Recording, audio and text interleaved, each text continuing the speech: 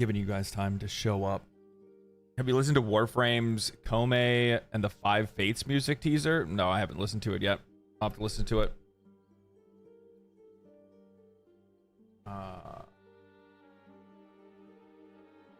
Kome 5 Fates.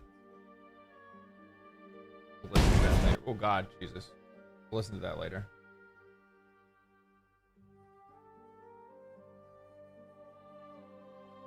We'll listen to that later. Sonia, thank you for the thank you for the Prime. 5 months in a row. Thank you so much. Grats for Kotaku. Great Ubisoft video. Loved it. Thank you. Appreciate it. Did you ever learn coding since you wanted to go to game design school? Yeah, I did. So like very basic C#. I didn't get much further than that. I did not get much further than that.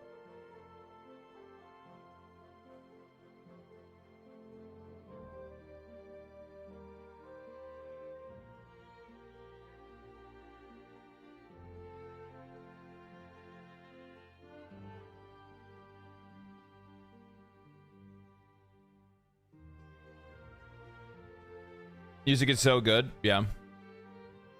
You're going to make me reinstall Warframe? Get back $1,800 sunk cost fallacy? Hey, man. It's one of the things that I really, it's one of the things that I really like about Warframe is that, it's one of those games you can, like, slip in and slip out of, no problem. It's not that big of a deal. Like, if I don't, like, get the opportunity to play it in a week or whatever, I'm not falling behind or anything like that. You know what I mean? I can just kind of do what the hell I want. Those are the kind of games that I appreciate more than anything else. If you're going to make a live service game, make it a lot easier for players to just, you know, play it when they want to. You know what I mean? Hey, LD. Big fan. Keep up the great work. Rough estimate on when the cult meeting is so I can catch it when I'm off work. It's going to be, it's usually like 3 or 4 hours into stream before I start playing a game.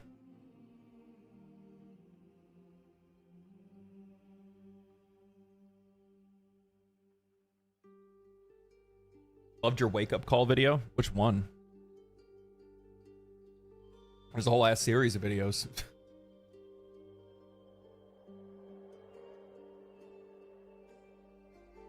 Does it ever worry you seeing the current game industry, people losing their jobs, games being shut down, and time and time again? No, it doesn't worry me in the slightest. While I've gone through layoffs and losing jobs and stuff like that in the past. In a lot of cases, this ends up being it's just the nature of the beast, man. It happens in every single industry that's out there. And plus, on top of that, the other thing is that, like, most of the studios that you're seeing that are getting shut down, that are failing, are studios that aren't putting out good games. Right? So, like, why would I care? Why would anybody want to care at that point?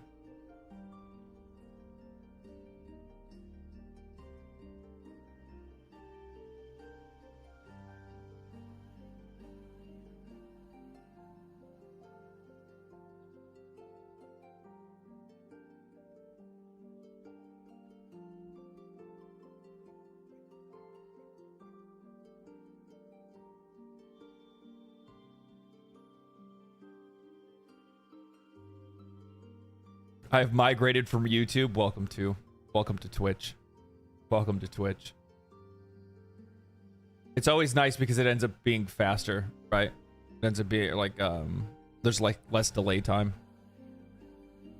IGN wanted to start drama again with Space Marines 2. It's not just IGN. There was like a bunch of them wrote articles. The only one that I talked about was Kotaku because they were the only ones that mentioned me. I'm not going to talk about something if they're not talking about me. If they're talking about Asmongold alone, I'm not going to make a video about people talking about Asmongold. I'm going to make a video people talking about me.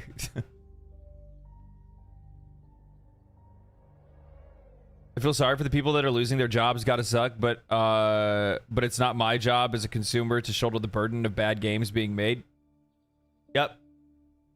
That's literally it. That's literally it. I don't understand why. Like, the weird thing that I have, I'm I'm having a hard time wrapping my head around it, but for some odd reason, when it comes to just the video game industry, that's the industry that we have to be empathetic about people losing their jobs, or about games getting taken offline, about projects being shut down, about studios being closed. Why is it that this is the industry that we have to be empathetic about it? It doesn't make any sense. I mean, from my perspective, because I'm just a consumer, man. I just buy video games. That's all I do. I buy video games, and then I make videos about games that I enjoy or things that I see on the internet, and that's pretty much about it, right? It's not any more complicated than that. So from my perspective as a consumer, when I see the companies that are shutting down, I go, I never played their game. Apparently nobody else did either. Really liked your video today. Thank you. Can we rename gaming journalism? They're no longer reporting on gaming news. That's actually true, man. That is actually true. That's like one of the things that I thought was like really funny. Was I was like, I can't believe that, like two sides to it. I can't believe that all these gaming outlets were like, a YouTube comment is worth us reporting on, right? Like, oh, we got to find out. We need to confirm. Did you say it? Did you say it? Did you say these words? The fuck? I even saw people that were like, it is a big deal because it's a public figure talking in a public space. And I'm like, okay, whatever. Whatever. Maybe it's just because, like, maybe I'm naive. Maybe it's because my brain is still tuned from, you know, the earlier days of the internet where like 90% of the shit online wasn't real. So it just doesn't affect me because when I walk out the door, none of this shit matters, right?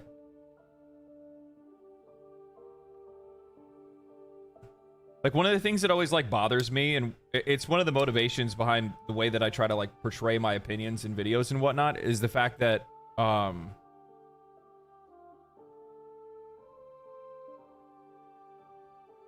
like I don't think any of these conversations that these folks are having really matter. Because I don't see the world that they talk about online reflected in the real world. And it's not like a sheltered thing by any means, right? Like, I've lived all over the country. I've been everywhere. And by living everywhere, that's not like rich boy living everywhere. I was working in construction, so it's not like I was living in the greatest neighborhoods in the nicest places or anything like that. You know? I went to public school at a very, very I went to public school where I was the minority. Right? And still I don't see the world that people talk about online reflected in real life. Not all of it, at least. I mean, some of it is obviously true, but not to the extremes that a lot of people want to make it out to be.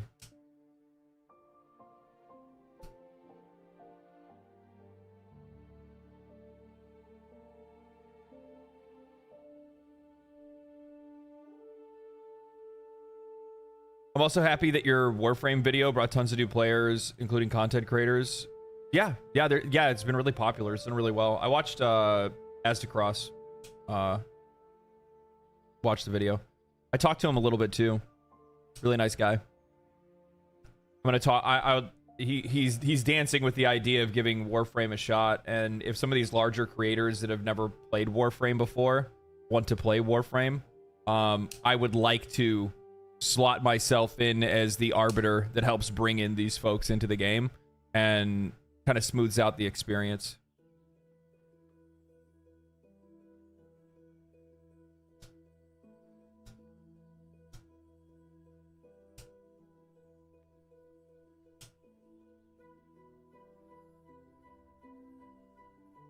Like that you're besties now? Yeah. No, he's a cool dude. Hopefully, if we get the chance, maybe next week or something like that, we'll talk a little bit. I'm not too sure when he's planning on playing the game, or if he's actually planning on playing the game or anything like that. Very cool t-shirt, man. Hell yeah. Cowboy Bebop's the shit. Have you seen the Dragon Age trailer yet? No, I guess we'll have to watch that today. Is there another one?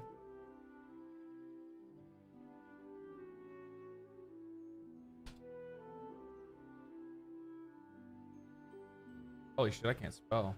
I think you guys didn't see that. Oh, actually, I'm no. I'm probably not gonna watch the trailer. Instead, what I'm gonna do is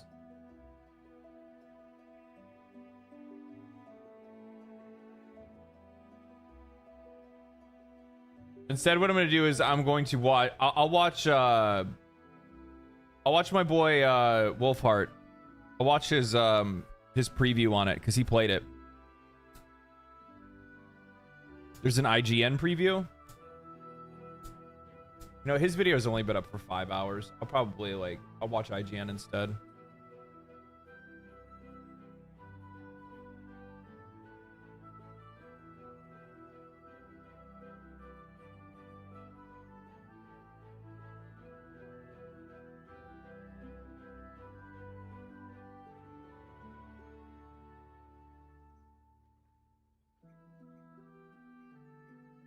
They posted a hands-on preview. I haven't seen that either.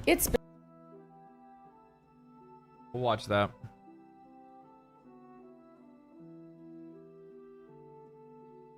Oh man. Megan didn't call you. Megan didn't call to make you official Warframe ambassador and content creator? No. No, there's like a, I don't really understand it because I asked about it before because I would like to get my emblem in the game, but I guess from what I've been told, because of like because of the fact that I'm not like a Warframe content creator, right? I'm just somebody that has covered Warframe and then plays Warframe and then, you know, sometimes will make Warframe content, but the vast majority of my channel and content has nothing to do with Warframe, right? And I think because of that, they that's one of the reasons why they're not giving me an emblem or anything like that. Plus the other thing is too, and like I recognize this, right, is that I'm not afraid to talk about unsafe topics. So in a lot of cases, I'm gonna dive into some things that companies are just probably not gonna want to ally themselves with. I get it from a PR perspective, and it's not even a PR perspective, like on the player side. In some cases, I'm going to run into some times where companies and studios and publishers are not going to want to like have any type of relationship with me because they may because other publishers, developers, or whoever might be offended by the fact that we have a relationship. I recognize that, right? I'm not very family friendly. I can be. I think the vast majority of my content is, for the most part, but I talk about difficult things. I think that's probably the better way to say it.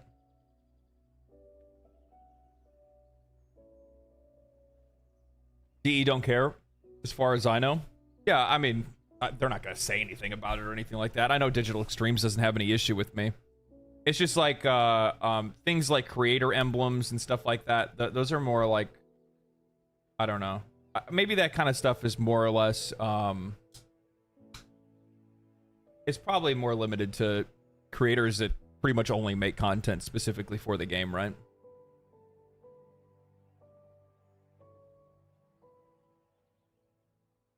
You can be both fearless and kind. I mean, I try to be at the very least, right? I try to be. I try to make sure that I can, you know, slot myself in that middle ground there. Long time didn't catch live. Well, welcome to the stream. I think anytime you have a controversial opinion, you should sing it while playing guitar. Yeah. Creator emblems are limited to one game. Creator Andes. Yeah, I think that's really what it is, man. I think that's what it is. You have no filter. That's why I like your content. Thank you. You know, the reason why I don't... I'll be honest with you guys. The reason why I don't have a filter is because it'd be too fucking hard to have one. Not because, like, my opinions are just... they're just bursting from inside me. I can't help it or anything like that. But, like, the one thing is that... So before I ever got into making YouTube videos or streaming or anything like that, one of the first things that I did, it was more just, like, a little bit of an obsession, but I got obsessed with those, like, YouTuber downfall videos.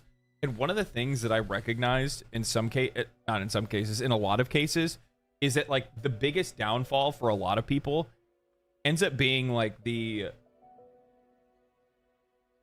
it's running the risk of being exposed for not being who you are on camera. People don't like folks that are disingenuous. And then also at the exact same time, it's the mental wear and tear that it puts on somebody pretending like you're someone you're not.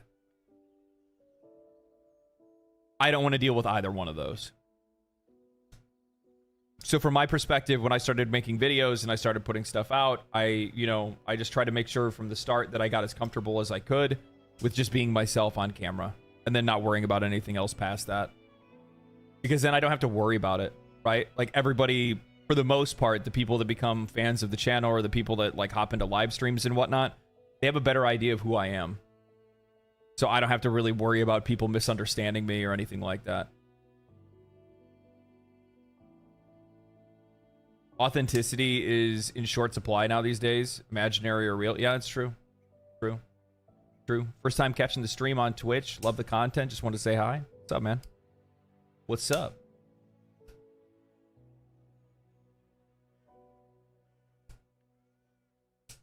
I think you're fearless and kind, to be honest. I like your honest takes, even when I disagree. It's why I was here for as long as I am. My name is New, but I've been watching under... Oh, Jeddah. Oh, okay. Yeah. Yeah. I mean, that's kind of... That's like the other thing, too, is I think that, like, when you're more genuine, what'll end up happening is that you'll end up attracting people that will still be able to, like, find entertainment or enjoy your content or see your perspective, even if they disagree with you. That's you want to talk about something that's in short supply today? That's in short supply. That's in very short supply today. It is very difficult for people to want to see something from somebody else's perspective, and it's even more difficult for people to, be able to get past when they disagree with somebody on something. And like 9 times out of 10 online, you'll see people disagree, and that's fucking it. That's it. I'm never talking to you again. I'm never looking at your content again. I'm never, I'm not doing never again. You're dead to me. Actually, from now on, I'm going to shit post about you. Like honestly, that's how things have been over the last few years.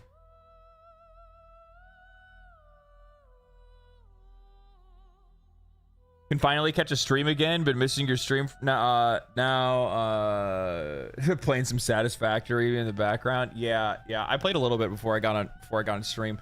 That's gonna be a whole ass fucking thing. I just started it, and within probably like an hour of playing it, I had one of those like, oh fuck. This is not good. This is like recognizing a pattern, you know what I mean? I'm like, I need to probably stay away from this fucking game. I still need to finish Subnautica. I need to go do that before I do anything else.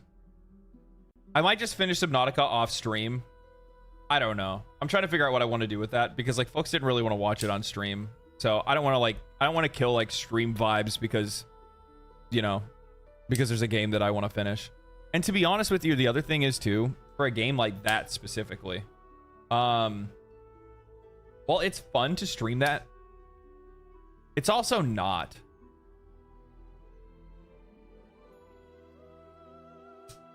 I'll send you a Satisfactory calculator website. Good God.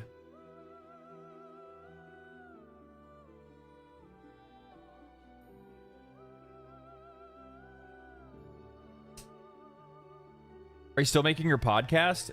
No, we ended up kind of walking away from it after a while. There was like a hiatus that we had because of a lot of shit was going on.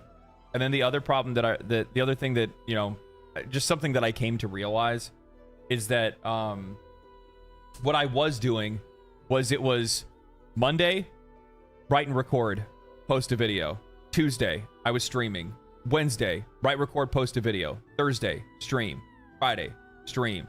Saturday, don't do Saturday. I have I have other things that I do, and then Sunday podcast. So in that, I didn't actually have any days off to just like not do anything, to just like, I don't know, watch YouTube or play video games by myself, and that was it, right? Because like realize like when I say like I'm writing and recording and making a video, that usually means that like I probably start work around like probably around like 9 o'clock, and then I'll be on the computer still working on the video, you know, from like 9, usually like 9 to 9. It's usually like 12 hours, right? So yeah, it's self-care is more or less, was just kind of slowing myself down a little bit.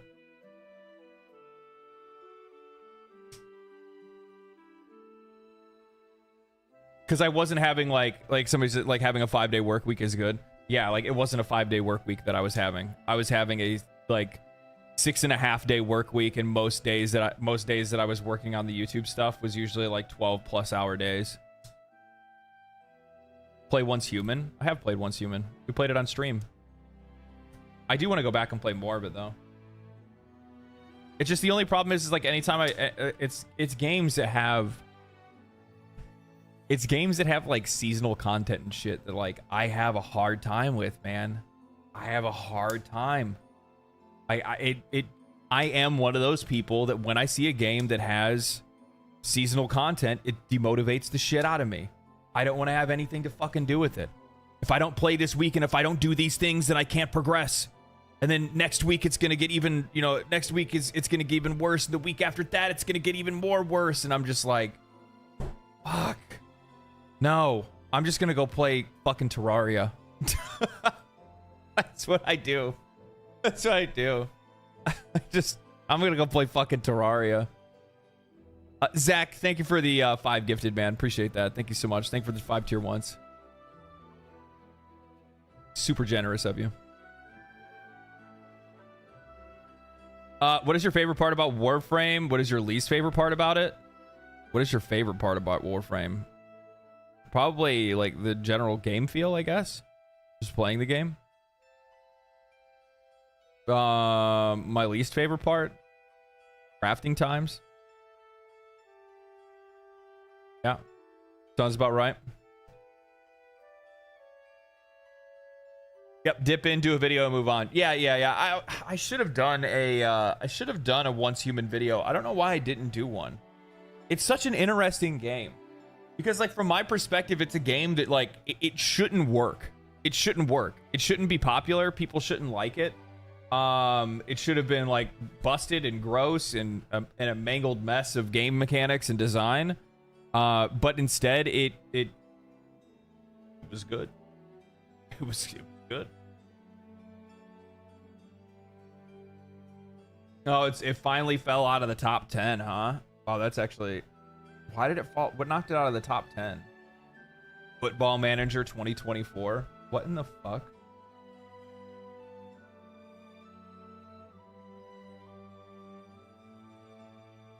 $65,000 players for a fucking football management game.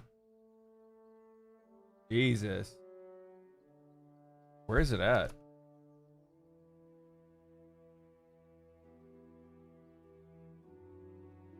No, it's... I mean, 24-hour peak is still 94,000 players. That is fucking crazy.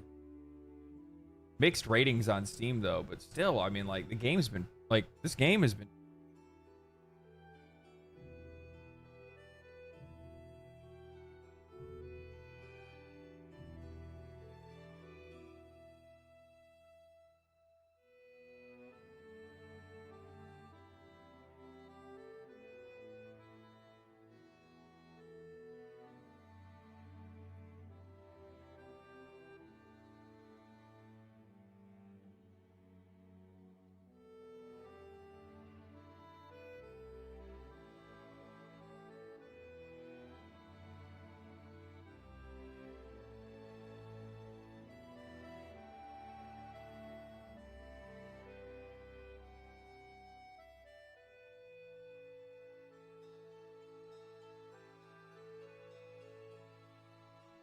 Is that better? Yeah, it was actually muted.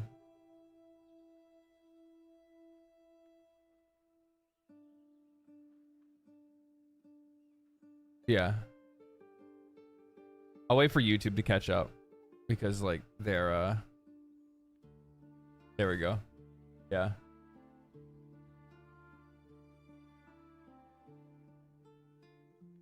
Yeah, I forgot how like far behind YouTube is. YouTube is way far behind. Holy shit. That's crazy. Y'all were still sitting there spamming, but like, nope, mute. Mute. We need a muted mic emote. I looked over, I saw it. I was just gonna say, like, it's crazy how healthy this game is. 94,000 players in the last 24 hours. From my perspective, like, a game like this, like, it shouldn't have done, like, it shouldn't be what it is. It's weird because from my perspective, Once Human, like, I had the same expectations for Once Human that I did for the day before before it came out. Because, like, I already knew the day before was a scam. I mean, I knew that from day one when I first saw its trailer. Most people already knew what it was. That's kind of harsh. No. Like, I mean it in a nice way. I mean it in a nice way. Like, it surprised me because it's actually a game that came with a tall order saying, like, this is a survival, crafting, farming, looter shooter with seasonal content and refreshes, and it's an MMO. Like, it had all of these different things happening all at the exact same time, and they actually delivered on it. Like, that shit's wild, man. That shit's wild.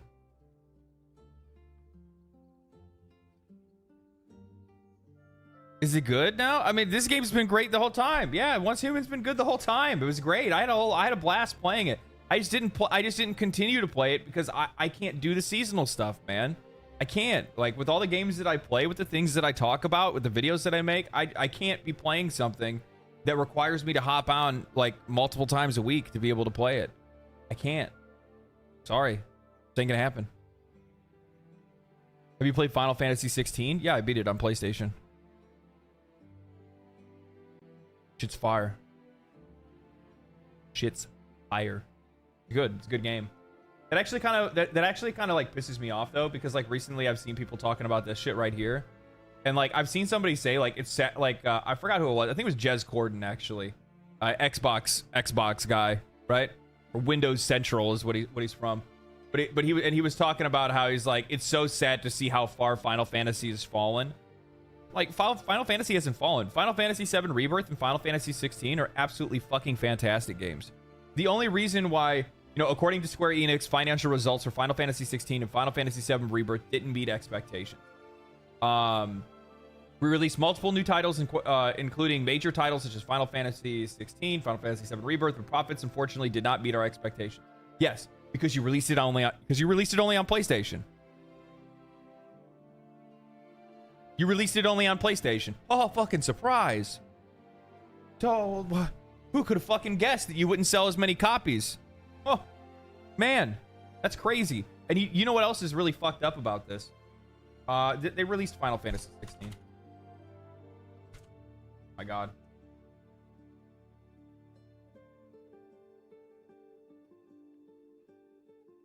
So just to show you something, so it's peaked at like 22,000 players. It's a single player game. This is not an MMO. It doesn't have any multiplayer aspects whatsoever. It's just a single player game. Which, I mean, Black Myth Wukong blew it out of the fucking water. We can't really use that as a direct comparison by any means. But this would have been so much higher if it released day and date with PC. But the problem is that the mystique, the interest, and the desire, all of it is evaporated when you stagger releases with, like, what, 6 months or a year or however long it's been? A year?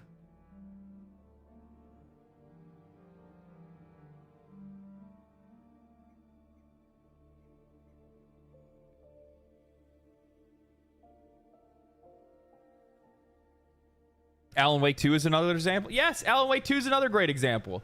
Alan Wake 2 would have done far better if they released it on all platforms. I mean, they released it on all platforms, but they didn't release it on all, like, downloadable platforms. I'm sorry, man. I fucking hate EA's, like, the fucking EA store. But you know what I don't hate it more than? I don't hate it more than this piece of shit. Ubisoft's launcher, I cannot fucking stand this thing. Then again, at least the Ubisoft launcher doesn't hit me with ads, like, while I'm just chilling and not even playing a game or anything like that. By the way, why do I have the Overwatch or why do I have the Ubisoft launcher? Because I like the Division 2. And I also just like recently was trying to get footage for that Ubisoft video. Though to be honest, the minute I started playing it, I was like, oh fuck, man. Oh fuck, I want to play this more. Man, I want to play more of this.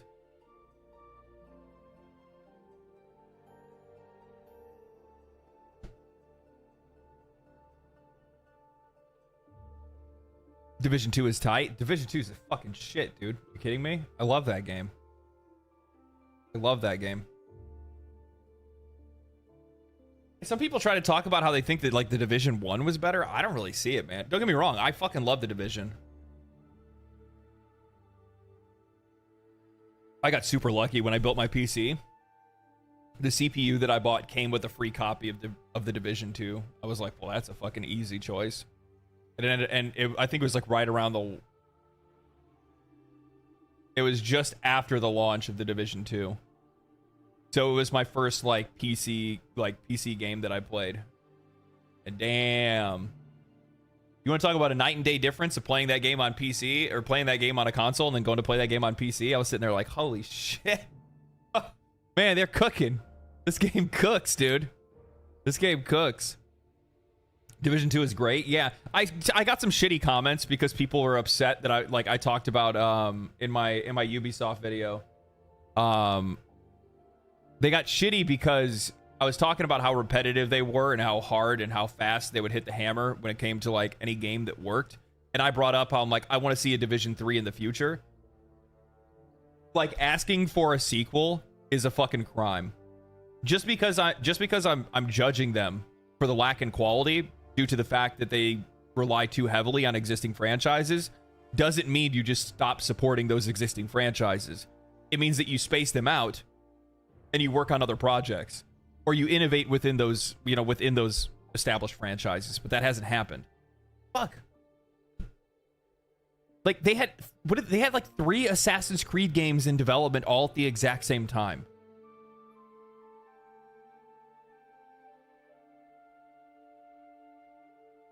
Like, that's too much, man. That's too much. Like, not only where would the Division 3 be set? So we've already did New York. And we've already did Washington, D.C.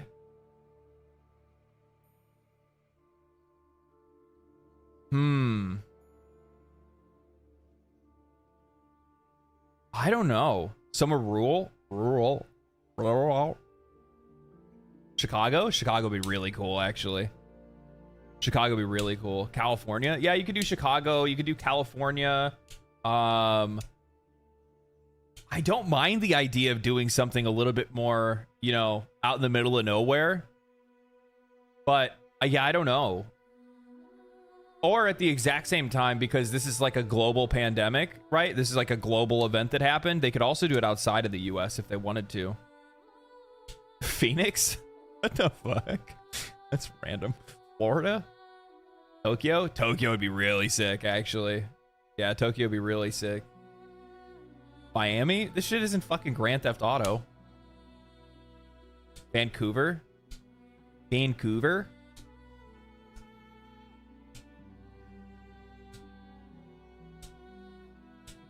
Speaking of Vancouver, when is the... Ooh, I get to watch hockey next week.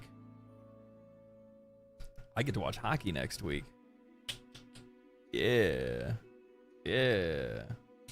Except for the fact that, like, for some odd reason, for like Chicago sports networks, they changed their distributing platform or whatever, so they're not gonna be. I'm not gonna be able to like watch it.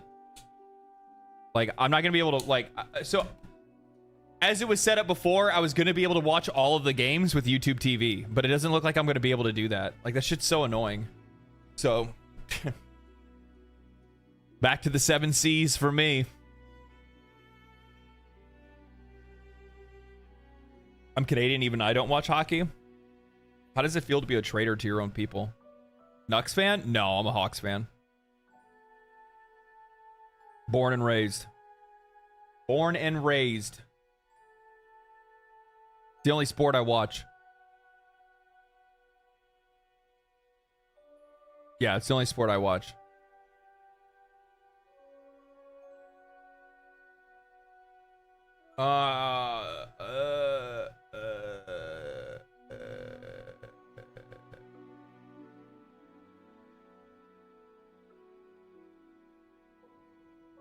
I skipped over this last week. I'm actually interested. What is this about?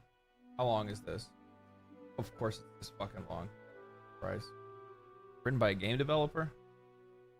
I'm just gonna read the top of it. Video game developers are leaving the industry and doing something else entirely, from line cooks to bike repairs. People who used to be video game developers are being forced to try something new. They're not being forced to do shit.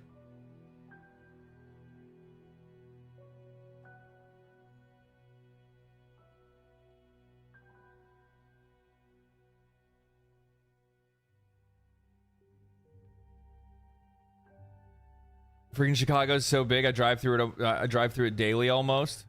I love Chicago. I love Chicago. I'm probably gonna move back to Chicago. I think. I don't know. We'll see. We'll see how the rest of this year goes.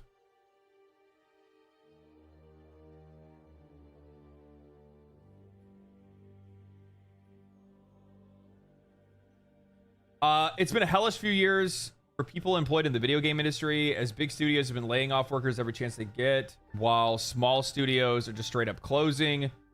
We've read all the stories, we scanned all the numbers, the people affected, but what happens to the individuals in the wake of their career after it's been upended? Career as a video game developer is the first instinct to getting laid off, or quitting a job is that have become too much. Might have to go and find another job in video games.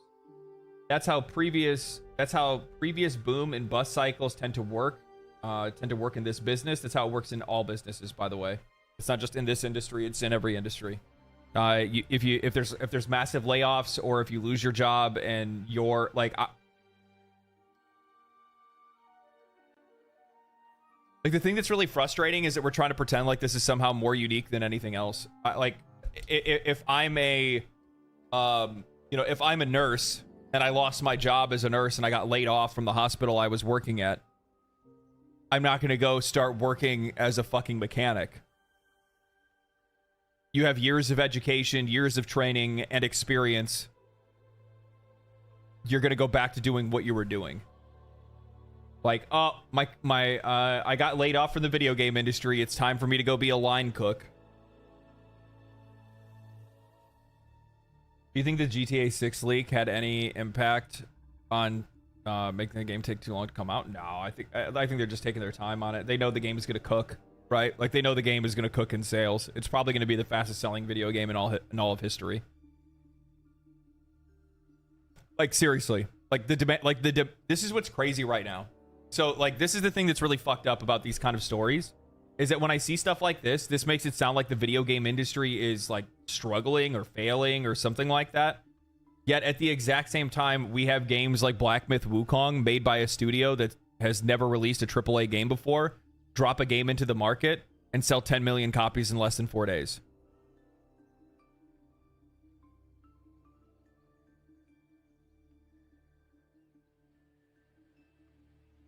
Like, what are we talking about here?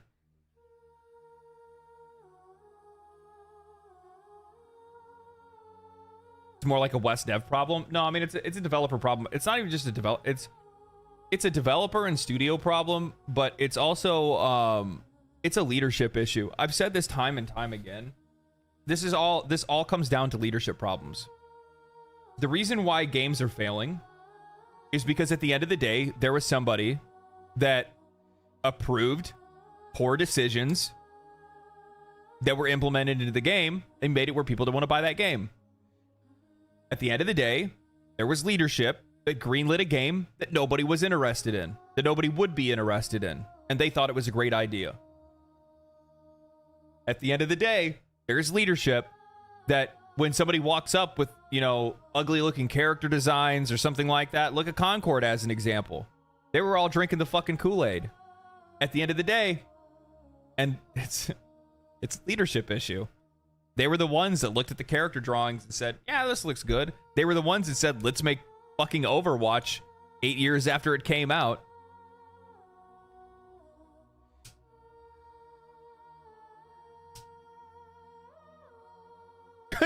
Concord caused my midlife crisis and now I drive a school bus. I love that. That actually would be really funny. Here's the thing. You saw that with the with some of the Concord devs. They said that they don't want to make video games anymore because they don't like the gamers. But the thing is that like I think what's like really frustrating is that like I understand their perspective. If you're getting messages, you're getting people that are like stalking you and stuff. You're getting people that are sending you hate. But recognize that like whenever you're like within a public position within an industry, especially one that's like the vast majority of its consumer base is online, you're going to be brought up. It's the nature of the beast. Working at a video game company, 9 times out of 10, well, you're not. Yeah, but by all. Okay. All right, hold on. Okay, so here's the thing. If I work at Walmart, right, and I'm a shelf stalker, people aren't going to talk about me. Nobody knows who I am, right? I'm just a worker. If you work at a video game company and you're making video games, you are in fact a public. You're a public part of that company. And the reason why I say you're a public part of that company is because you would have no problem receiving the praise that you would get if people loved your stuff.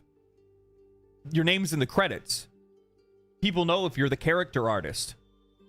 People know if you're the one that's making the music or the level design or mechanic design or whatever it might be, right? You have no problem taking that part.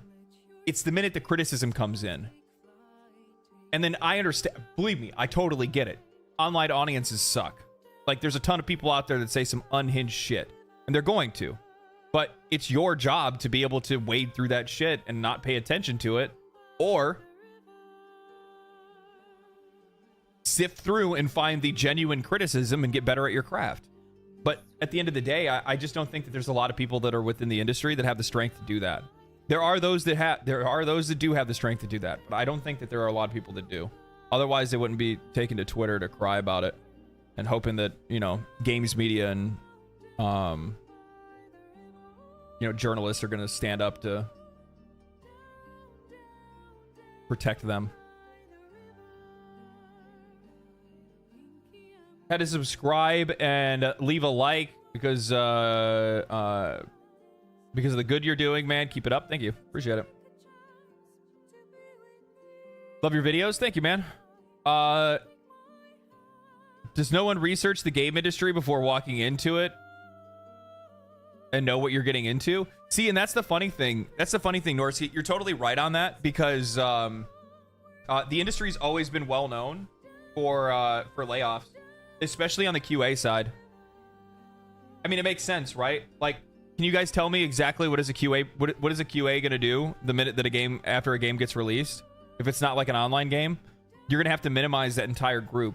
Now, unless you have the skills to be able to work in another position and work on another project, chances are it's going to be a long time before you're going to have something else that you're going to need to be QAing, right? While like the QA process does happen, while they're developing games, like actively developing games, quality assurance. QA is quality assurance. While they're going to have things to do, they're not going to need the scale of as many. They're not going to need the scale of quality assurance people, but testers is what it is. But they're not just testers, right? Like I could be a game tester, but a real game tester is somebody that not only when they run into a bug or an issue or a glitch or whatever it might be, they're also the ones that then track down what the issue is and then make notes and then hand it back over to the developers for them to be able to fix. And even in some cases, they're the ones that can even fix the problem as well, right? There's a few different ways that does that. Give me 1 second.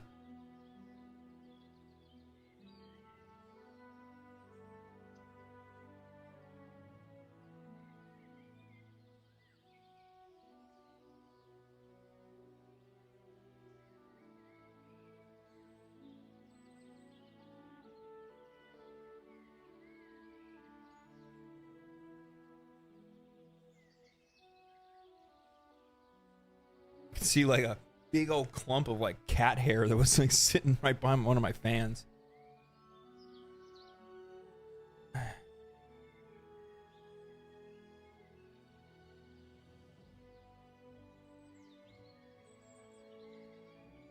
I just found your channel and you seem like a chill dude. You got it all wrong, man.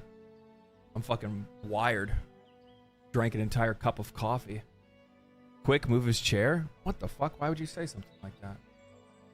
But as layoffs continue and funding for new studios dries up in 2024, the math just doesn't add up. Funding for new studios dries up.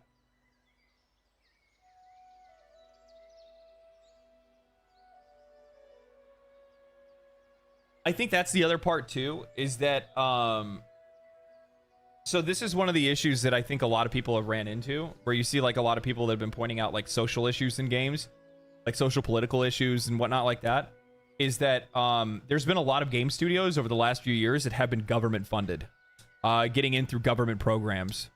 And by getting in through a government program, there might, and I can't confirm this, I have no idea, but I'm just taking a wild guess and saying that likely what it is that they are there must be some expectations on the side of the government that's giving them a grant.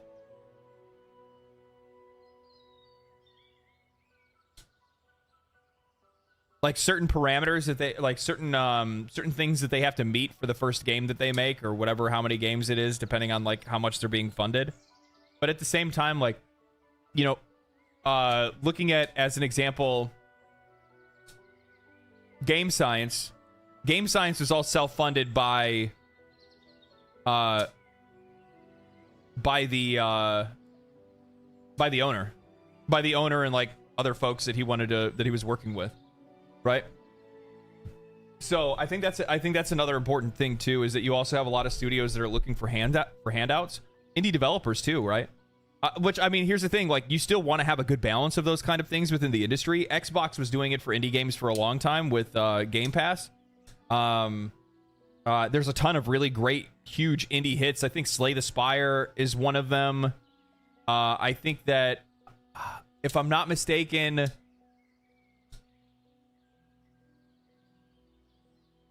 there's a few really big indie games. I can't think of them all off of the top of my head. I'd actually have to research and like look into it. But I think that there's a lot of games that like Xbox funded that, believe me, you guys would be happy that they funded it. Otherwise, that game wouldn't exist.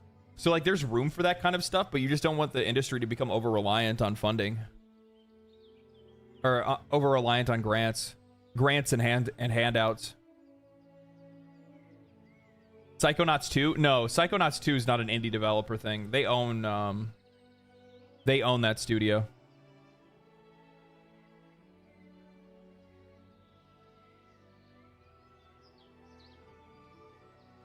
Bach, thank you for the membership, and Crying Nightwolf, thank you for the Prime. Could it be that game devs themselves feel strongly about XYZ issue? I know it may be a stretch for some people to care about more than escapism. Could it be that game devs themselves feel strongly about XYZ issue? I don't understand what you're talking about there, bud. If you're talking about like the you know, the things that they impose in their games or superimpose into the games, like cultural or like societal issues that they put into video games, I would guess to say that, yeah, there's probably a pretty large portion of them that actually do care about those kind of things. But I still go back to what I said in my last video, which is the fact that like the vast majority of those people don't have the talent or the class to be able to implement those kind of things into video games appropriately.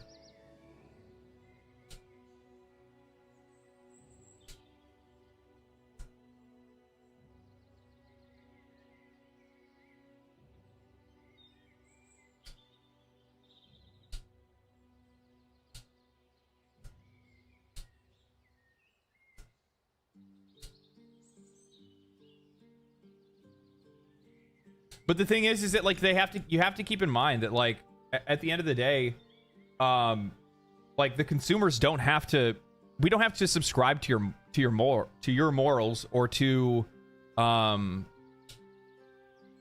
your sense of justice.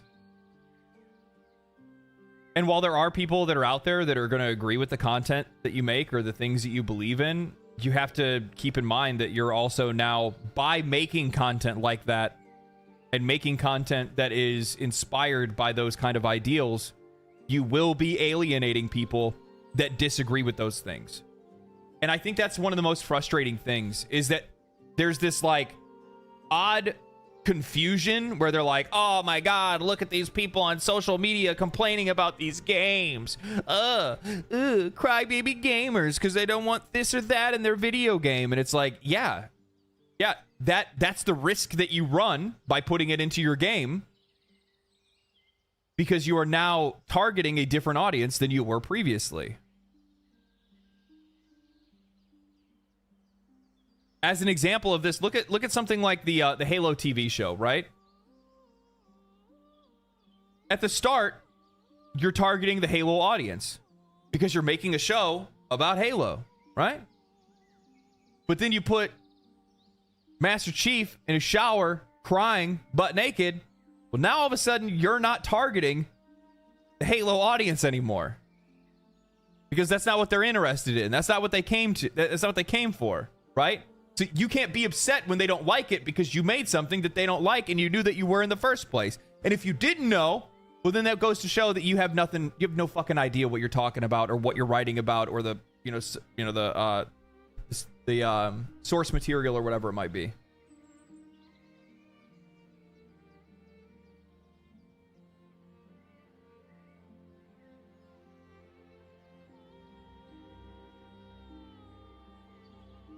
Master Cheeks. That's actually pretty good. I like that.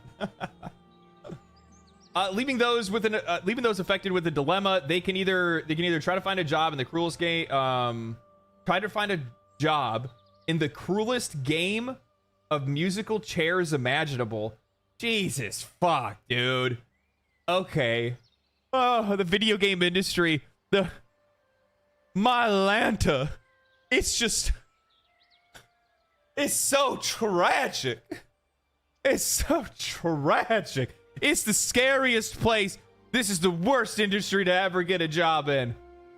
Or they can walk away and try to do something else with their lives. For some, this means getting pushed away from a career that they'd once given their lives to get a chance at a fresh start that won't condemn them to decades of secrecy, turmoil, and exploitation. What? That escalated quick. Holy man. All right. As a part of our back to school week, we spoke with a number of video game developers who over the past few years have been forced out of their jobs and are now trying something new. In doing so, we're not trying to advocate for people to leave video games, nor are we trying to glorify the act of pursuing something else. Each story is an individual story, some of them of regret, others grateful at new opportunities. There is joy in doing something that you're really good at, and I miss that feeling. Well, then just like do what you're good at. Where are they working? I get in sweatshops, I guess.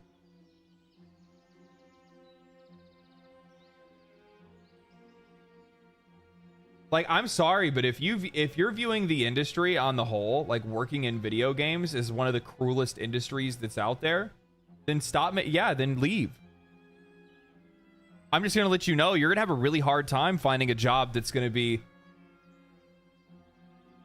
less cruel. You know what I mean? Like, you're gonna have a hard time finding. You're gonna have a hard time finding something less taxing than making video games.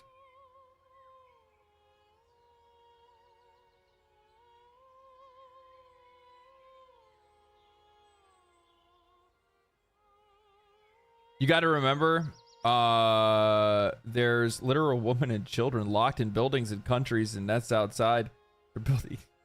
Yes. Yeah. Yeah, they're gonna end up having to put nets outside the game studios now, I guess.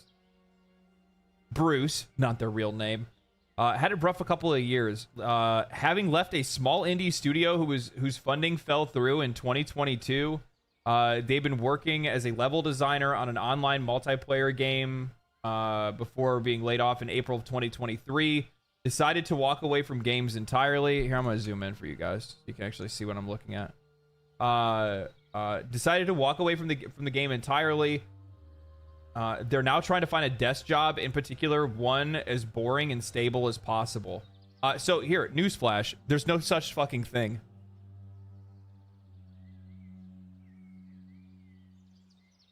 There's no such thing. I'm sorry, but like this like weird idealized version of work where you're going to be able to just like, you know, the movies and television shows that you've watched over the years where you see the guy that's retiring from the company that he's worked at for fucking 30, 40 years. Yeah, that shit doesn't exist, dog. That shit doesn't exist. I don't care what industry you're in. Getting laid off or losing your job can happen regardless of where you are.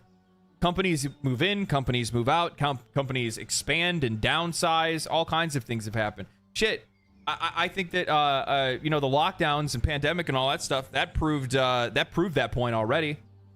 There was a guy that was working at the company that I was at, and while I still got to keep my job, I was on furlough. So basically, they were just paying for my insurance and my retirement, and that was it until we could find work again.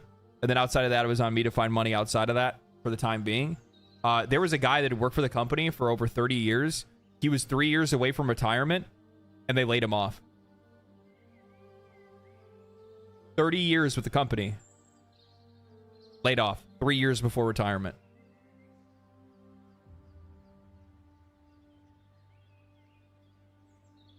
I don't know who this article is written for. It's 100% not the gamer's fault. They're not saying it's the gamer's fault. So far, they haven't said anything about this being the gamer's fault. They're saying this is the industry's fault and how unforgiving the industry is. But I'm just gonna say, like, I don't know, like these perspectives are these perspectives are soft as shit. It's just not realistic. I don't understand where people are coming from with this kind of stuff.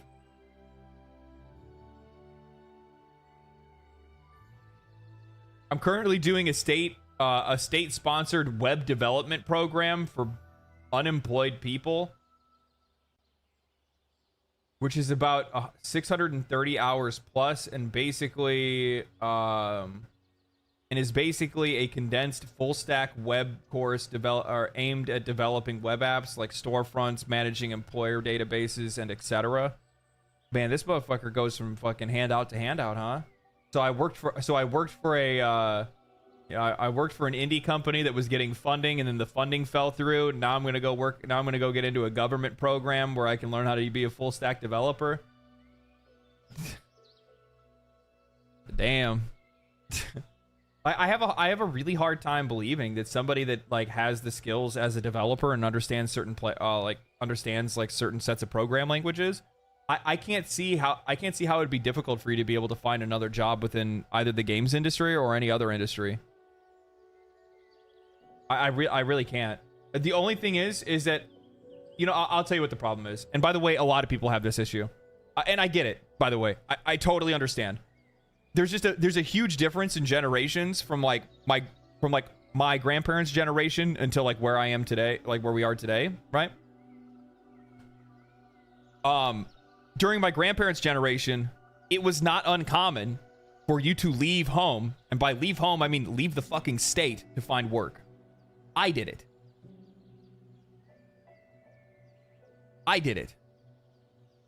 And while I understand that's anecdotal, it's something that a lot of people can't fucking let go of. And I understand not wanting to leave friends, family, your life behind or anything like that. But the thing is that like as generations have moved forward, people have gotten softer and softer and more scared of the unknown. It's gotten to the point now where people don't want to leave at all, and they get upset when there's no jobs in their area. And of course, that's what do you think is the outcome of people not leaving? What is the outcome? What's the outcome of people not leaving?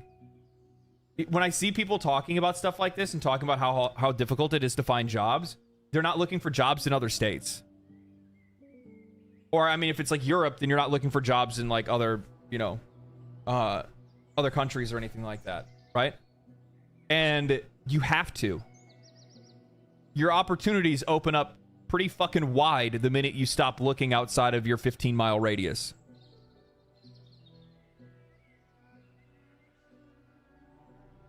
I moved out of state to start my life because I couldn't get work anywhere where I grew up. It's the funny thing is, so the reason why, so when I got laid off in construction, initially what I was going to do was I was just going to go straight back home.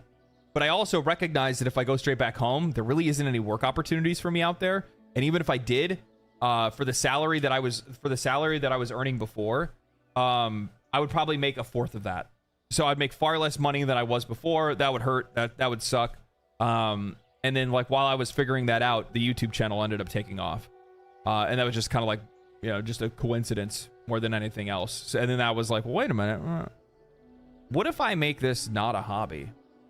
What if I just kind of go balls deep on this? See what's up with it. You know what I mean? Clap them cheeks.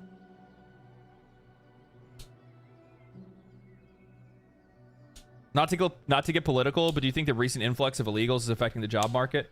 Not nearly as much as people probably want folks to believe. The vast majority of Americans, I shouldn't say vast majority, but a good percentage of Americans have a high school education, and that opens up a lot of opportunities. If you are an illegal immigrant that's coming into the country, if English is not your first language or you don't speak it at all, that limits your opportunities within the workplace significantly. And the jobs that people are complaining about, like, I shouldn't say the jobs people are complaining about. How should I say this? The jobs that are being taken by illegal immigrants are not the jobs that the people that are complaining about not being able to find work. It's not those jobs. It's not those jobs. Working on a farm, you know, even jobs in construction, to be honest with you. Look, man, fucking America. I swear to God, this country. For years now. Are you sure? I'm 100% sure. Are you fucking kidding me? But for years now, people have looked down on construction work. It's looked at as dirty, gross. It's looked at as the uneducated are the ones that work in construction.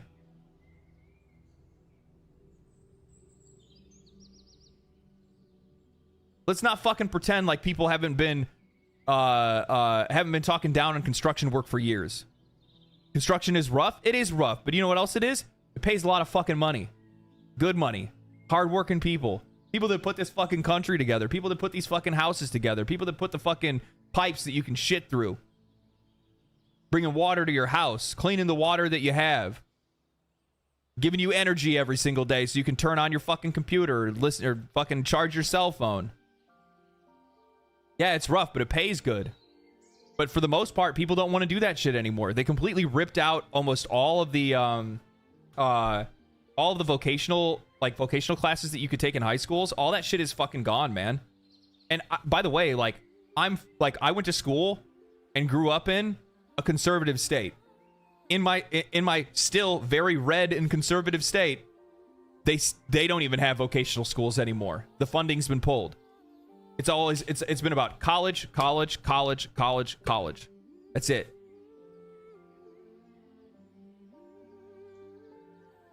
You got to go electrician a lot of the time to do construction now. I mean, if you want the more easier work, not to say all of the electrician stuff is easier. Like some of their welding work and sheet work, like metal work and work from heights and stuff like that is pretty hard and can definitely take a toll on people. But yeah.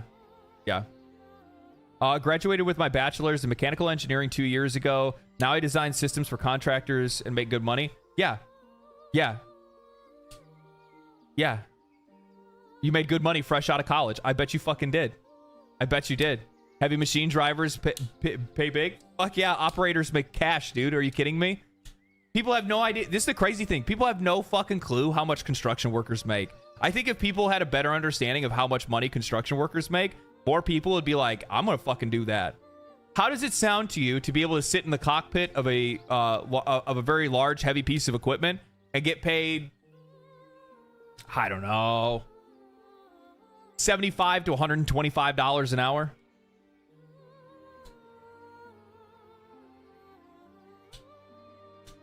You're in a union.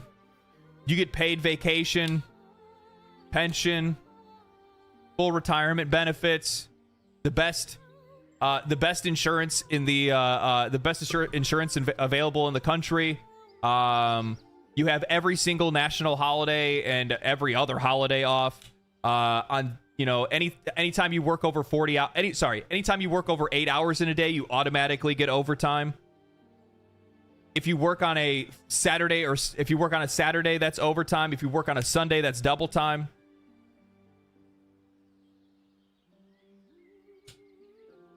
Garbage men in big cities. Yep, garbage men get paid a lot of fucking money. My family worked in construction for years. It's good. Yeah, it's stable, good work, man. And that's the best part. The best part about construction is like if there's no work in my area, I can just go somewhere else, right? Because there's always something happening. There's always some work out there. But like for years now, and this is more of like a Western issue. But for years now, the West has vilified construction work. They've done it through media. They've done it through movies and television shows and things like that. Like they've done what they can to try to drill it into the brains of, not only today's youth, but youth, like even when I was a kid, right? Like the idea of going into, like, I still remember when I was a kid, when I was in high school, I was so, like, my dad wanted me to become a plumber. He wanted me to, or not plumber, he wanted me to become a pipe fitter.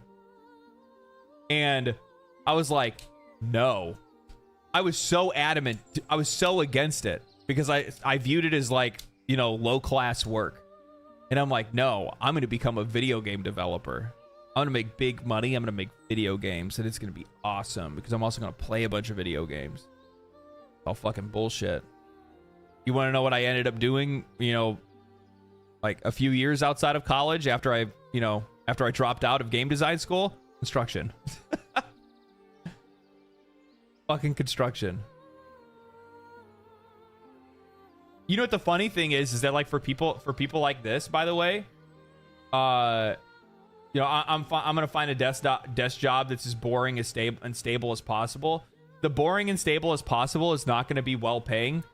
These type of like desk jobs that you have typically don't really pay out a whole lot. I mean, you can find some jobs that are out there that'll do pretty well, but I tell you what. In construction, 9 times out of 10, if you work on like regular projects or for like especially if you're in a union, in a lot of cases, if it's not a turnaround that you're on or a project that needs to get finished immediately, you end up working like 4 days a week. And you make a shitload of money.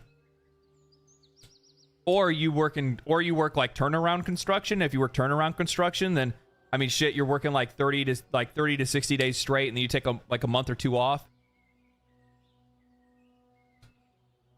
And if that was the case, like you could still be designing your own game on the side. That's what I did. That's what this is. That's literally what this is. If it wasn't for my if it wasn't for my work, sorry, if it wasn't for me working in construction, I wouldn't be able to have what I have right now to be in this position and have this YouTube channel. I wouldn't have it. I literally, like, just to give you guys an example, when I was working, because of the job that I had and because how I didn't need to, I had a lot of days off. I was only working I only worked 4 days a week. We worked 10-hour days. So we worked 10 or 4 10s. On my lunch breaks, I would write scripts for YouTube videos, or I would brainstorm ideas for YouTube videos. I'd get home from work, I would do more research or more writing, and then I would record a video, and then I would post it. So I got to chase a dream and a hobby and have fun while still making good money and staying stable at the exact same time. And by the way, like, that shit's not like some rarity. That was not a hard thing to pull off. It's literally like people come in and out of the trades all the time. And there's and especially like depending on the states that you're in, if you're in like California or New York, there's a ton of different programs for you to be able to get into that help like expedite that process and get you into the trades. Heck, there's tons of dudes that just go out and take welding classes, and then they just start day one as a welder, and they basically get to skip part of their apprenticeship program. Just recently subbed after a binge session of your videos. Absolute top content. Thanks, man. Motivating everyone here to level up. Yeah, you know, here's the thing, man. Here's the thing. I'm just gonna say this. Look, I'm not Mr. like let's like this is not like a fucking Andrew Tate situation or something like that. It's just I'm just telling people, like, realistically, like, this is what job opportunities look like, and these are the things that you can do to be able to help yourself. I'm just saying what I did. People can do whatever the fuck they want, but working 410 saved my sanity. Having an extra day on the weekend is so fucking nice, bro. I know. I remember the days of working like 5 or 6 days a week, and the minute that I started working 4 days a week, and like, yeah, you're working longer days because you work, you know, 410s or whatever, or 412s. God, it felt like every weekend felt like a week. It was so great. It was so great.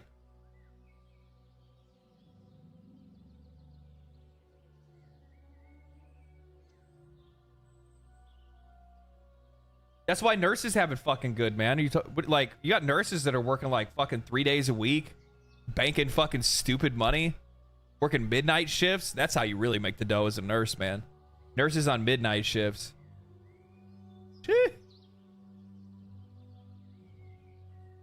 Yep, 312s. Yep, work 312s on midnights, and you are raking dough.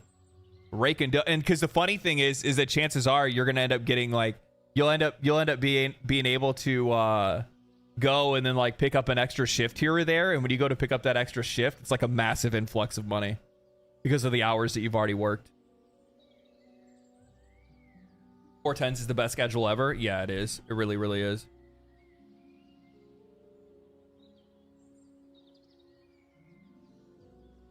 What are your thoughts on complacency versus laziness? I think they're both the exact same thing. I mean, because that's what this is. Like, how defeatist does this sound? You know, in particular, one as boring and as stable as possible. Like, that's like it's so defeated. It's so deflated. It's so complacent and lazy. It's not like, and here's the thing, at the end of the day, the one thing that like people look for the most is security. Like, that's the first thing that we always think about. It's the first thing on our mind is security and survivability, right?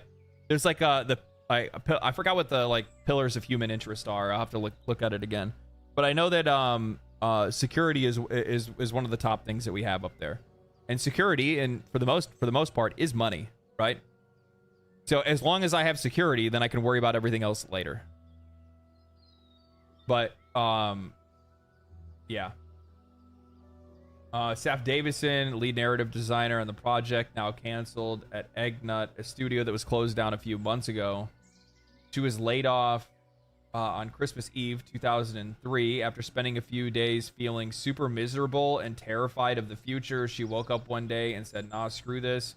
I've been traveling around the States visiting friends and family for a few weeks before getting laid off. And the whole time I was there, everyone kept remarking about how much I knew about plants and how big of a nerd I was about different ecosystems. I think, yeah, I'm just gonna be, I'm already done with this. It's just soft ass people is what it is. It's just like super fucking like, I mean, like they have to sleep with like 2 mattress toppers.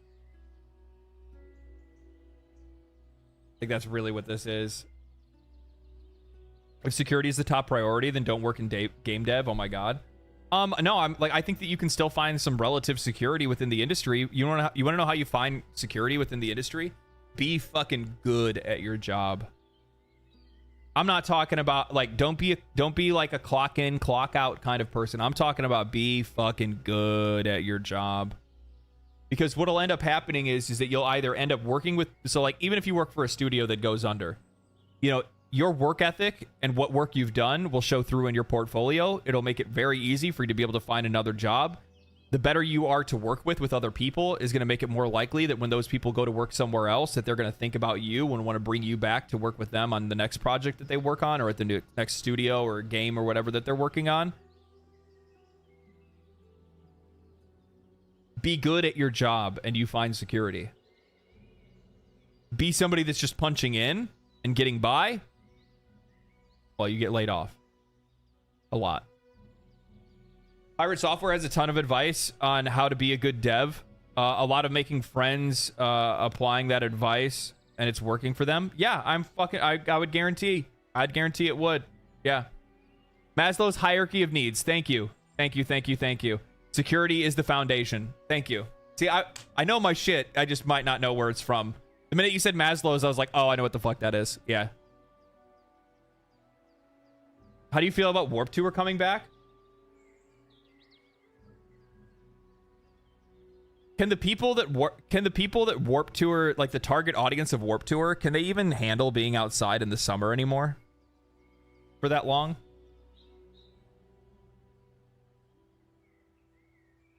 To summarize the article, skill issue? Yeah, actually. Yeah. Yeah. Hey, I love the videos. You have mentioned PoE in a video before. It's about its monetization. I think you seriously undersold it. I would love a deep dive into it and compare it to modern games, even the good ones. We'll be getting into that probably soon. Thank you for reminding me about that, actually.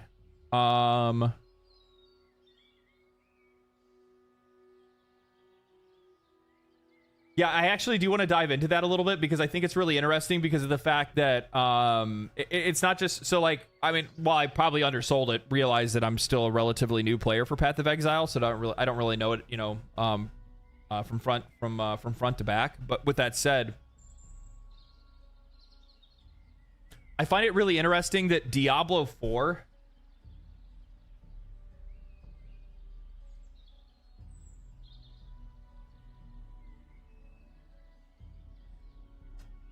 I saw this recently.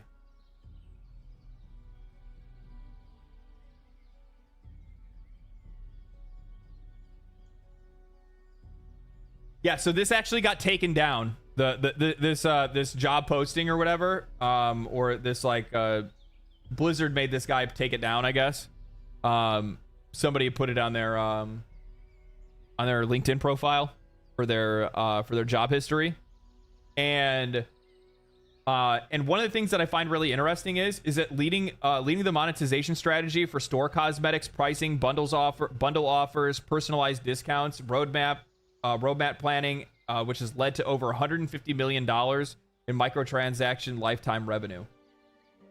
What's really interesting about this, by the way, is that so this is the senior product manager. Your product manager are the guys that are actually pushing your monetization into games. Okay.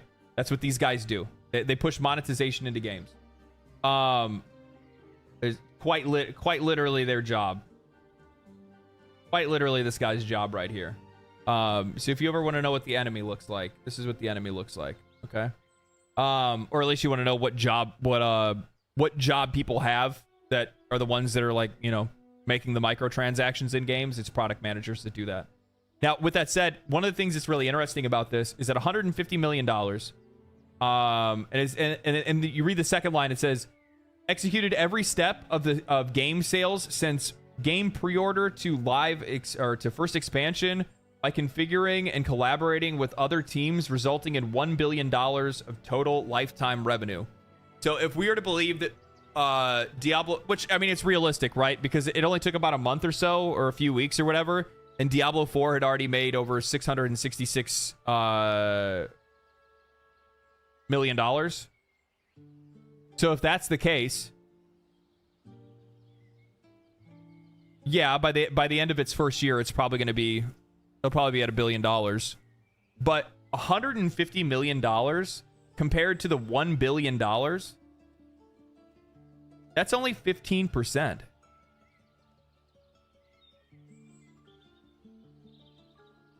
And you know what the funny thing is that I've seen a lot of people. Yeah, see, like they say it right here. Not impressive for a mass product. Yeah, no, like $150 million is not good.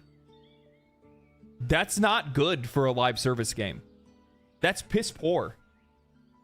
And I think what's fucking crazy about this is that I I can't remember what video I brought it up in.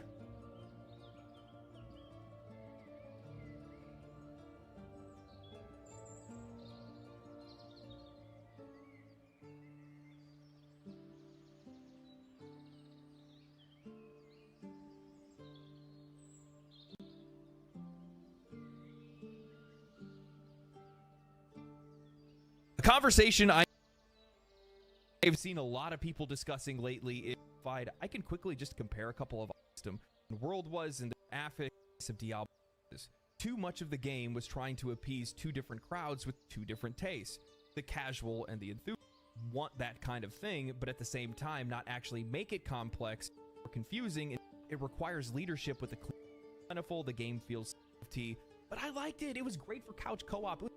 This game had last epoch for the first place. Go kill is enough to see a few good updates to erase that bad reputation. Players that have been service game rising a pole expansion is exactly the same thing. Keep that where it is because that gives player the option to be able to kind of pick up different items. It makes things a little bit more interesting and make now have a lot of damn boring. God, it's so bad. Oh, let me get my ashes. Let me get yeah. Here it is. It's just so drop from different enemies or completing different activities. But the problem is their battle pass is just so damn boring. God, it's so bad. Oh, let me get my ashes. Let me get my little bit of platinum if I'm playing on the free pass. It's just so contrived. Give players more options to be able to get your premium currency, and they'll use it. But the problem is right now, as it stands, when it's only locked behind either you buying it or getting it from the battle pass, people just aren't going to want to engage with it. And when the cosmetics look as garbage as they often do, even more reason for players not to want to have anything to do with it. It's one of the reasons why I really enjoyed playing Helldivers 2, because there's a chance for me to get that premium currency while I'm playing the game. What does that do? That makes players play the game more often and play it longer and stay in the game so they can farm some of that currency and get ready for the next seasonal pass. It's a cycle. It keeps players in. If they did something like that, heck, it'd probably revitalize the game's live service significantly so, to be honest with you. But yeah, here I am giving you guys good ideas. Here's to me hoping you listen or watch this video. Which they didn't. That was 3 months ago. It only got 16,000 views. But I mean, you know, not every video is a hit. But by the way, that's not the first time that I've said that. I've said that actually in another video that I made too. I think it was Diablo 4's new expansion isn't worth it or something like that. And I said the exact same thing. I'm like, I personally just cannot see people engaging with the live service and not the live service, I can't see people engaging with the microtransactions on Diablo 4 enough. What of the first Descendant monetization? It's fucking garbage. I already talked about that in a video. Their monetization shit. Fucking trash.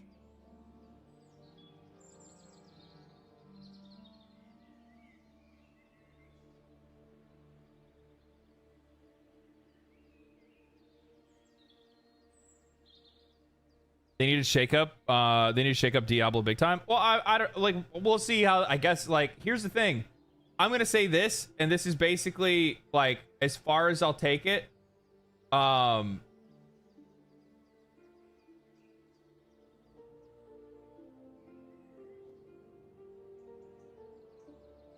was I at on this?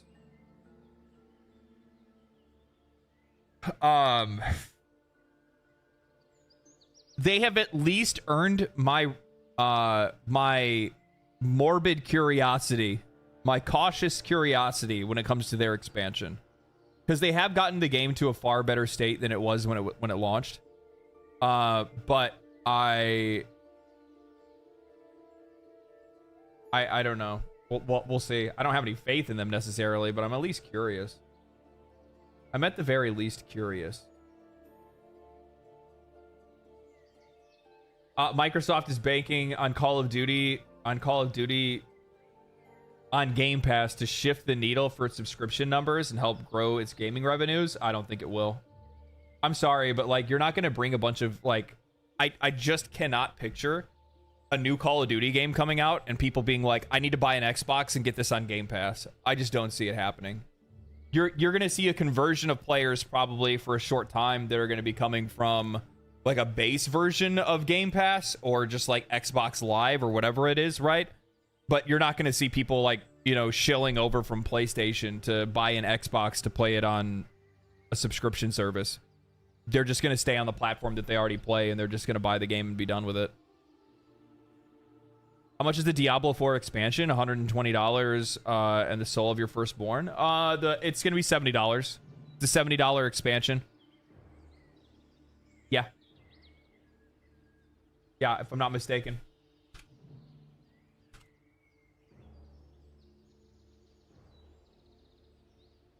$59.99 for the base. So it's $60 for the base expansion, $89.99 for the deluxe, and $100 for the premium. That was 3 months ago. Maybe they changed it. It looks like. Okay, so you have the base edition for okay, so $39.99. So $40 for the expansion. Okay. And you get a little snow leopard. Isn't that great? And a Diablo Immortal Mother of Lament legendary gem.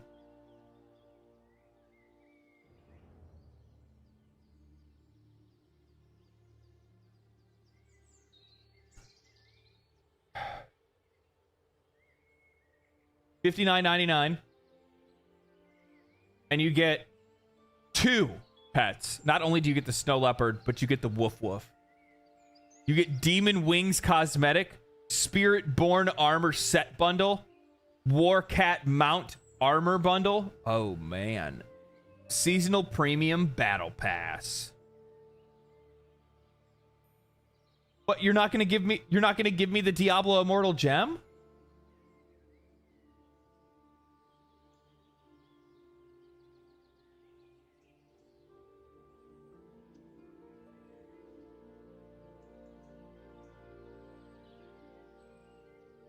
That's a ripoff.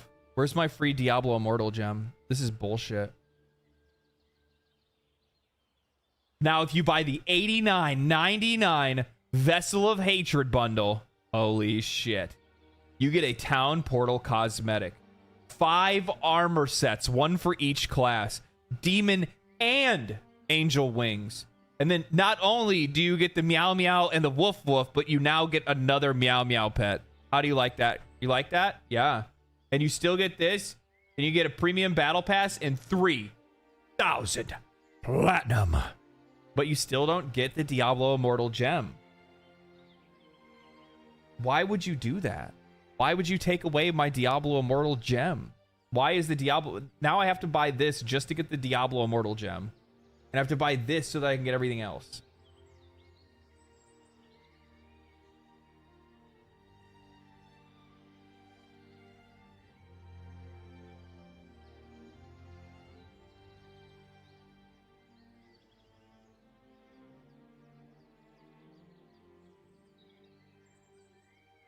This is actually, I'll be honest, I feel better now, like, because I was really afraid when I saw, like, I made a video talking about the prices that they were trying to test the market with, and they were, like, going around, because initially they wanted to make a $70 expansion, right? This is actually, like, $69.99, you get Diablo 4 and its expansion all together, so, like, basically for the full price of Diablo 4, you get the whole thing.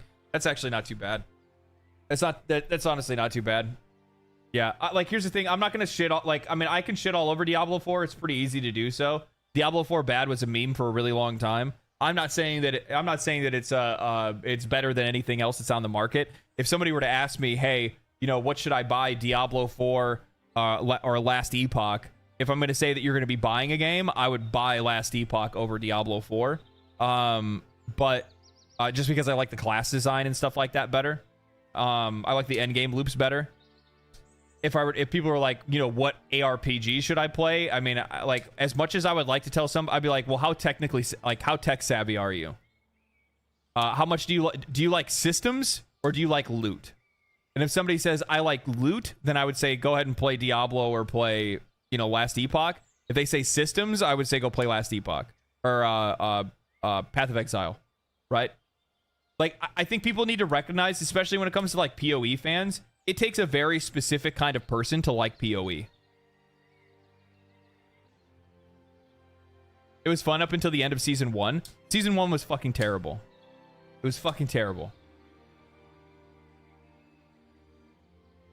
If you're talking about Diablo 4 season 1 was terrible.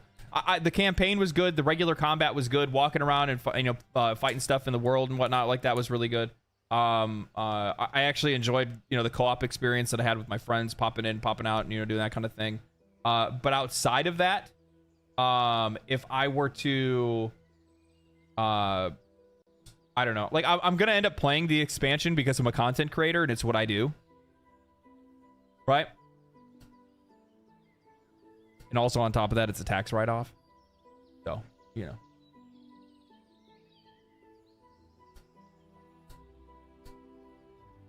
But yeah. If anything, all I'll say is this: watch other people play it, see if you actually want to play it or not. And then, to be honest, when it comes to games like, especially Blizzard games, give it like a fucking month, because usually the tone changes pretty quick. The tone changes pretty quick.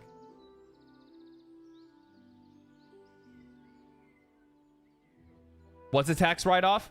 Video games. For me. This is my job. This is my job. Video games are a tax write-off. Any equipment that I buy that's for YouTube use is is a tax write-off. I've been going through a whole list, like trying to like write down everything that I need to try to keep track of for tax season. There's a lot of shit that I get to write off as a small business. A lot, actually.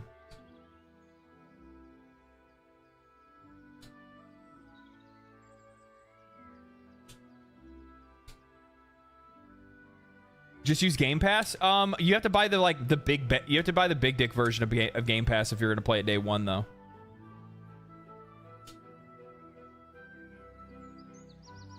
Ember Giat was a tax write-off. I don't know if microtransactions are. Don't you need an LLC for those? Yeah, you do. Guys, look, I know that I just started YouTube, okay? I know that I just started this, but did you guys not think that I was already trying to plan for tax season? Come on, man. Come on, man. Daddy's trying to keep his money. Hey? You think I want to pay fucking Uncle Sam, I don't even know how, I haven't really made that much this year, to be honest. I've made probably, if I had to take a wild guess, I probably made about like less than half of what I made in construction the year before.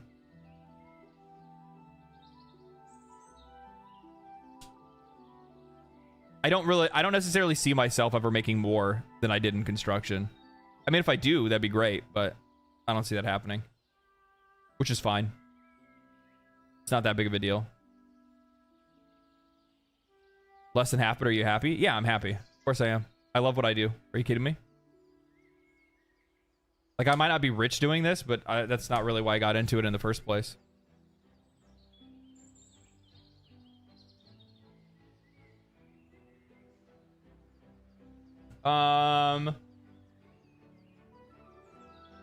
Yeah, by the way, if I had to take a wild guess what game of the year is going to be, it's between Black Myth Wukong and Final Fantasy VII Rebirth. Like, and man, you know what the funny thing is? If you actually had to ask me, which one would you go for?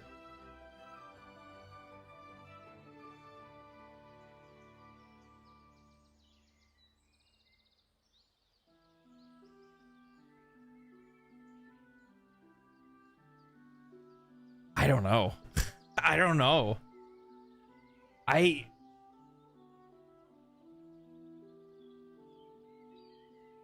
part of me wants to say Black Myth Wukong because I like it for like the cultural relevance, right? Like, I like the idea of games coming out from, from countries that I think the vast majority of people have, obviously China has like a lot of negative connotations surrounding it. And, global audiences aren't necessarily super receptive to anything Chinese to begin with. But Final Fantasy VII Rebirth is fucking fire, dude. It's fire. The story delivery was absolutely fantastic. The environments are great. The combat is awesome. The mini games and side content and side quests and exploration and like all those, like, dude, there's just like, it's such a thick fucking game. It's so thick and it's so high quality. There's so many like different songs for like every single activity that you do. I think it's Square Enix's I think, if I'm not mistaken, I think the game now holds like the most original soundtracks in one game. If it's not, if it didn't, then it's still Final Fantasy XIV that holds the record.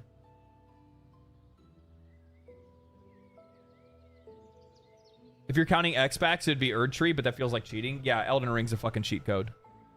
I don't think that they're going to bring that into the conversation.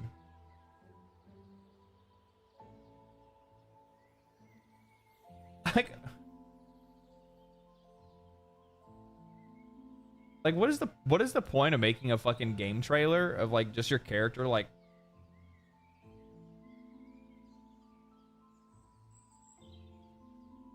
you know what I think this is? I think it's in response to people that did like reaction videos and stuff like that to Assassin's Creed and talking about how like there was like bad collision detection and stuff because they saw that like trees and stuff didn't break in the right direction.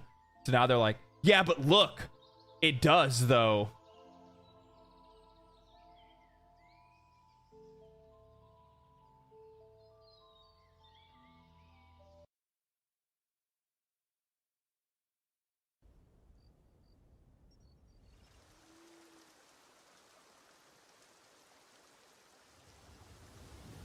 I need to bring my camera down.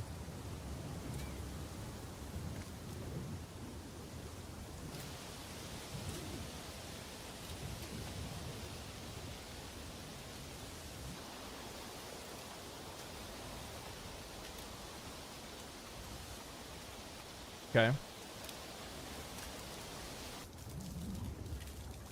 So you got wind.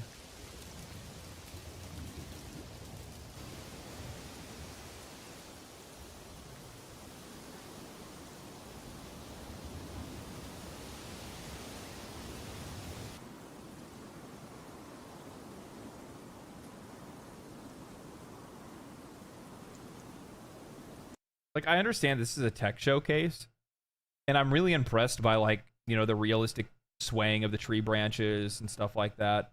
And like, also the, like, the random consistency of the wind, right? Where the wind, like, picks up, and then it slows down, and then it picks up, and then maybe it's, like, all of a sudden a big gust and stuff like that, because it's, you know, how, you know, windy days, like, actually are. And I really, like, the lighting and all this stuff looks really, really good. But I also think in a lot of cases, like when you're showing stuff like this, it also is showing me that like,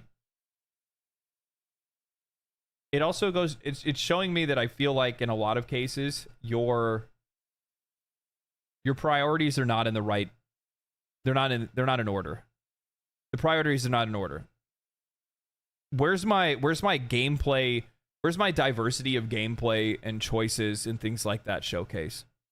Where's the thing that shows me like how this game differs from past Assassin's Creeds? What makes this game so interesting and unique that I have to buy it and that I'll enjoy it because of it? Look at this cool engine we filled with nothing good for the gamer other than a tech review.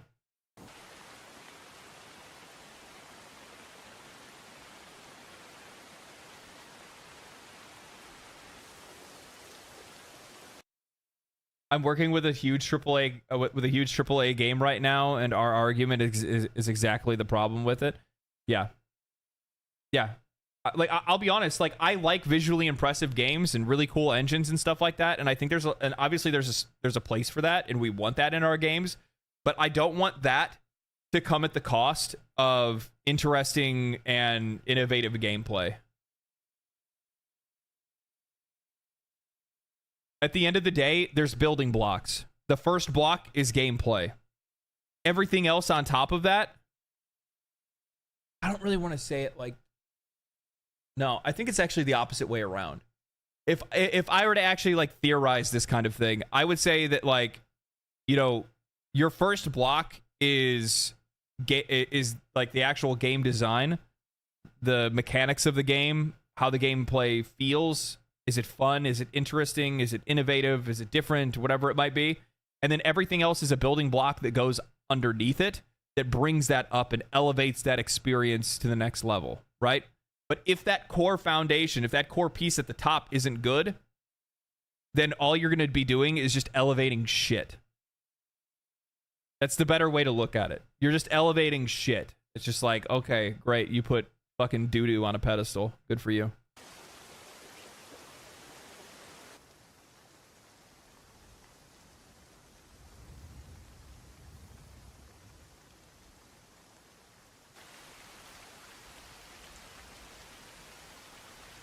I miss rain. Like in real life. It doesn't rain where I am.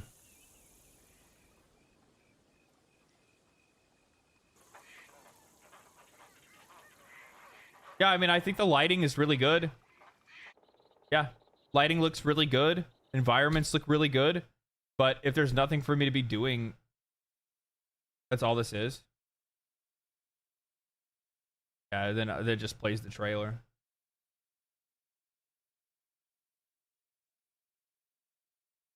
But yeah, at the end of the day, gameplay is king, man. Yeah. If your gameplay is not solid, then, you know, what the fuck is the point?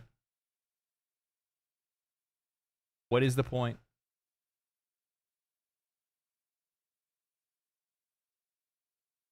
Oh, let's bring it back over here. How are developers respond, saying it'll fight Nintendo and ensure lawsuit? Yeah, I'll bring that up over on Twitter. I'll bring up Twitter here in a second here. This is really interesting.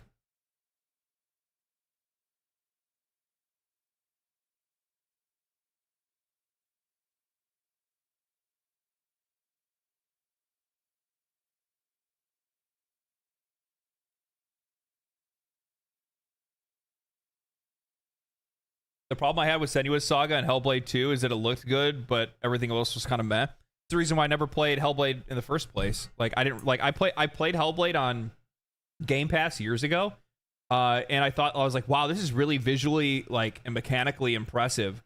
But the gameplay was fucking boring as shit.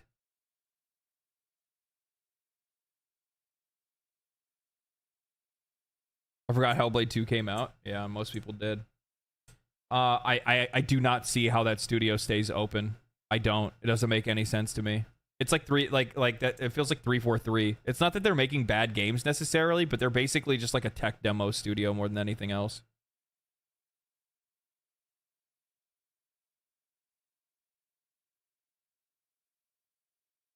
Skyrim lead designer says it will be almost impossible for Elder Scrolls 6 to meet fan expectations. Marketing departments just put their heads in their hands and weep.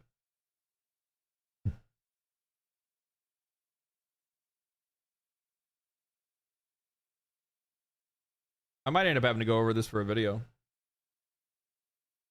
Elder Scrolls 6 is coming out and we're all very excited about it. Really? When is it coming out? I mean, it's coming, sure. Despite the fact that from a public perspective, it currently exists only as a vague concept.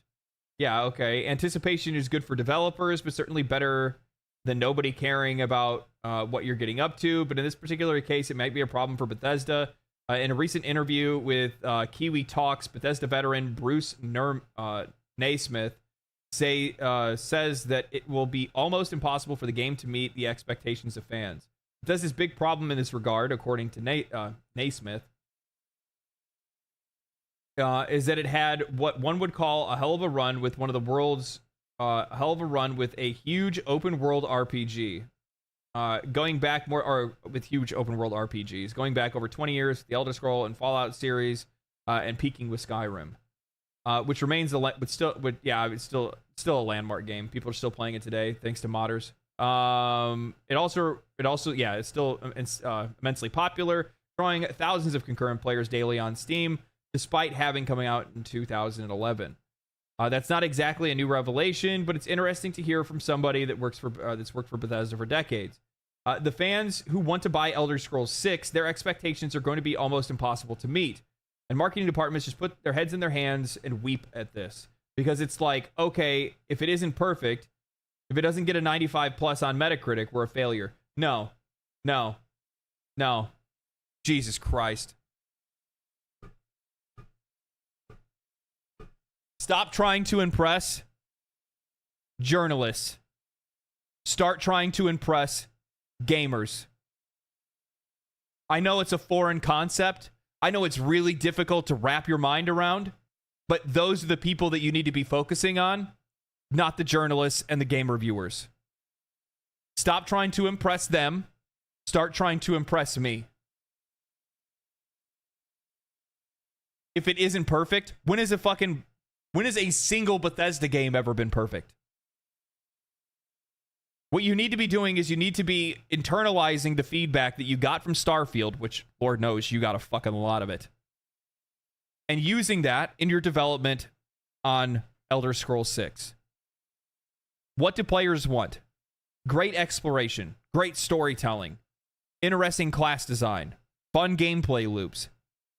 They want a sandbox. They want a game that feels like what Bethesda delivered with, you know, Skyrim and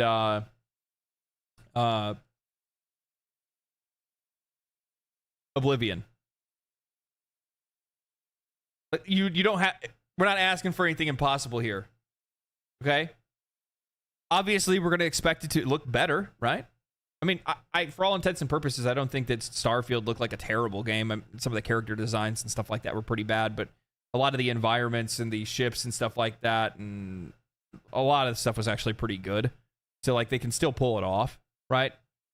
Their lighting and textures are like pretty solid, but yeah, it has nothing to do with if it's not perfect or a 95 plus on Metacritic, we're a failure. That's not what the fucking point is. What's frustrating is this feels like you're trying to explain to somebody something while they're not listening to you. That's what bothers me. That's what bothers me. It's like you're not listening. If it's not perfect, nobody said it needs to be perfect. Nobody says that if it doesn't get a 95 plus, then like we don't give a fuck about game review scores. It's actually quite the opposite. Look at the way that players view games journalism nowadays. Naismith, who knows a thing about rising expectations, he's best known as the lead designer of Skyrim, but his credits at Bethesda go back to Daggerfall in 1996 and run through Oblivion, Fallout 3, Fallout 4, Fallout 76. Well, you fucked up on that one. And Starfield, yeah, you fucked up on both of those, didn't you? And said that's why Bethesda put so much effort into trying to manage those expectations. Yeah, you didn't do that though, did you? Yeah, they didn't really work on managing those expectations with Starfield. If you go back and you watch the Starfield Direct from Xbox, it's like a year ago or more now, the expectations that they set in that Starfield Direct were far above what Starfield actually was as a video game.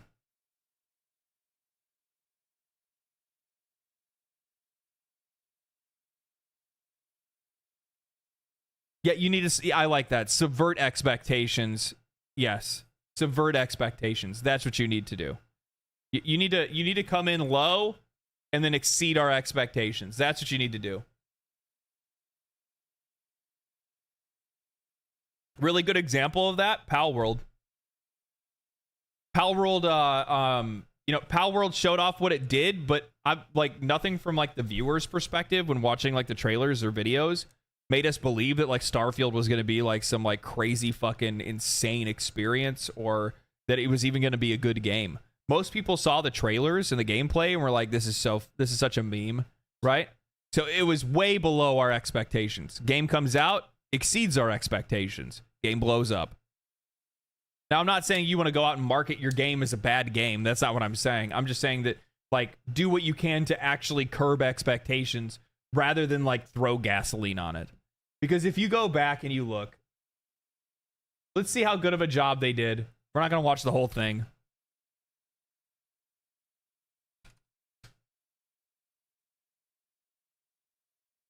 Compass, and then let's see how good of a job within the first few minutes. Let's see how good of a job they did at curbing player expectations. Let's see.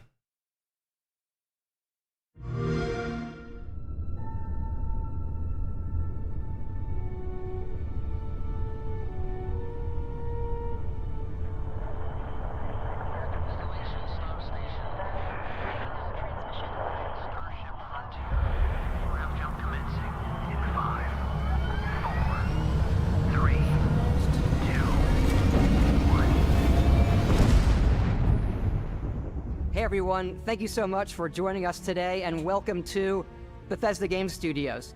You know, we've been so lucky over the decades to make the kind of games that we love here, and that's thanks to all of you. From the Elder Scrolls to Fallout, we love creating these worlds and playing in them just as much as you do. And throughout all that time, we'd often talk about and dream up the space game. What if we could take that feeling of being who you want to be and exploring a new world, but set it in space, where you weren't really limited in where you could go or what you could do. And that is Starfield.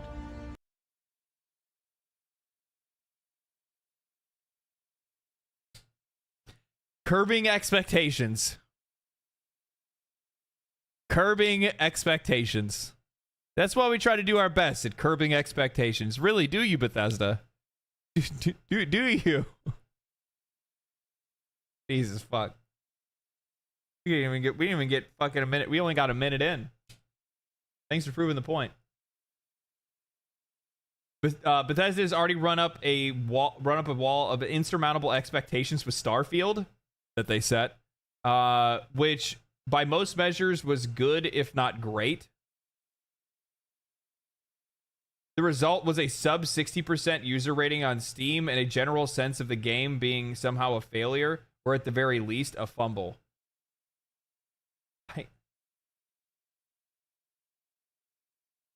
Todd Howard attributed much of the fact that Starfield is different than what you've seen from us in the past,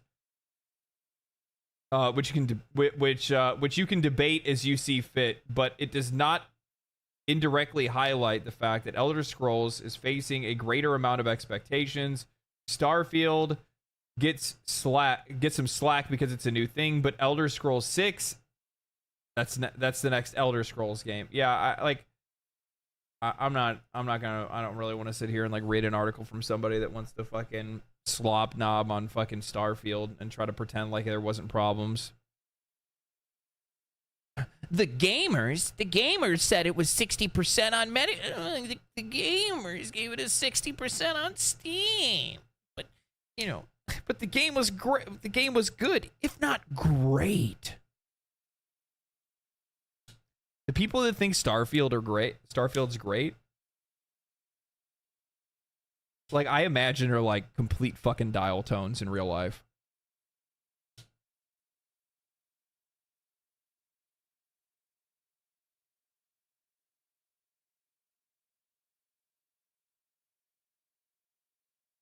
The people that think Starfield is great are the kind of people that think, like, you know, watching Hallmark TV on Sunday is a thrilling evening.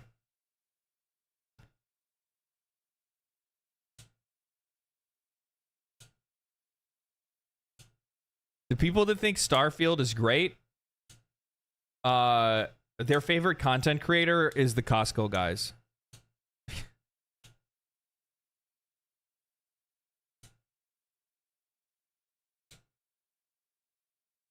like that. And that's the kind of base level taste that we're talking about here. That's what we're talking about here. What is all this?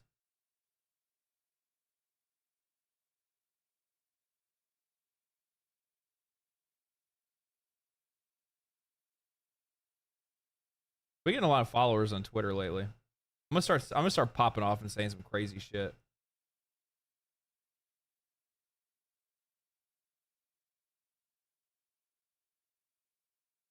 I'm just gonna pop off and say some crazy shit. Billy's first RPG. The people who think Starfield is great haven't played a good game in their life. Yeah, well, yeah. I got 8 hours in and I refunded it. I got 21 hours in and I was paid to play it. I wasn't paid to play it. They gave me the game. They gave me the game for free.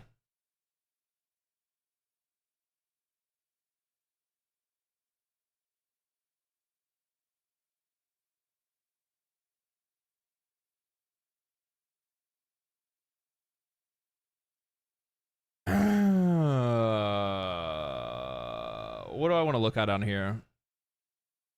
Let's see. I cannot fucking believe they're already doing a fucking, like, it blows my mind that they're like, here's the play. It's time to show you the power of the PlayStation 5 Pro. The PlayStation 5 Pro, playing PlayStation 4 games remastered.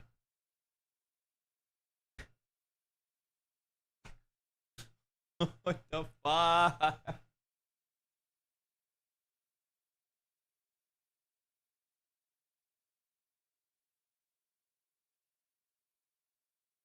It's time to show you the power of the Nintendo Switch 2.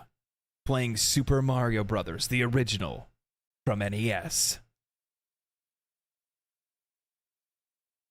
Sky Oblivion will be better than Elder Scrolls 6? Probably, yeah. God help us. I do, but you know it's fucking true. It's so fucking goofy. Now they're also talking about doing like a Days Gone remastered. Like, holy fuck, man. How many times can you guys double dip in a year, bro? Shit's crazy. It's crazy how often they double dip.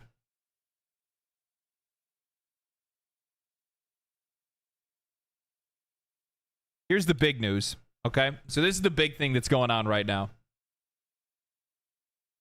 Nintendo is suing Palworld, and there's a lot of mixed and misinformation online because of this, and people think the justified poke slaves, the self-justified poke slaves, the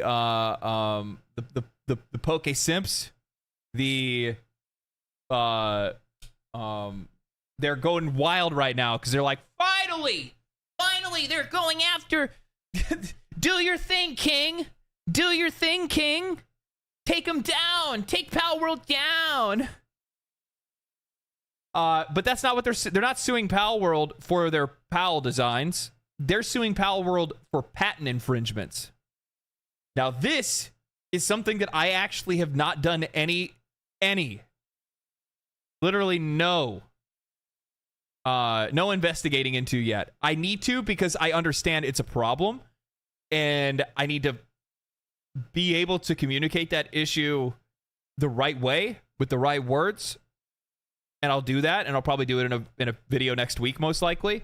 But let's read Palworld. Let's read Pocket Pair's response regarding the lawsuit. Yesterday, a lawsuit was filed against our company for patent infringement.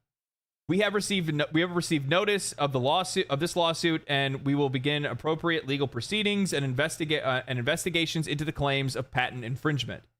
At this moment, we are unaware of specific patents that were accused of infringement, and we have not been notified of such details.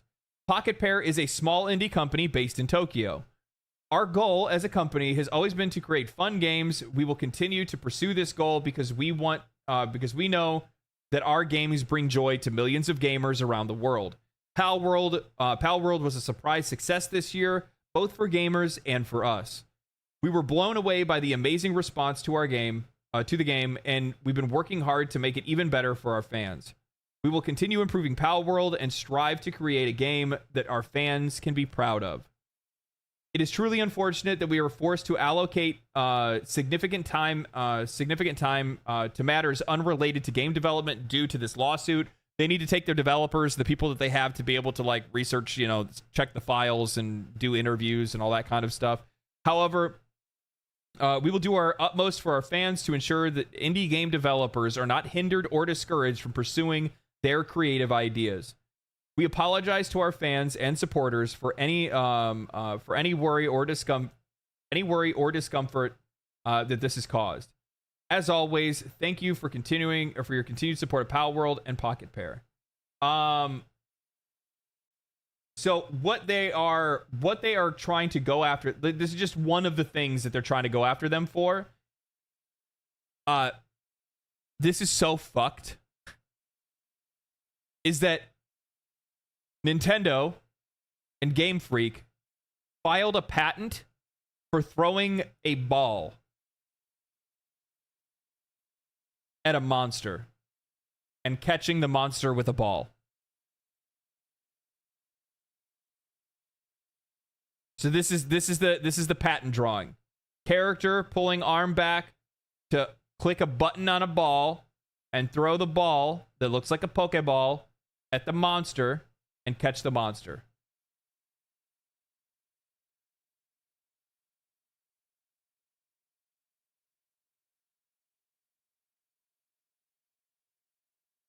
So this is most likely going to be the basis for the vast majority of their patent infringement that they're going for. I'm sure there's other smaller things that are in this, but this is likely the one that will they're going to probably like try to lead with. This is going to be a landmark case because one of the issues that I see with this is that it's relatively easy for these larger companies with the amount of money they have and the amount of influence they have. Because, like, here's my thing. Do you guys think that Nintendo has any influence over the Japanese government or the Japanese legal system? Just using common sense? Yeah. Exactly. So, as a result, these companies that have a lot of influence have a much easier time at patenting things and protecting those patents. Smaller companies do not have those kind of resources to be able to do those kind of things and do it as effectively or defend them as effectively, right? So with that, you have big game companies that patent very small things in games to make it where they can basically go around and just harass people out of the industry through lawsuits, right? Because, like, how far does this go? Does it just have to look like a Pokeball? Because, like, this says image, here's a Pokeball, right? The PAL spheres don't look like Pokeballs, okay? But is it a sphere? Is it the act of throwing a sphere? Like, and this is where it gets all muddy and mucky and it becomes a problem.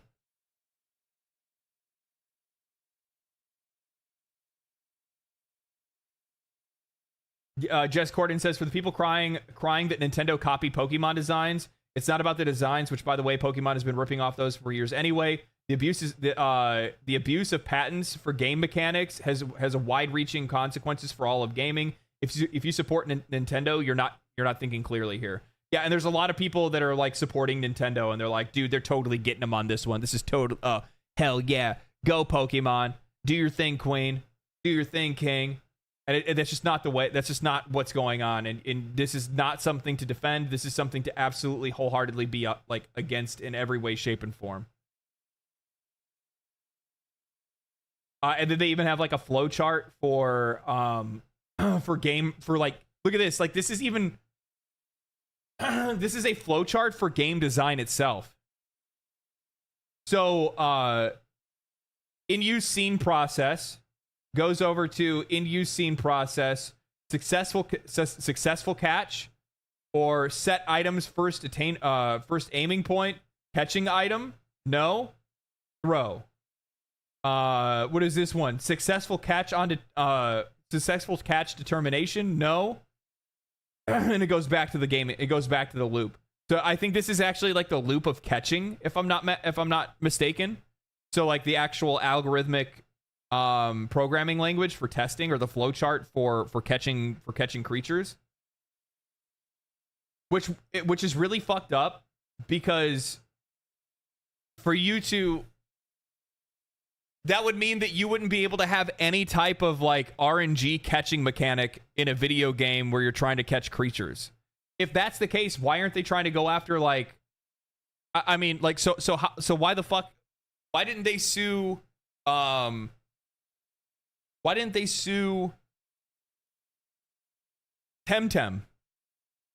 World of Warcraft has a catching system. Once Human, yeah. I mean, but Once Human's catching system, I think it's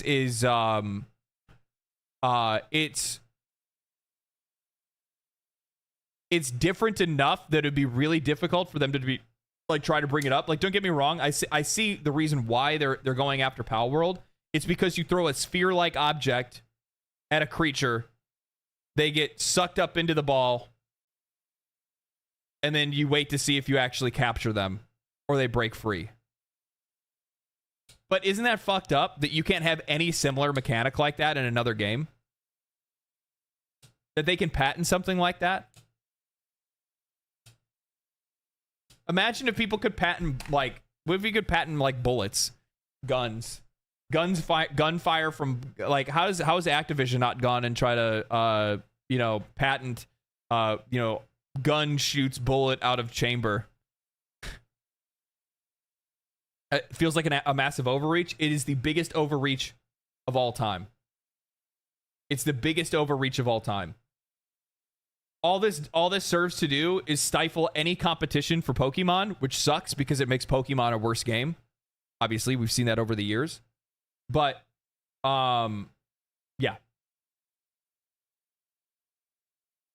Yeah. It's bullshit.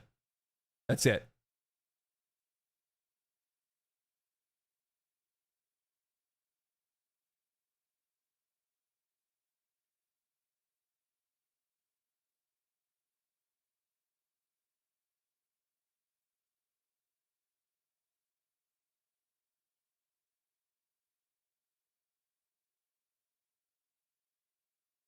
Don't give them any ideas now? Yeah, I know. What else has happened recently? Anything else that's interesting? I still, like...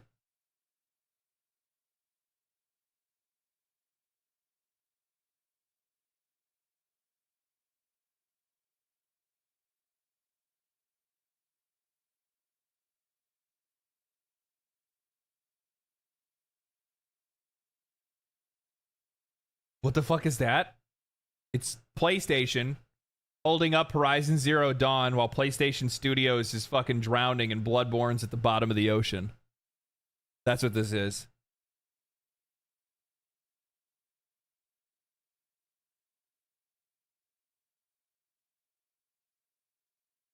Like,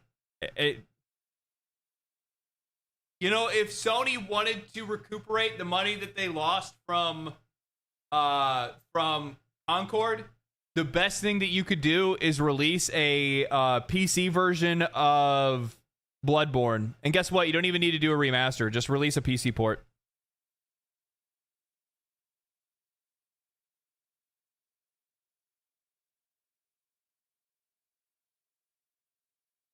Do you think that they waited so long so that Pocket Pair would have had all the sales and money for Nintendo to take? Yeah. Yeah. Yeah, they wanted to probably make sure they were worth the net worth that they wanted to be able to sue for, which is likely, if I'm not, I would take a wild guess to say, like, whatever the final decision of, like, what their damages are going to be is likely going to be the vast majority, if not all, of the revenue that Pocket Pair had made off of Palworld. And it would also result in them probably having to shut down Palworld, which would probably then also result in them having to shut down the studio.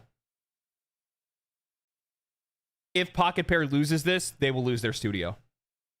Like, there's no shot that you're going to survive. You're going to survive fucking Nintendo. I'm sorry. I just don't see it.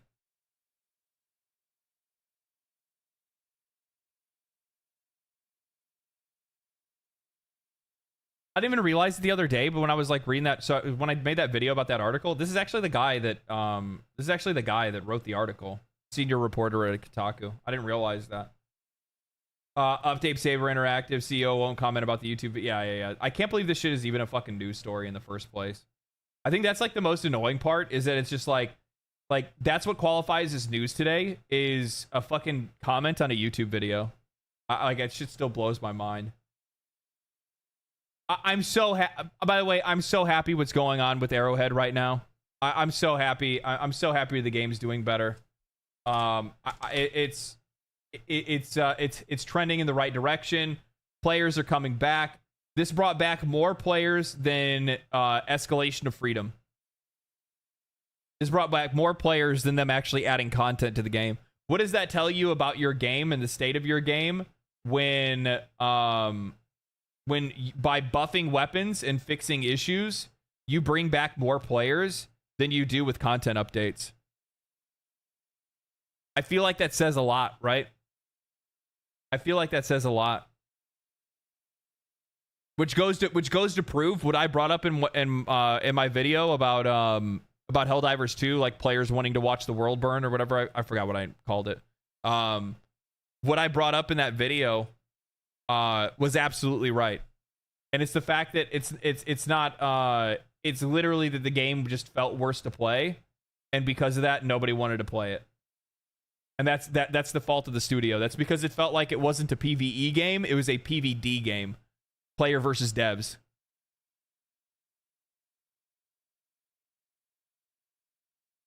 Yeah.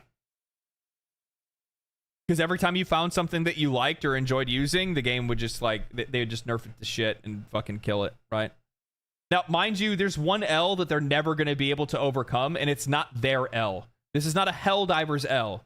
The Sony thing, blocking it in 180 countries, has nothing to do with Helldivers. It has everything to do with Sony. There's nothing else that you can do there.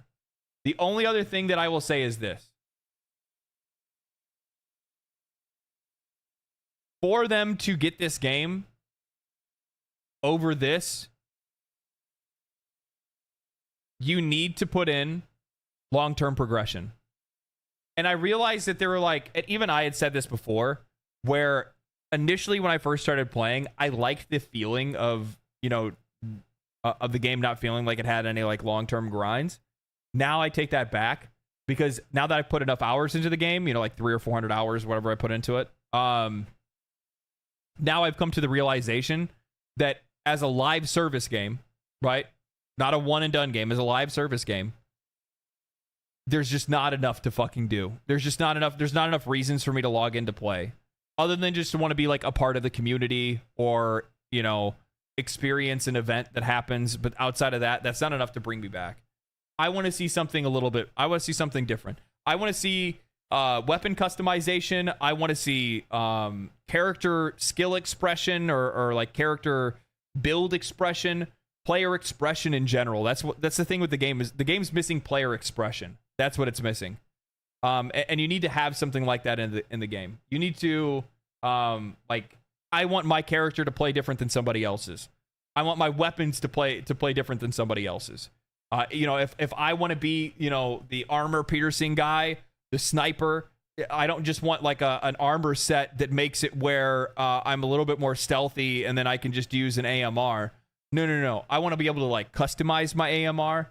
I want to be able to customize my other weapons that I have to make them more suited for that kind of style of gameplay. I want to customize my character to maybe give them some type of boosts and things like that reward that kind of gameplay style. That's the kind of stuff that I want. And the crazy thing is that like some of that they already had in Helldivers 1. And that's the reason why I keep talking about it, is because like I want them to take notice of the fact that like it already existed before. You already had it. You had it in Helldivers 1. You could go and you could pick up different, what was it? You can go and you could pick up different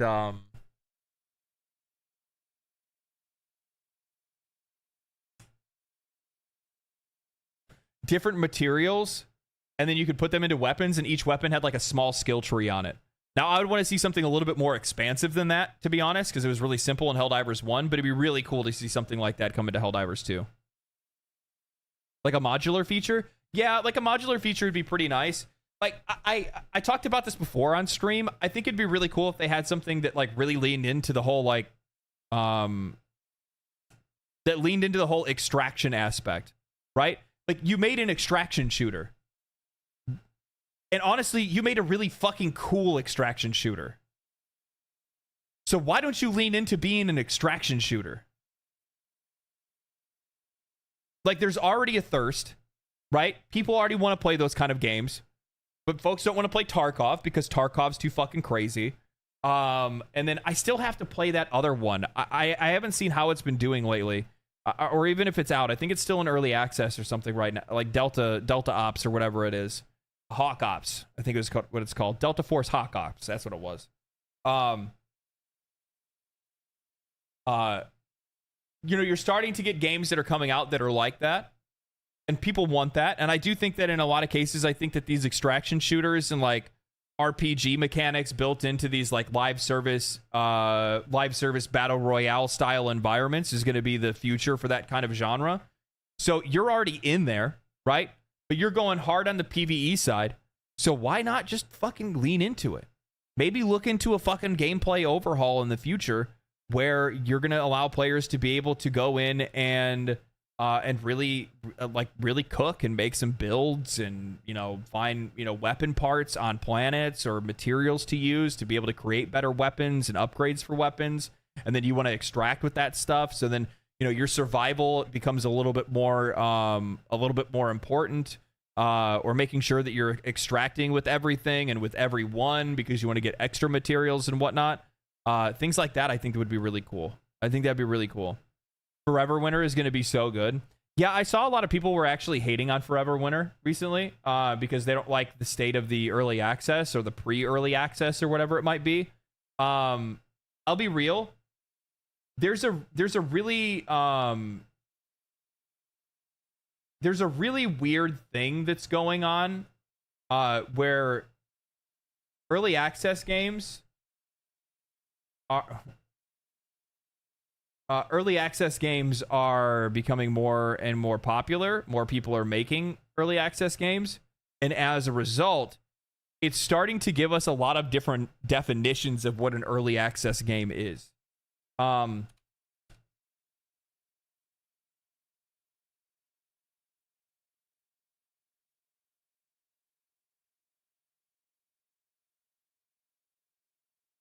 Does somebody have like a short video?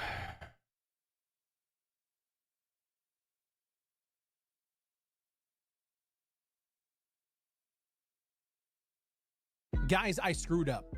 I gave my impressions of a game coming to early access, and I didn't play the game the way the comment section wanted me to play. See, the Forever Winter, it's a game where you play as a human scavenger amongst this futuristic war where you have to scavenge for resources, and you're just not that guy. The game is supposed to be about stealthing through these environments, picking up the scraps of other battles, and getting out alive.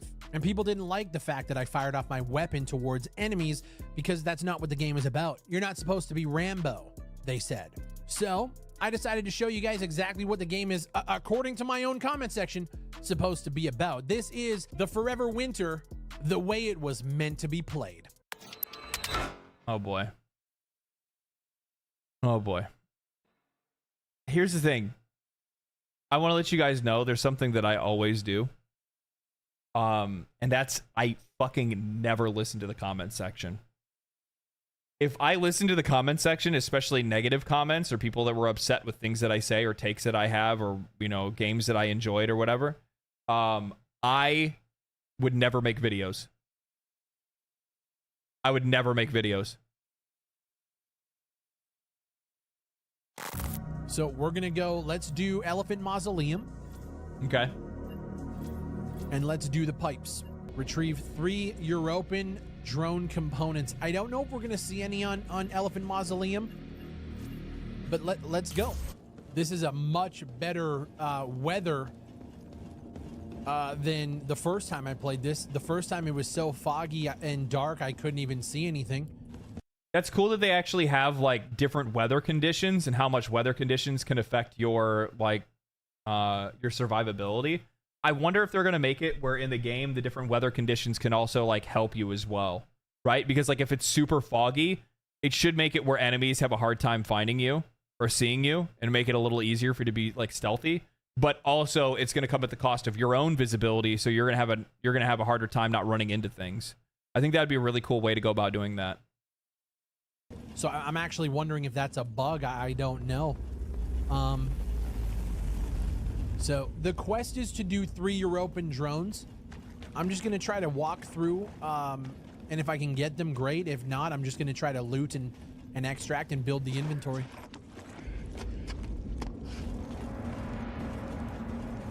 I love the fucking vibe of this game, by the way. I absolutely love the vibe of this game. It's so desperate. It's so desperate and unhinged, and visceral. The aesthetic's quite eye-catching. It's so good, dude. Terminator War, yeah, I could see that. Yeah, it looks super immersive. I love this kind of look. Okay, let's see. Anything there? No. Okay.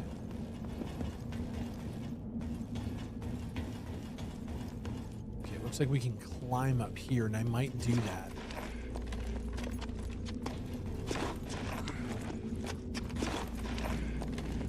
Okay.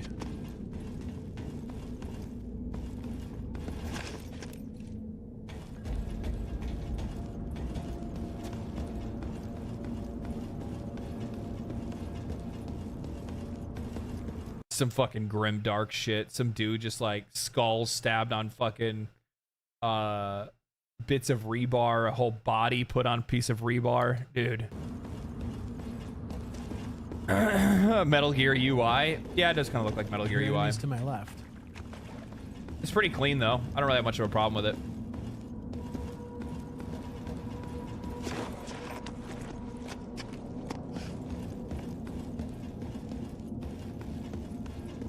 Is there anything to loot in here yet? Oh, here we go. Okay. Buggy. Am I just too far away? There we go. Weird. Okay, loot all. All right. Container's empty. Let's keep moving around this side. Bro, I just love the fucking look at this. The fucking down mech in the background. Is like, dude, I smoke love on the this vibe. battlefield. Yeah. You know, yeah, this yeah. vibe is really, really cool. It's like, look, literally the entire battlefield is riddled with fucking skulls. There's just bodies everywhere. It's so good. I'm not enjoying the gameplay loop. You know, even when you're heavily in combat, it's just not fun to be in combat, right? But also the idea of like sneaking around with a clunky player controller is just not fun either. I love the vibe. I love the art, the environment. Like, look at the huge, like, you know, shell casings. Oh yeah, I didn't even like, notice that. I wondered what those were. Battle. Like, that's insane. It looks visually really, really cool. I don't think that's just a, is that a background thing? That's kind of wild. Okay. Can I get in here? Is this? Oh. It's my collision issues. No. Doesn't Looks look like it should. Okay.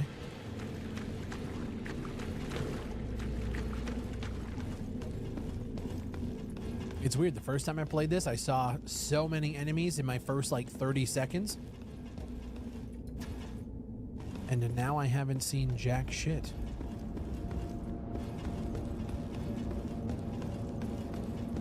So I think that like I get where he's coming from because I watched his original video, right? And in his original video, like he was just like, I don't recommend that you buy this. It's not in a good place. I don't think it's ready for early access. And his head is way too small. Yeah, it's the character design. Which is why it just looks like that's their art style. Yeah, it's not a big deal. I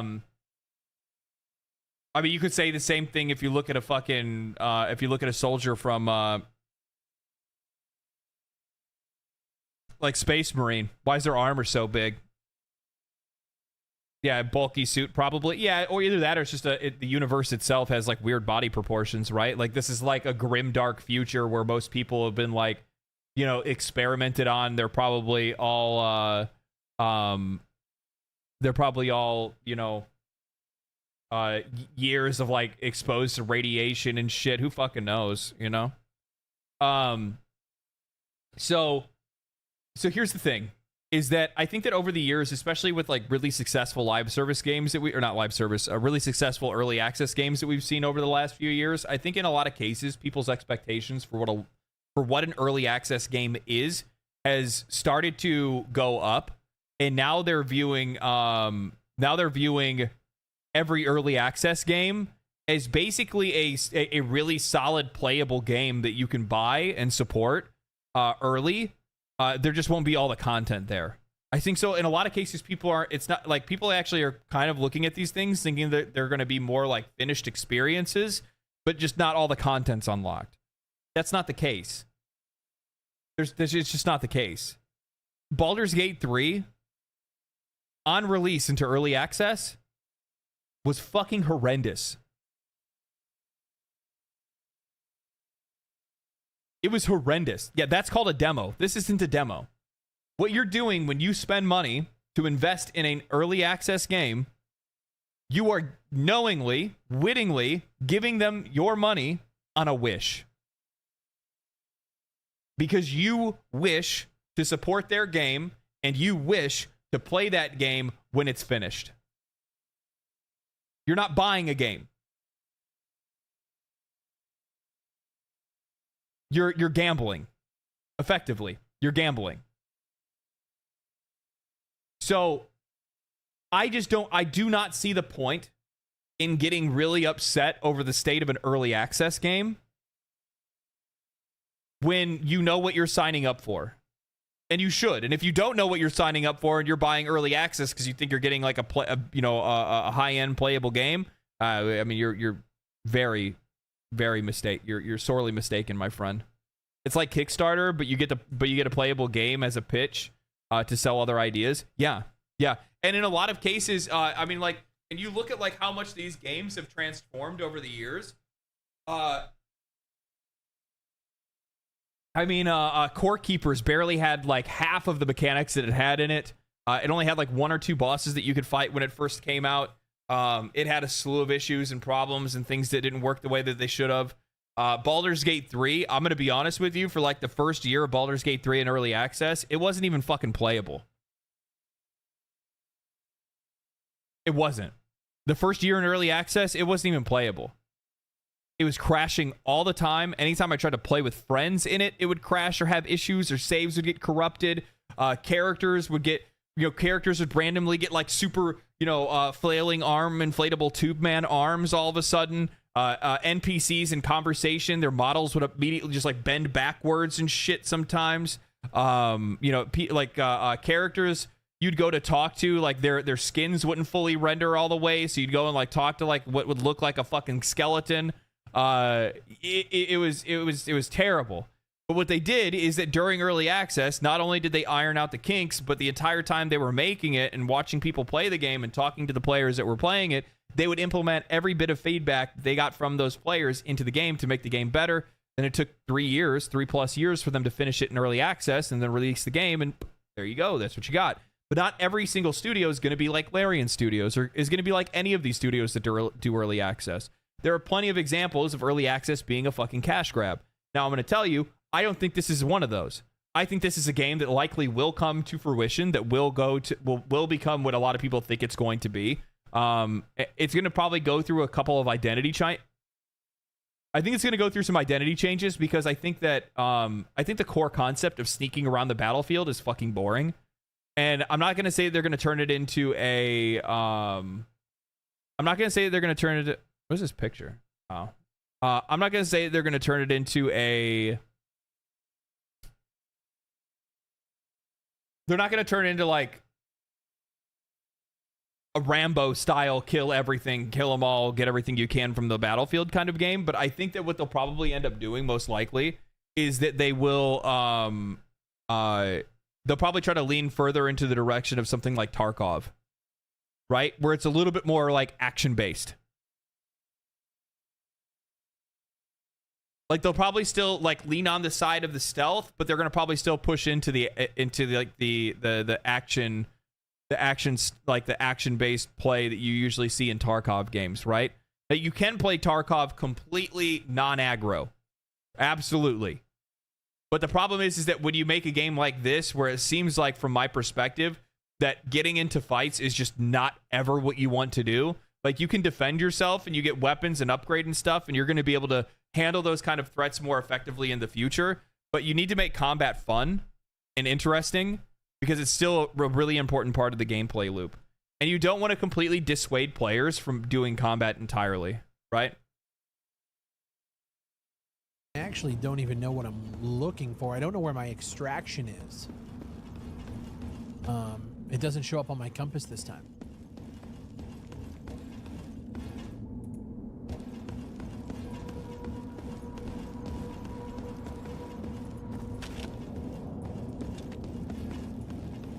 Not trying to engage, I'm just trying to see.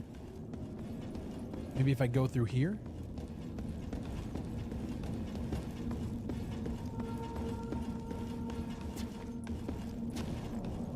Maybe I gotta be within a certain distance.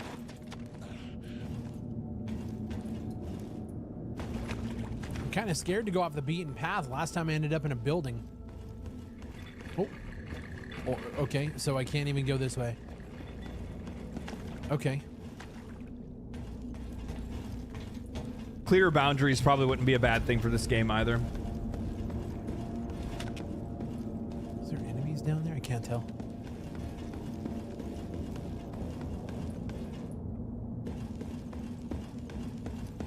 Okay, so Also, I kind of like the idea of like, like as you progress through the game, you get closer and closer to like the front lines of the war, right? And like in the case of a game like this, where it's like if you're on the outskirts, it's more or less just like defeat that you're walking through, right? And there's just going to be like a few enemies, but you know, like you still have to be careful and watch out. But yeah. I think that concept's really go this cool. way, I guess. Whoa. So fucking sick. Okay, and I hear somebody walking around now. Oh, yeah, okay. Oh. Okay, there's a battle going on here now. I don't really have anywhere to hide. I'm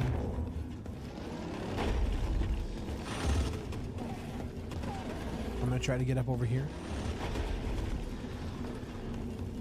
That's an enemy right there. He's just in the wall. Yeah, it's buggy. It's early access. You're gonna see some shit like that. I'm not too worried about that shit.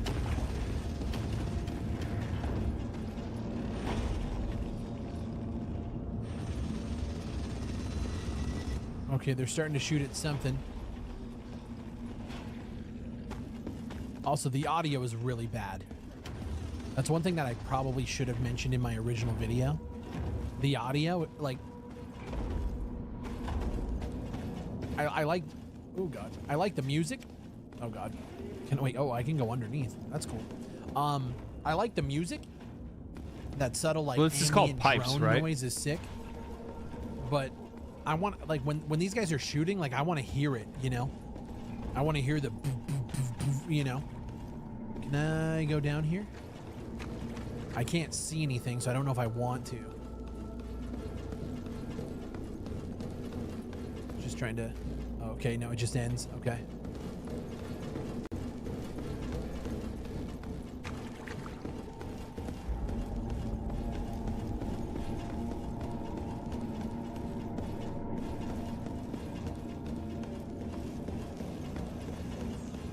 So far on this path, I haven't seen much. Yeah, see, like, here's the thing.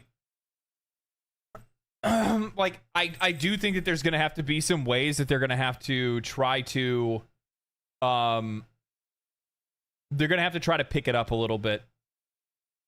Like obviously, this is what I said. Like, I think the game's probably gonna go through some identity changes as it continues on. That's just part of early access and early development in general. Because like, think about it. Like, this is pre-alpha, right? This isn't even. You're not even in alpha gameplay yet. So there's a lot of concepts that aren't like fully, there's not a lot of concepts that are like fully realized here. Constantly thinking, constantly assessing. I don't think this looks boring at all. I heavily disagree.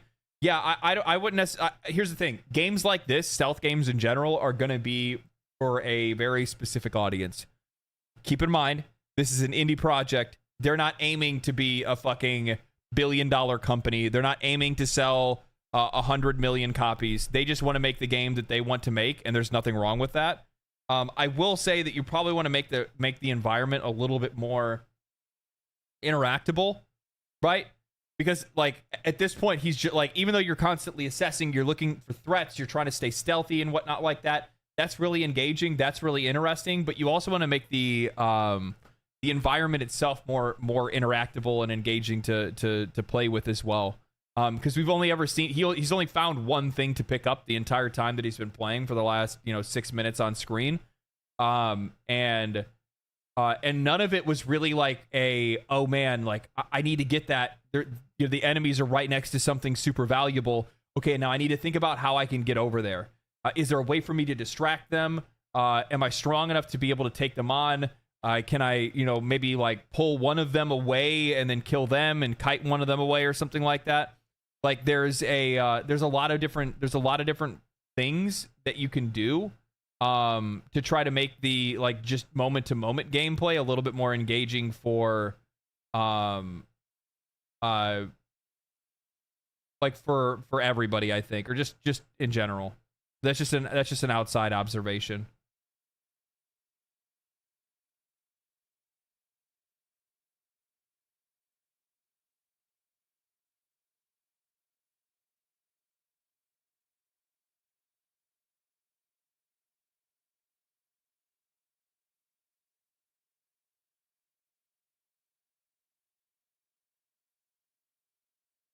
There's thousands of Twitch shooters and hundreds of Horde shooters. I'm not saying it's perfect, but more action would ruin the vibe for me. Yeah, I'm not saying action specific, okay? That's the point that I'm trying to make. I'm not saying action specific. I'm saying that like you should still in some way, like you made a shooter. You're holding weapons, right? In some ways you should be trying to motivate the player to take risks, right? Because if, let's say this is a stealth game, nothing wrong with that. I think that's awesome. It does add a lot of tension. It makes it really engaging to play, but you want to entice the player to take risks because that's when things get really heated, right? Because now you have all that tension built up and all that, you know what I mean? It's interesting. I like it. Loot. Maybe there's some in there, but I'm also wondering where this goes up top. What scares me about these straight hallways, if an enemy comes up the stairwell right now over here, I'm fucked, you know?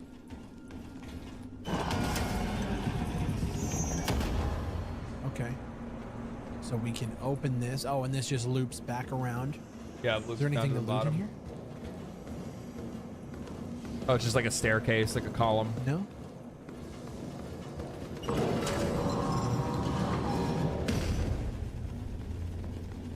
Okay, let's get lower, I guess. The environments are just so damn cool, though. This path is completely devoid of anything. Let's try to go this way. I'm hearing some explosions now. Oh yeah, there's a part just blew off in there. There you go, some loot. Oh, is that water to loot? Okay, we'll grab some water. I still don't know where my extract is. A lot of medical supplies.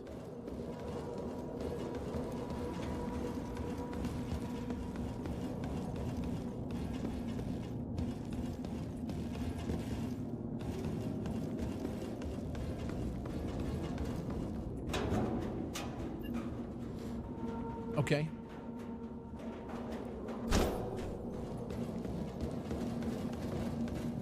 Hi, buddy.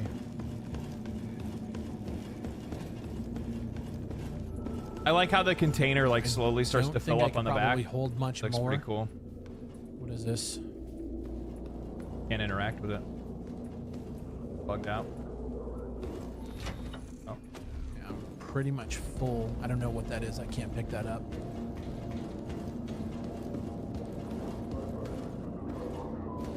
Oh God, Frame Dip City. The dev said that they will make extraction missions for saving people and assassination kill missions so that there will be fighting. It's just not the main focus. Yeah, there's nothing wrong with that. I don't think there's a problem with that at all.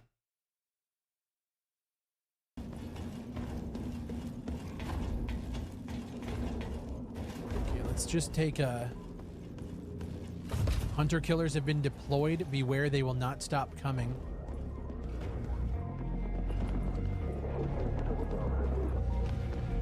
What does that mean? Oh wait, I've seen this before. What Oh the fuck? shit! Wait, Oh what? god! Whoa, whoa, whoa, whoa, whoa. Yeah, how did you not see the dude? For what? He didn't see him. Coming. See that? Watch. I can hear the footsteps, and there's the guy right there. You guys see that? He like turned and like looked at him, and then he did. I guess he just did, like, I could hear him. It's like when he was turned this way. I mean, maybe it's his audio or whatever, but like I could hear footsteps on this side of my ear when he was looking this direction, and when he turned his camera, there's a guy right here. This is a figure. There's a leg right here. This is a head right here. It's like whatever they got around their neck or whatever. This is a man. There's a man right here.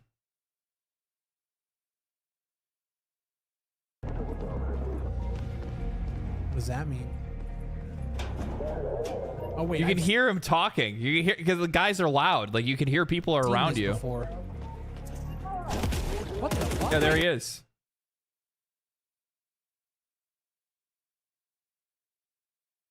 They just spawned in and killed me. No, they didn't spawn in. Okay. They were standing behind you. Or is this I one mean, of those things where my backpack became too full, so enemies were spawned in to come and kill me. well, I don't know. But- Is there something like that? At that point, then what is the actual gameplay loop? Because if combat sucks and you're not supposed to go Rambo, you're supposed to scavenge between firefights, which, Yeah. by the way, didn't happen during that playthrough. Must have been a skill issue that they just spawned a bunch of enemies. Yeah, I he's don't- getting bugged out by people in his chat or people in his comment section. You got to let that shit go, dog. You can't be getting into that. You know that. You know better than that. I think Fry's been around longer than I have. Yeah, Fry's been around longer than I have. He knows better than Look, that. if you guys are playing the game, look, all the more power to you. I want you guys to actually buy something that you enjoy. The whole point of my videos is to give you That's the thing. That's the thing. That's the discussion that needs to be had. That's the thing that you need to keep in mind. When you're reviewing and you're discussing early access games, you're not giving people a buyer beware situation. What you were doing is you are like, there's really like, other than you can give like your impressions and say like, yeah, it's buggy. It's just not, it's not like, you know, super there yet. But keep in mind that, you know, what you're doing here is you're gambling. You're putting up money and in hopes that this game is going to turn into something good in the future. You are not buying a video game. By buying an early access, you are not buying a video game. You are buying a wish. guys my thoughts, and then like, hey, you decide whether or not you want to buy it or not. But the spurging out in my comment section every time I make a video talking about something that you guys like that I don't is fucking wild. Play the game next week, decide for yourself, and then that's it. Like, that's it. Enjoy your game next week. Oh, fuck me. I hate the internet. It's not the way, dog. Yeah, somebody says right here between 9:39 and 9:50 you can see two soldier silhouettes inside the enemy bunker and hear the enemy soldier comm chatter. Your scav is within soldier sight lines. They look at you. They didn't fire at you until you started looting the items. I mean, if I were one of the European soldiers, I'd be pretty unhappy with somebody stealing our stuff. Yeah. I'm gonna be overly aggressive in my game review. Why is everybody in the comment section overly aggressive? Yeah, homie, I don't know, man. I don't know if there's like something else that he's bugging about or something right now. I've watched Big Fry in the past. I actually really like a lot of his videos that he's made. I like a lot of the content the guy's made. But like, dude, you like don't listen to comment sections, my guy. Like, if I listen to people in my comment sections, I wouldn't be making fucking videos ever. Like, it's the internet. Like, you know better. You know better, man. Like, and also at the same time, like, the thing is that you have to keep in mind as well is that, like, if you're going to be overly aggressive in reviewing this game and looking at it, you're being overly aggressive about a game that's in pre-alpha. And you have to curb your expectations when walking into it. If you're coming in to review it as a concept rather than as a playable game, because that's really what you need to. It's what you need to do. There's a big warning that says when you're buying an early access game or downloading an early access game that says this game is not complete. This is not a feature complete experience. There are going to be issues. There are going to be problems. This is actively in development. You know what you're getting into before you get one of these games. Judging them based on their judging them based on a playable product for, you know, how much ever money you're putting in for the early access isn't really worth it in this discussion. You judge it for the concept, and then you are gambling that money to see if they can actually realize that concept in the future.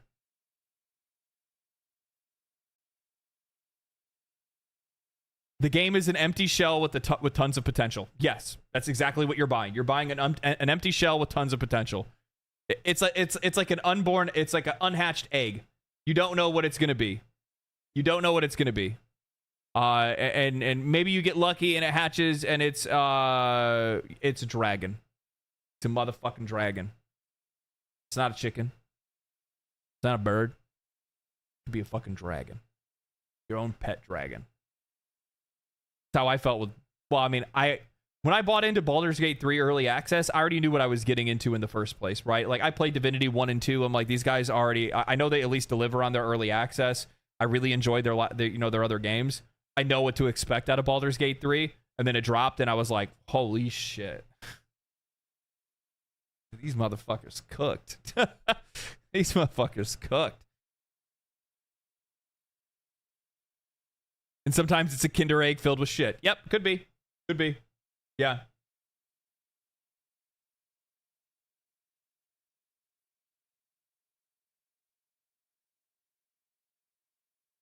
Let's see here. All right, let's listen to the Warframe song. Everybody wants me to listen to the new Warframe song. Let's listen to the new Warframe song.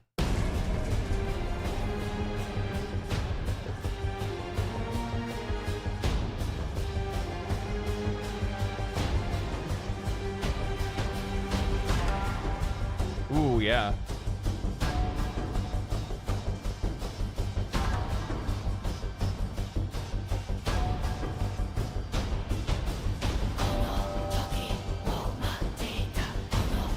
Is that a koto in the background?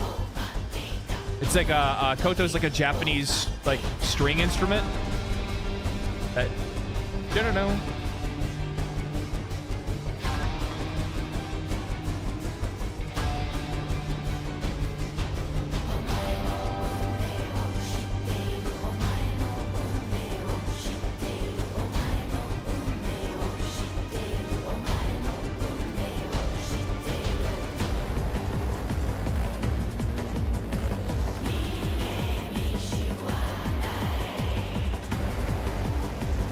Are they speaking Japanese in the background, or is it Void Tongue? I can't tell.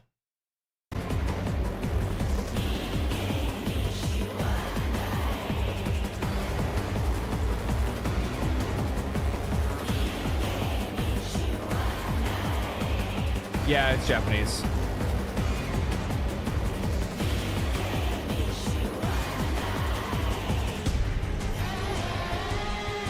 Hell yeah. Hell yeah.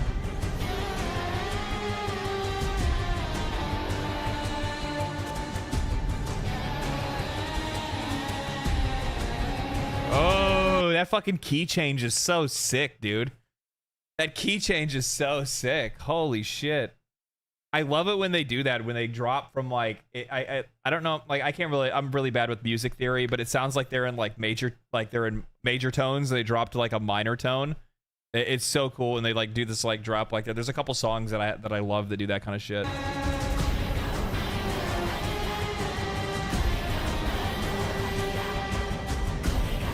A really good example of a song that does that keychain is that key change is it Binding Light?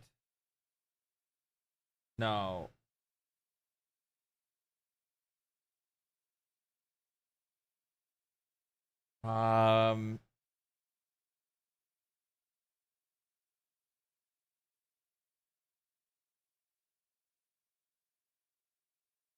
Bury the Light. I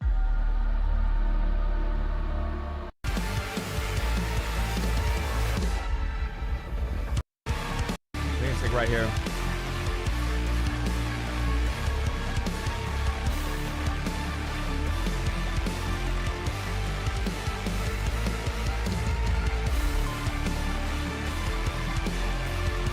Such a good theme song. This is such a good song too.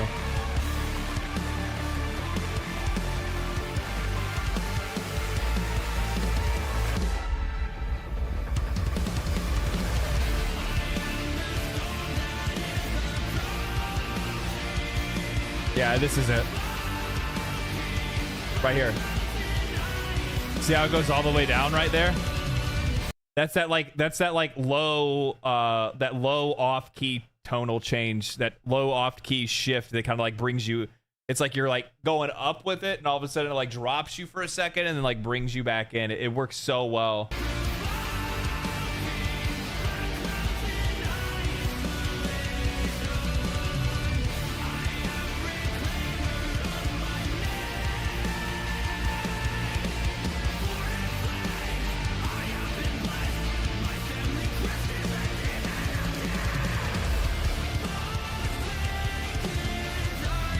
Okay, I gotta stop listening to it. Now I'm just like trapped in the song.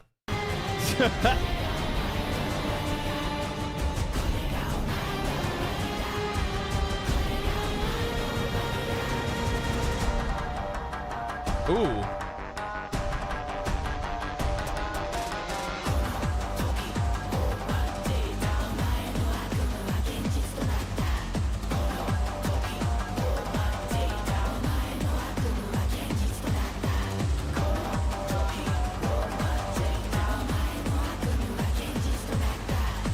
Damn.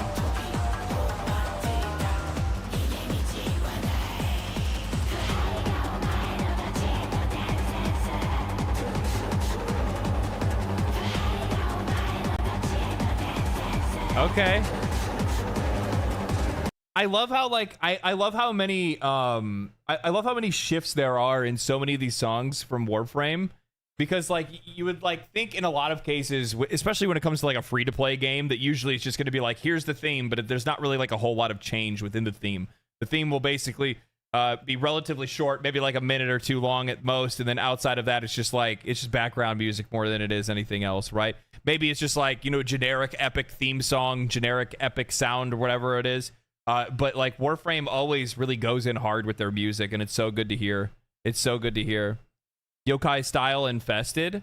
I wonder, that'd be actually really cool. Have we seen anything yet for what Komei is supposed to look like, or what Komei's powers and stuff are going to be?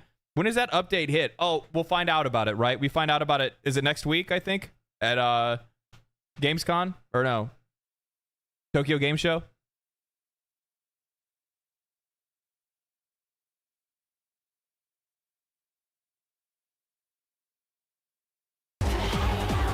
Is that Cetus in the background? Yeah, it's Cetus.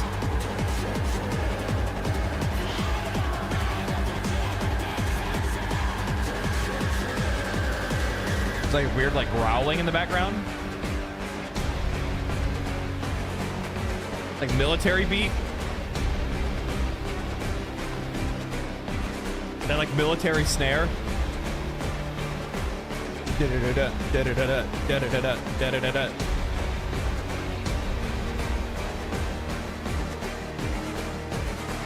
Cool. Hell yeah. Hell yeah.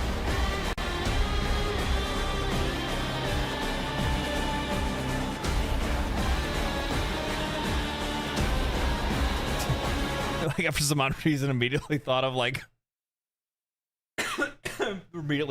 My Chemical Romance. Black Parade.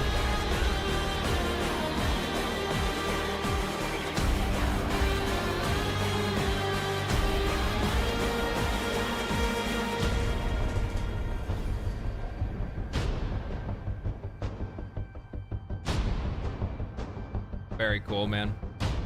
Very cool song.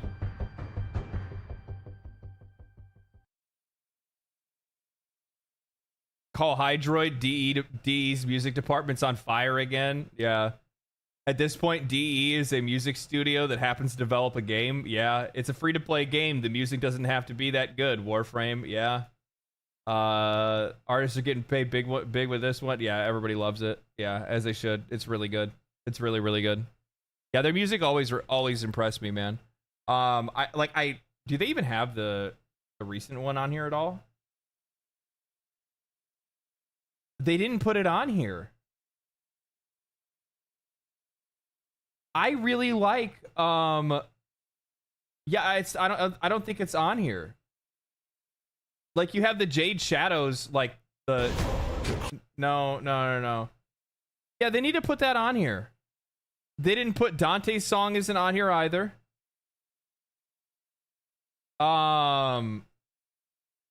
Dante's song should be on here. They should be putting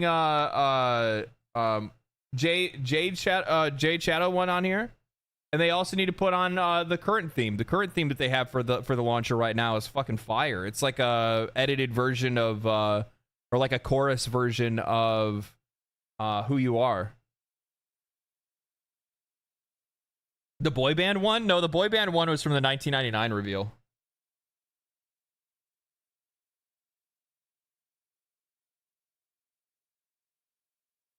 But I like to throw up like you know, on streams and stuff, I like to throw up a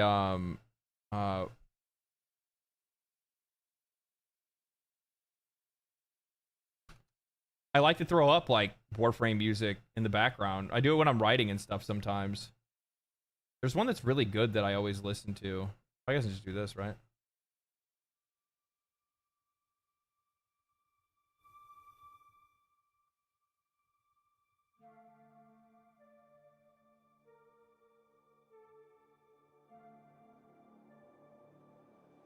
Oh, I want to see this. I want to see this. This is Remnant 2 Warden Archetype Reveal Trailer. I still need to go through and do a full playthrough of Remnant 2. I need to do a co-op, though. I need to find somebody to be able to play it with.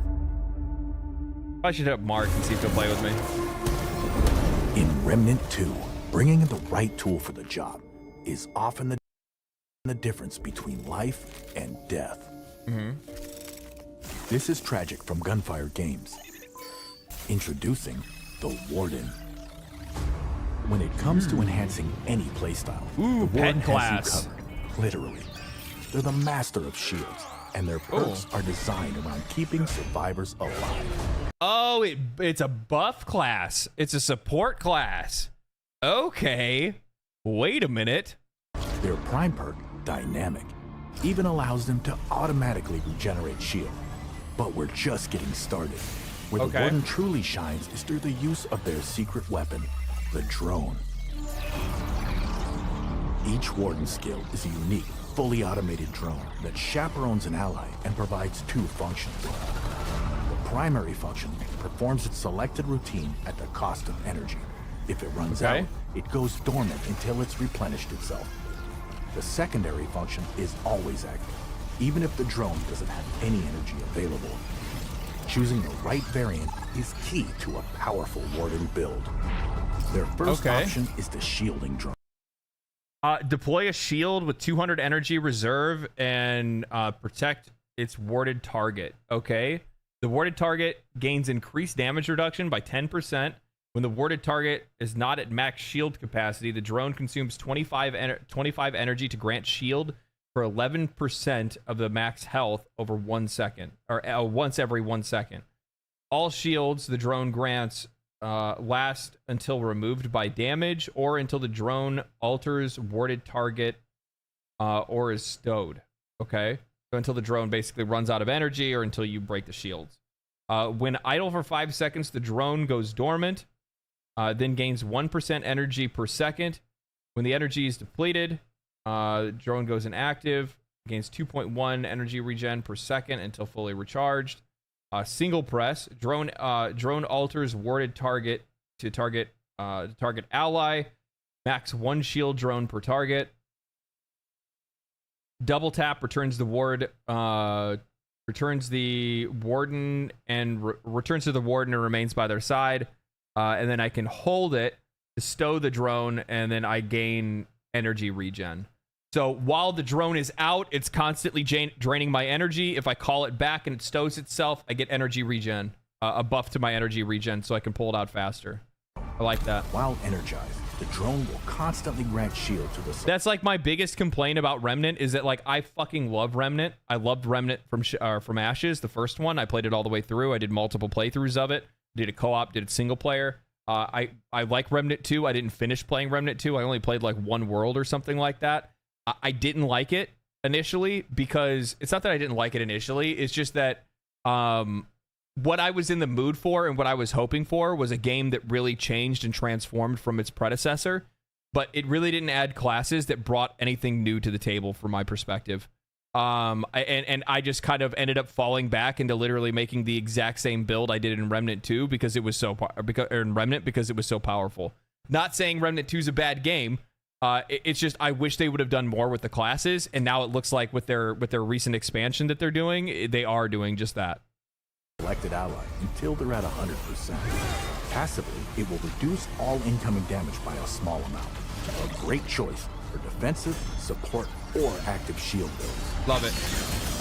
Their second option is the healing drone. When Okay. the drone has energy, it I like it. constantly heals an ally. until Healing their drone health is very cool. full. Passively, it grants a relic use speed buff. If the goal is to keep yourself or an ally topped off while boosting relic functionality, then the healing drone is perfect. Okay. So you can instead move towards using relics for buffs rather than relics for healing, and use the drone for healing.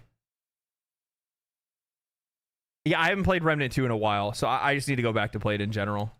Their third option is the combat drone.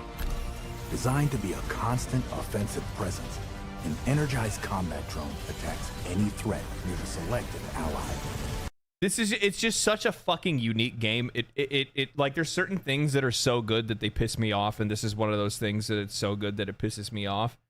The reason why I say that is because like from my perspective, Remnant is like it's the Risk of Rain of like Souls-like looter shooter. Like it blends together so many different things, but it does it so well that it becomes its own thing entirely. It's so cool what they've done with this game. Passively, the combat drone provides a constant speed boost for both firearms and melee. Nice. When Okay. It's time to go all out, except no substitute. Rounding out their kit is the archetype trait, Barrier. It increases the effectiveness of shields the Warden applies, which means that even when applying protection to an ally, they will also gain the benefit. When making a shield build, Barrier is a must. Well, what I mean by that is that like so like what I mean by the description that I gave is that Risk of Rain, from my opinion, is like the pinnacle of roguelikes. Because like they really pull all kinds of different things together into like don't get me wrong, there's some really good ones that are out there, obviously, but like for me personally, that's the way I should say it. For me, Risk of Rain 2 is pinnacle of roguelikes. Okay. This is the pinnacle of a genre that it made itself. I think that's probably the better way to say it, because like it's like a Souls game. It's like a looter shooter. It's like a lot of different things. Dead Cells, you want me to repeat myself? I said from my perspective. From my perspective, Risk of Rain 2 is the game that does it best. And I've played them all. I've played Dead Cells. I've played everything else. Dead Cells is a great game. Yeah. Like that's the one. Like we got to get over that. We got to get over that hill sometimes, where people got to realize, like, if I say something, it's just because I like it. Doesn't mean that it's an absolute proven fact, and there's no other competition or Players anything like looking that. for a versatile addition, Or that you're not allowed to believe differently. absolutely love the Warden. The effects are so Whether cool you in this like game. Offense, defense, or anything in between. Yeah, The Warden's got you and your allies covered. The cavalry has arrived.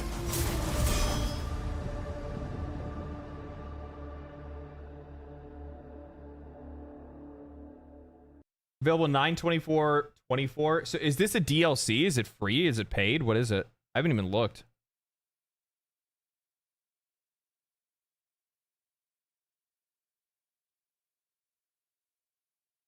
What the hell is going on?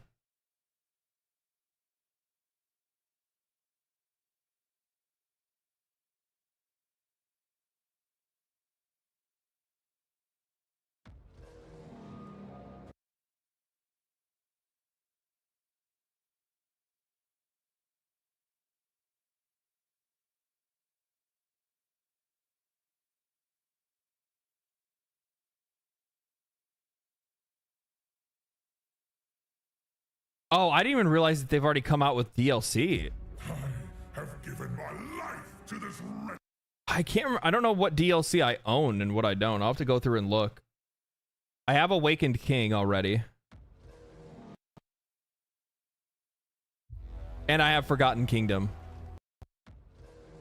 So I must have bought like the deluxe or something like that then when I bought it, so that I got like all the future DLCs or something maybe. I'm not really too sure.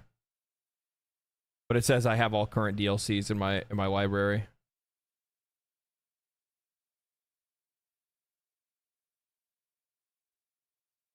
Two out of 3 for the year. Oh, okay. Is that what it is? All right. Yeah, I can't wait for this, man. It's gonna be great. All right, let's see if IGN cooks with this Dragon Veil or Dragon Age the Veilguard exclusive hands-on preview.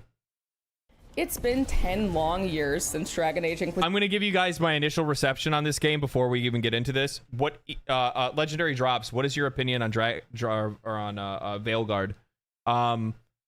Nothing from what I've seen gives me any confidence. A lot of the dialogue that they've had around the game from both journalists and from the developers hasn't done anything to really fill me with a lot of faith. Because it's always been conversations around things that have nothing to do with like whether or not the game is fun or enjoyable to play or interesting to play. I also don't really like the direction they went with the art style or the character designs. Yeah. Like I think the environments and stuff look good, but it's also like too like hardcore into like the neon Fortnite-y, like, you know, high contrast color schemes and stuff. I'm not really a huge fan of that kind of stuff.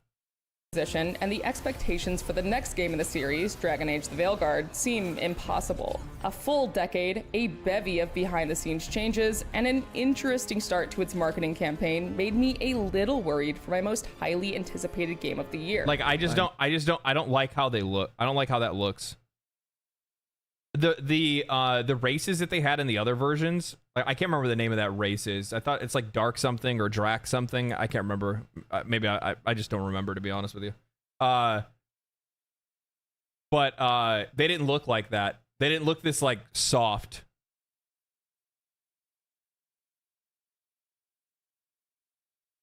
Like this game just looks so soft, and it didn't used to be soft. And I don't understand why it needs to be soft. Yeah. What you've been through would break most people. But one of my biggest concerns, based on early previews, was that it could be headed in the direction of being a linear action game. It looks like he's from a Saturday morning cartoon. Yeah, it does kind of look like that. While Dragon Age is known for changing its style with each installment, I hoped dearly that it wouldn't lose too much of the DA DNA I fell in love with. After hours of hands-on time spread across 2 days, I'm pleased to say that I walked away with excitement and curiosity, but mostly relief to wave.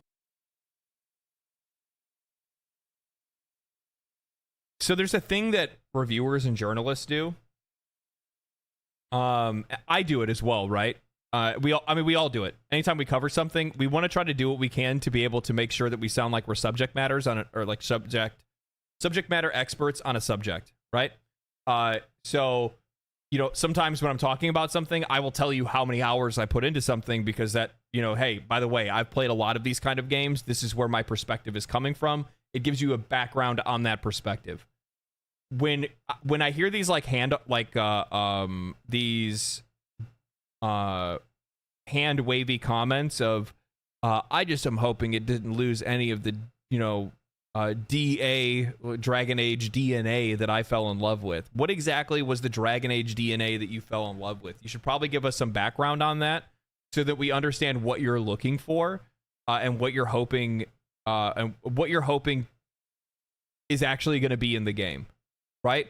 Because if it's just the narrative and the characters, well then yeah, you're probably going to be able to see that they're still there because the characters are still there, right? But I don't know. Because none of this is recognizable to me anymore. Many of those concerns goodbye. That looks cool.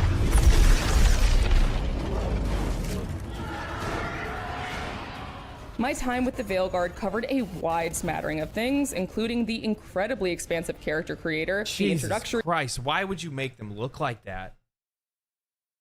Why would you make her look like that? It's just so goofy looking.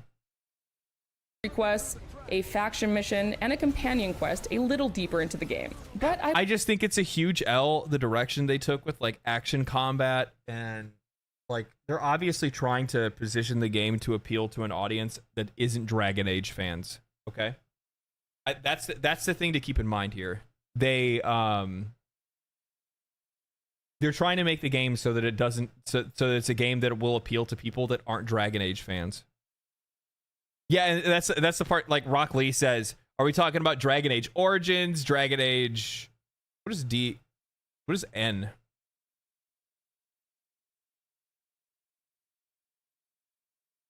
There's a lot of different versions of Dragon Age, and they've gone through iterations. I know the other one's Inquisition, but I don't know what Dragon Age N. What was N? Must have not played it. I played Dragon Age 1 and 2, and I played Origins. I did not play Inquisition. And from my perspective, as somebody that's played those games, and I look at this, like, and even this is it's a far cry from what I saw from Dragon Age Inquisition. This looks like it's being made to be able to entice audiences that are not into Dragon Age. And while I think that's fine, like you want to try to make games for those kind of audiences, like keep in mind that like the audiences that make Dragon Age and made BioWare who they are, that you still have to be making a game for them. You can't just forget them. You can't alienate them. You can't ruin their experience. You need to be able to find a bridge to be able to bridge that gap and bring new players in while still being able to keep the existing audience happy. I was mostly pleased with my ability to just explore Northern Thedas in all its gorgeously designed glory, experiencing a setting in Dragon Age lore that we've really only heard about. To be clear, the Veilguard isn't the open-world playground that Inquisition was. As game director Corinne Bush has previously stated, it's more mission-based. But what impressed me... I don't know how I feel about that. It's more mission-based. I mean, I still want some exploration. I don't need a whole lot or anything like that. I mean, I guess Dragon Age... Yeah, I mean, like, not a lot of the other ones didn't really have any navigation. You had, like, map navigation, and it went into scenarios and cities where you would talk to people and stuff like that. I just think it's a major L moving towards action combat, especially after seeing how well Baldur's Gate 3 did. Now, I realize that this game was already in development when Baldur's Gate 3 was in development, and even still, you know, when Baldur's Gate 3 released, right? So you're not going to completely uproot your entire play experience and make it turn-based because of the success of Baldur's Gate 3, but... the one thing I'll say is this. That turn-based combat was a part of the soul of the game, and now that's been removed, and it's going to change the way that it feels. It's going to change the way that you feel about the game, and I don't know if that's going to be a good thing or a bad thing, especially for the like existing audience of the game. After the first few hours was how much exploration can still be done in the various regions, as well as the impact the player character, Rook, can have on those regions. And there we go. Easy. Wow, isn't that something? Consider it something of a mix of Dragon Age 2 and Inquisition. The more streamlined approach of the former with the geographically and socio-politically diverse world of the latter. Okay. Of course, some of the bigger art style, combat, and gameplay changes will be subject to personal taste. But after my time with the Veilguard, I left feeling like these 10 long years just might have been worth the wait. As fans have already seen from the first gameplay trailer, players are dropped right into the city of Minrathous in the middle of the action as Solus prepares a ritual that will devastate Thedas. Luckily, our old friend Varric has recruited you to help, and it barely takes a couple of minutes for the game to put the focus on Rook.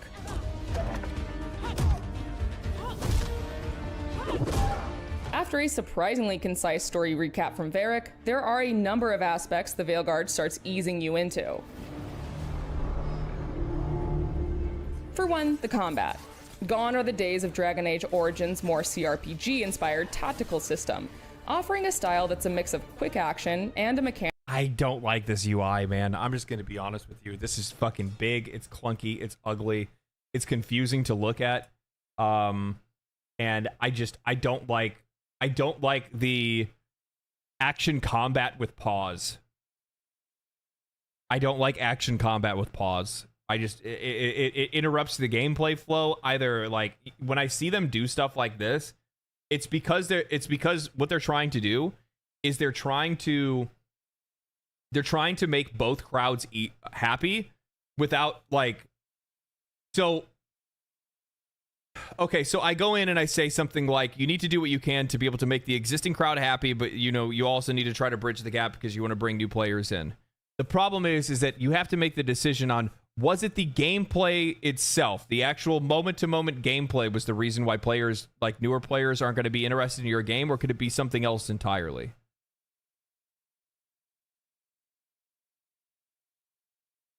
So you run yourself into a situation like this where you're like, I want to bridge the gap and I want to bring in new players, and then you just bring out a wholly worse-ass fucking combat system. Will there be modders for this? I have no idea. I couldn't tell you. I don't think there is a... No. It's an EA game. No. EA doesn't allow modding for their games.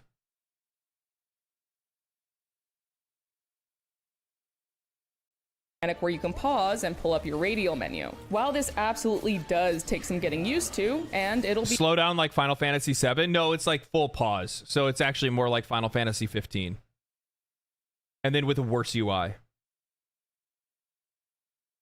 So you could be Baldur's Gate 3, but you choose to be budget Mass Effect? Basically, yes. Yeah. They just went the Mass Effect route with this. So for the most part, that's what this is. It's really just a copy of Mass Effect style combat and gameplay with a shittier UI. And yeah, I just don't like the combat and gameplay just does not impress me at all. I just don't like the look of it. The funny thing is that in a lot of cases, a lot of people are really like, a lot of the conversation around this game is really being focused around like virtue ethics and stuff like that more than anything else, or identity politics. That has nothing to do with my criticisms when it comes to this game. 90% of my concerns are the gameplay, and this goes back to that conversation I just brought up in my recent video.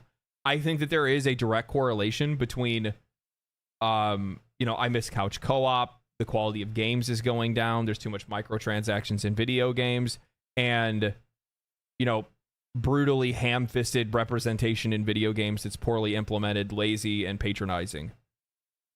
There is too much focus going into things that matter the least to players, so far as like being an actual product and a good experience. And what it's doing is it's creating I'm imagining that it's creating a work environment where nobody wants to keep anybody honest. I'm wondering if it's creating a work environment in which people can't like criticize other people's work. Like it's like this really safe work environment, like super safe. Oh, the combat? It looks good. I'm sure people will like it. Oh, the character designs? It looks good. Good job. Good job, everybody. I'm sure this game is going to do well. Oh, people are complaining about the way certain things look online? Don't worry, guys. They're just bullies. Okay? Now, everybody, I made cookies. Like, that's what I'm imagining at this point. Like, super fucking soft workplace where criticism isn't there. Because, like, there's certain things that I see in games today that I'm just like, how the fuck did you let that through? Like, don't forget the pizza party. Hey guys, tomorrow's casual Tuesday. Don't forget, you can come in wearing your jeans and your Bob, you're gonna wear a Hawaiian shirt, aren't you? A gradual process to create what could be a highly customized build while learning all your companion's different abilities. It didn't take me long to actually start having fun with it. I largely played mage and rogue builds during my hands-on time, and also quickly started to lean on certain companions' abilities. For one, the mage healing ability was essential. For one particularly difficult remnant, I basically established a pattern where I was only using Balara's mana to heal me, dodging and playing it safe when it got too risky. Nev's ability to Okay. slow time was also one I kept returning to, offering a bit more control on the battlefield when the situation got a little too fast-paced. I mean, the comboing stuff honestly doesn't really look all that bad. I'm not really like pissed off about that. It's more or less just like that fucking UI is horrible, dude. Like, holy shit, it looks like ass. Every single time they pull it up, I'm just like, bleh. Bleh. And for you glass cannon builds out there, you'll Like, my question is it why aren't you just using like a trigger hold and it changes these buttons down here instead and then changes the portrait? Or fuck, this one's crazy, all right? You can switch characters. Wouldn't that shit be wild? I know that's like, that honestly, that's probably some like PS6 Pro level shit, right? Like, we're talking about shit like way out. Like, we're probably not there yet. I don't think you like switching characters in a game. I know, guys. I know. I'm a dreamer. What can I say? I know, a visionary of sorts, maybe.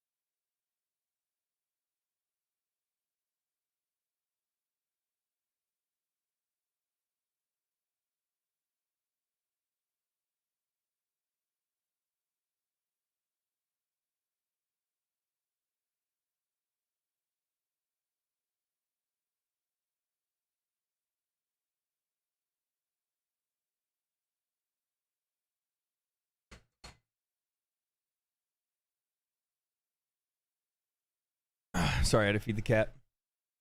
Mobile games have better UI. They should not be in the position to decide that, or is it going to come to mobile too? I have no idea. want to have a warrior around to taunt your enemies out of your way. No problem.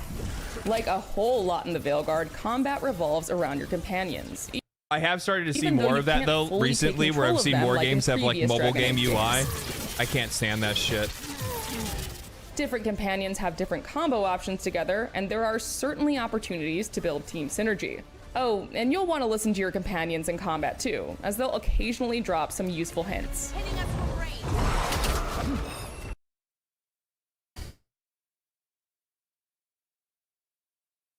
There's some shit that they say, and I'm just like, why the fuck did you say that? Like, why did you, like, there's some things the NPCs say that are very helpful. Attacking from range. Moving to the front line. That's like saying that, like, your NPC companions in fucking Dragon's Dogma say helpful things. Wolves hunt in pack arisen. But combat aside, your dialogue choices, your rook's background, and the Tough foe ahead. frequent decisions you make are immediately important, which shouldn't be too surprising for fans of BioWare games. The dialogue wheel is back, of course, as is the approval-disapproval system. We haven't got a lot of time. God of Barracks War said all you over had- again? Oh, fuck. Oh, Atreus. Good lord. That kid never learned to shut the fuck up. Quiet, boy. Boy. Boy. Boy. Boy. On Solus? You get right to the point. But I was surprised to see that the Veilguard actually Here arisen a ladder. That shit pissed me off so much. The amount of times that I tried to find the fucking ladder they were talking about and could never find it. Or they'd point to a ladder that we already used. And I'm like, bro, we've already been up there. And they're like, yes. But it's a nice ladder. Okay, dude, whatever. Explains the consequences of some of your dialogue choices in very clear terms. See, you say that. It's a variation of the so-and-so will remember that system, but more specific. But we do have Nev's location now, so... Take, for example, my first confrontation with Solus, aka Fen'Harel, aka the Dreadwolf. I chose a more sarcastic, humorous approach with him, and at the end of our confrontation, text on the side of the screen informed me that I have traded verbal jabs with Solus. This is your responsibility now. Oh boy. It was far from the only occurrence of this sort of text, and it leaves me curious as to how your relationships with various characters will build and branch out over time based on your attitude. Speaking of consequences, it quickly became clear to me that there would consistently be tons of choices in the Veilguard that'll have lasting results. It probably sounds like I'm stating the obvious here, but I got the sense that even more of these kinds of choices might be peppered throughout than the usual BioWare game. Right at the beginning, for instance, I made a choice that led to Harding getting injured, and she was still bruised up for the remainder of the next couple hours. I felt like a real jerk about it.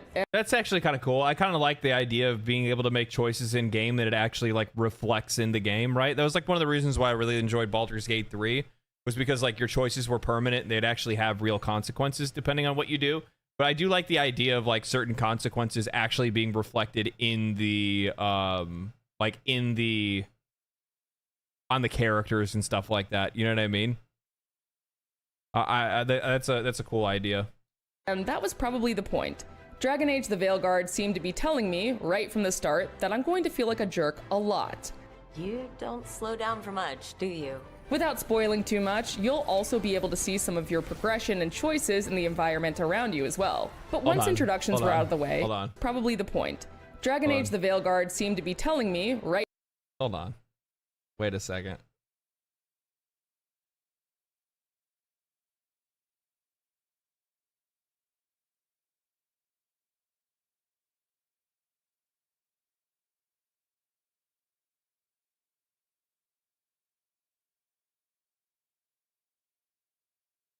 Now I know what this reminds me of.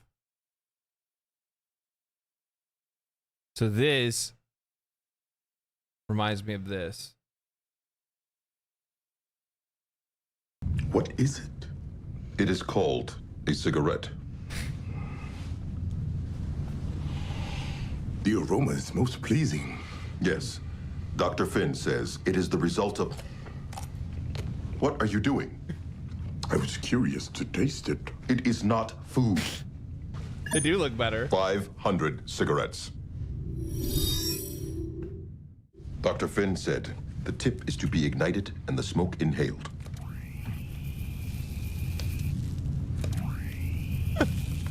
It's too good, dude. The sensation is wonderful. 500 cigarettes. I fucking love it, dude. 500 cigarettes. From the start, that I'm going to feel like a jerk a lot. You don't slow down for much, do you? Without spoiling too much, you'll also be able to see some of your progression and choices in the environment around you as well. But once introductions were out of the way, it was time to explore the wide world of Thedas and see its past and present collide. Shall we? Let's do this. I don't hate all the character designs. Like, I like hers and I like a couple of the other ones, but yeah, for the most part, there's just something super soft about it that I just, As mentioned earlier, one of my biggest worries was that the Veilguard could end up Do you remember what they look like before Veilguard? Yeah, I saw somebody do like an image comparison and it's fucking crazy how much they've changed the design from like game to game to game. Like it's almost like they changed like entire art departments. They probably did. Linear in its approach, they laid off and fired trading and shit branching a lot. gameplay for a straight line. And sure, the opening hours, essentially the tutorial zone, are a little railroady, save for a couple key decisions you have to make. But once you're past that and more established within Act 1, you're much more free to tackle quests as you please as you unlock more and more regions. Yeah, you do I'll believe this it when via I the see crossroads. For those of you who aren't brushed up on your Dragon Age lore, that's a nexus between the waking world of Thedas and the metaphysical realm of the Fade, through which the ancient elves would travel through magical mirrors called alluvians. You now use the Alluvians for that same purpose, and to unlock new regions, you have to fight through certain areas of the crossroads. Ronin the Oni, thank you for the prime, man. Appreciate that. Thank you so much. Before you can start fast traveling to them. Unlocking said regions opens up a vast network of areas, and not unlike past Dragon Age games, they're dramatically different from one another. As the gods' champion passed freely, so will you.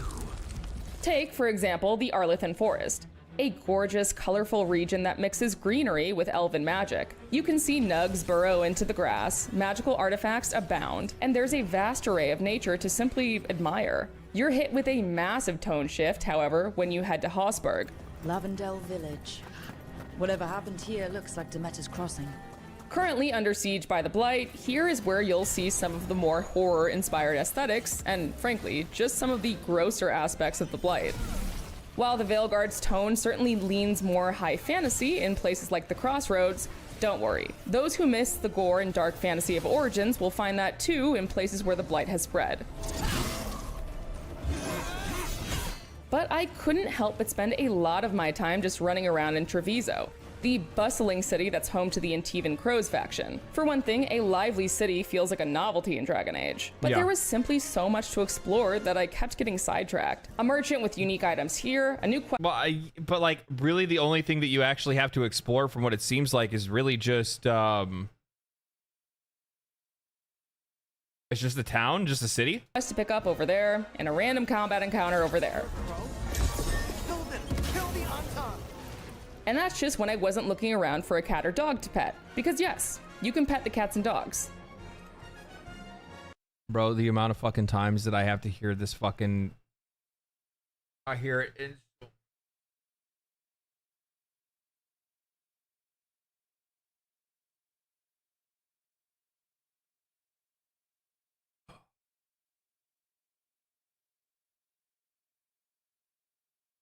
Bro, it's every fucking game now. It's like every game. And it's not even every game. It's also like every reviewer.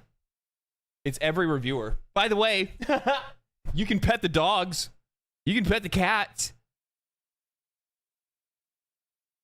My question is it like who's sitting here watching the trailer thinking to themselves, like, this is my question. They're sitting there like, oh my God, this looks so good. This looks so good. And they're like, you can pet the dogs. You can pet the cats. And they're like, fuck, I gotta buy this right now. Outside of the cats and dogs, there are some unique ways to interact with the environment as well. Each companion has an environmental ability, some of which came in quite handy for me. In my time in the Arlithan Forest, I frequently called upon Balara. The only reason I call it out and say anything about it is because I cannot tell you how many fucking times I've heard these reviewers talk about how you can pet dogs or cats in games, and every single time I hear them say it, they say it like they're the most original person on earth. Like every single time, like I've heard it so many times from reviewers. And by the way, I've heard it so many times from IGN reviewers. I'm not even talking about across platforms. I'm just talking about just with IGN. Add in the rest of them, yeah. Yeah. It's a bunch of people thinking that they sound clever when they're all saying the same thing. Whose environmental ability allows her to tinker with magical artifacts. In a nice quality of life feature, your companions don't even need to be in your party in order for you to use these abilities. As an aside, another one of my favorite quality of life additions is the fact that party banter pauses and picks up again later if you trigger combat, a cutscene, or anything else that would interrupt their dialogue. That's right, no more awkward standing around in order to hear the complete conversation. Oh, yes. If you're feeling overwhelmed, the difficulty and accessibility options do allow for about just as much or as little hand-holding as you need. For example, with one Antivan Crow's quest I was doing, I could turn the navigation on and simply follow the game's guidance, That's or turn nice. it off. I like the idea that you can actually go about doing things in a way in which you can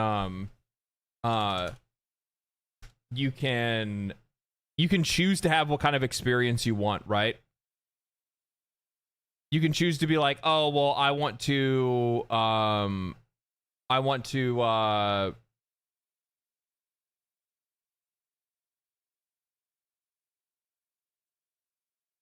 don't understand why this isn't working.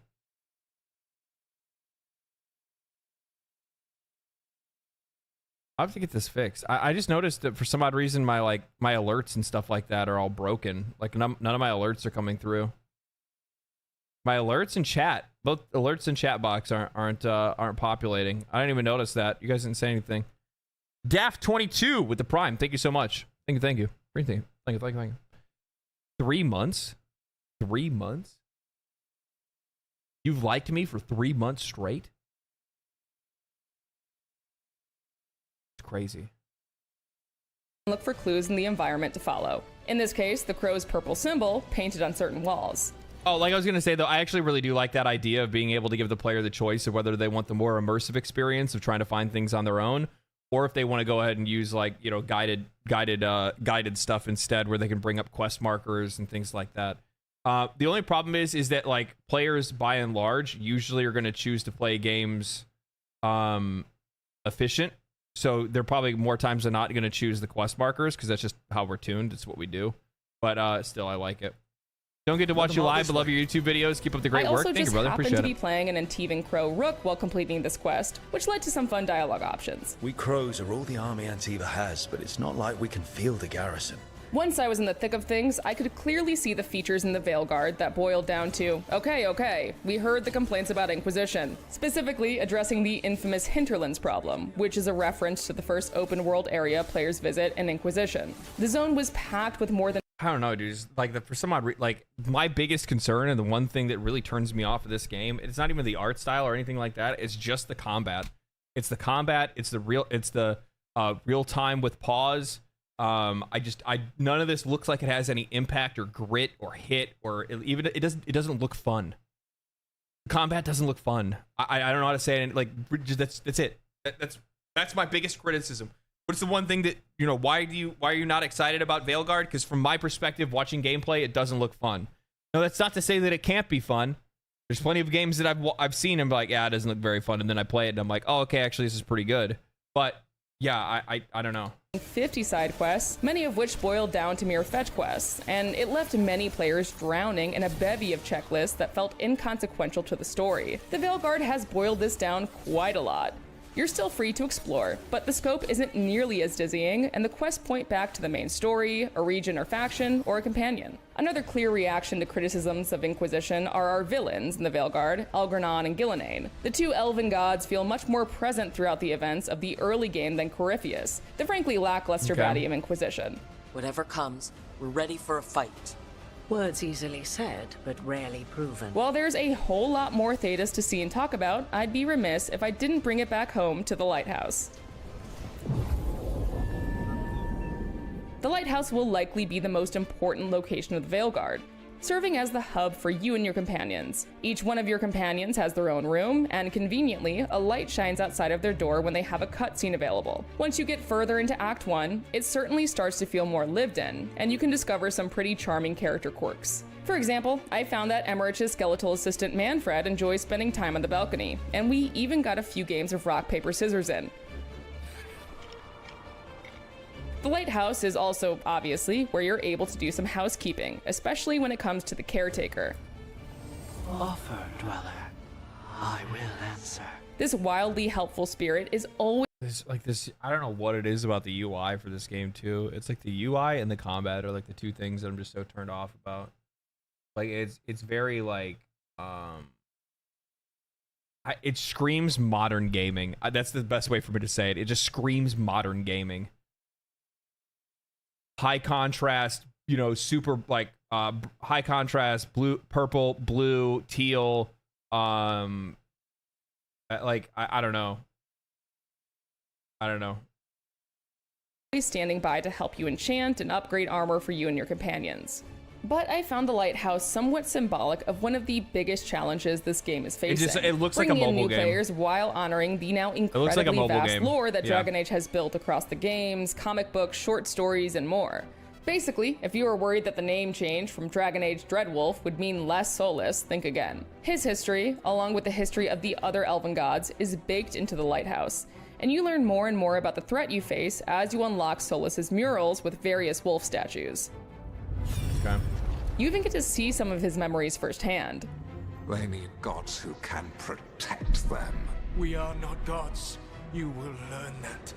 As a lore nerd, I very much appreciated this, as well as the various other callbacks to series history. The Origins fans will likely love the Grey Warden heavy quests, and we already know the Inquisitor will be involved in some way, as you can recreate them and select your world states in the character creator. But I do wonder if it'll overwhelm new players, which BioWare certainly seems to be courting with its action-heavy combat system. Yeah, I think that's one of the things that's like really concerning when you see games that are moving towards trying to invite in new audiences, but they also have such deep history, lore, and story that those players would have to get through to be able to get to it in the first place. It would be like today trying to design all of World of Warcraft or all of Final Fantasy XIV specifically for new players in the latest expansion. Like, what the fuck is the point of doing that? Like, what is the point of doing that? You know what I mean? That's why it helps, at least, to have something of an outsider. That's why it's supposed to be something that you're doing throughout the entire series and continuing to onboard people through there, not like massively changing the way the game plays so you can draw in audiences. You know, one of the things that I remember a lot of people were talking about with the success of Baldur's Gate 3 was that, oh, dude, this game would be so much more successful if it was an action RPG like Diablo or something like that. And well, now they're going to get their wish. Like Rook to take the helm of the Veilguard. Plus, the scrappiness of Rook reminded me a bit of playing as Hawke in Dragon Age 2, rather than the more Chosen One-esque protagonists of the Warden in Origins and the Inquisitor in Inquisition. Yeah, I saw Wolfie put out a video this morning or something like that. I didn't get to watch it. I wanted to watch the IGN one because he'd only put his video out for a couple hours, so I'd figure I'd keep my fingers off his video. I mean, I don't really post reacts and stuff on my channel yet, so, you know, but that day will probably come at one point, I would imagine. In short, a lot's changed in Dragon Age the Veilguard, but there was so much I was relieved to see stay. The focus on companions and romance, the rich lore, and a gorgeous world to explore. It goes without saying that there's still a ton of the Veilguard that I haven't seen, especially if it's as big as Origins and Inquisition. So, I want you guys to hear this perspective. Protagonists of the Warden in Origins and the Inquisitor in If you're asking yourself why is this reviewer specifically, or this previewer specifically so interested in the game or loves this game so much or seems to like the game or be so positive about it, you're gonna hear it right here. Inquisition. In short, a lot's changed in Dragon Age the Veilguard, but there was so much I was relieved to see stay. The focus on companions and romance, the rich lore, and a gorgeous world to explore. Romance, lore, and the world design.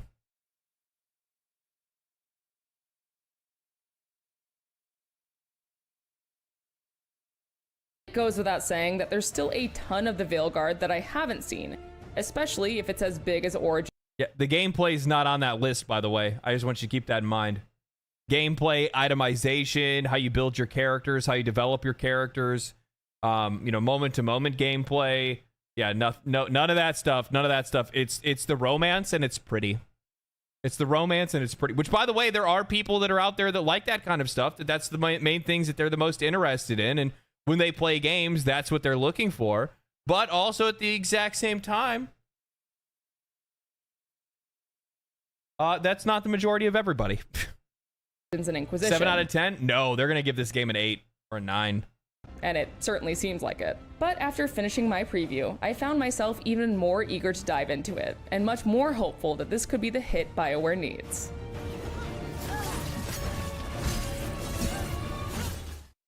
Or they'll give it an A out of 10. You know, activist out of 10. Maybe that's the route that they go. I have a couple friends that are excited for this game, but you can make thick characters. I have a couple of friends that are excited for this game because you can make thick characters, and for the shipping, there is no sliders for you to be able to change, like, you know, thigh, ass, and titty size. That's what you're talking about. I don't think so. I haven't looked at the character creator at all. I don't know how deep they went into it. You know, but to be honest with you, like when it comes to these kind of games, I'm not even worried about that kind of stuff in the first place. Like I'm not here trying to make like super thick mommy characters to play as or anything like that. I don't really care about that. I don't care about any of that shit. I just want to play a good video game. I don't need your character creator to be like next level or anything. I'm not one of those kind of people that do that kind of stuff to begin with anyway. I mean, I'm usually like, I'll be honest with you, like look when I played War Within or not War Within, New War, right? When I was doing New War and then it switched over to my operator or my drifter. My drifter was literally the default drifter with changed hair color. I don't fuck with any of that shit. I don't care about it.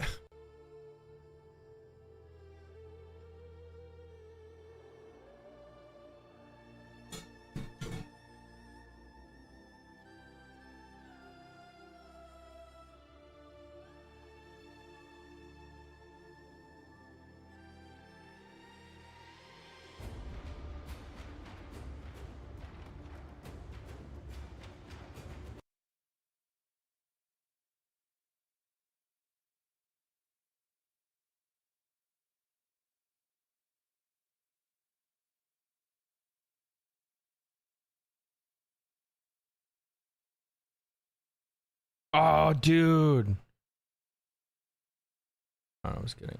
I thought I uninstalled Warframe. Not yet.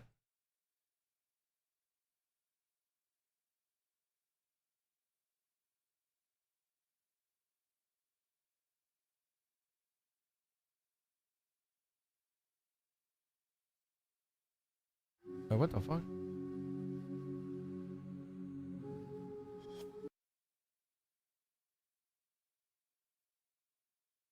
Let me bring up the game.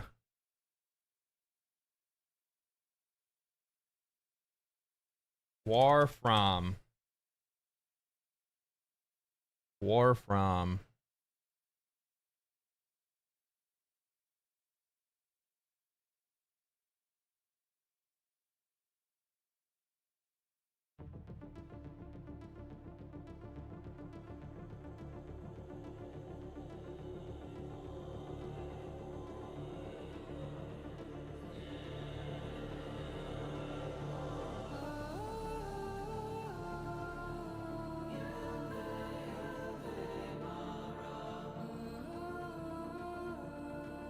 Have a good one, LD. What the fuck? Where are you going?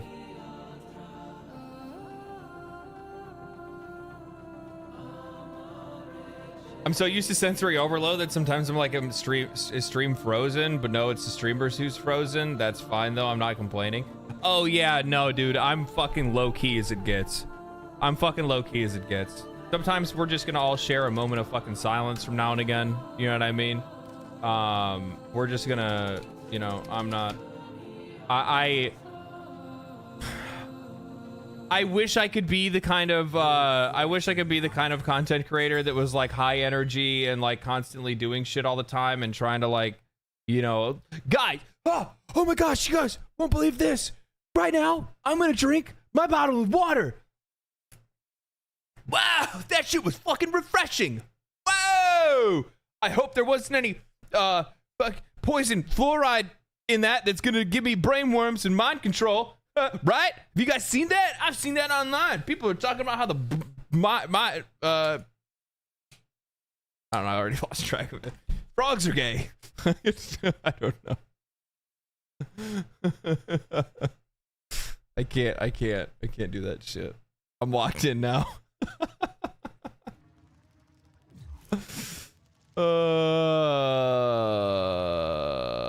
Dude, I'm so mad that for some odd reason, like none of my shit's working on my fucking thing. Like all my widgets are broken. My widgets. What the fuck?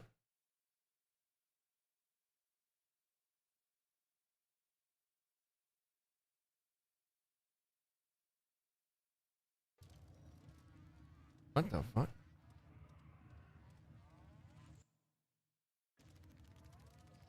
I wish more people watch you. I mean, I wouldn't be a fucking stranger to that. That sounds kind of cool. But also at the same time, I mean, I got like 200 viewers right now between Twitch and YouTube.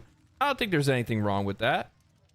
I don't think there's anything wrong with that. That's pretty fucking good, man. It's hard to get people to come watch somebody live. And plus, on top of that, like 9 times out of 10, you got to keep them like most people don't really like, they like the YouTuber, they hate the streamer. You know what I mean? They don't want the mask. They don't want the mask to come off. I can't keep borrowing Letty's forever.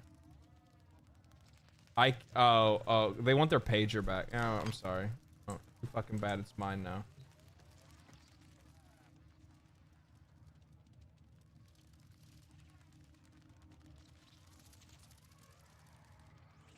Oh, I was like, what the fuck is it? There's like some weird message that popped up at the bottom of the screen. I love your videos and content is amazing. Ayo, Warframe? Yeah, I play this game. A little bit.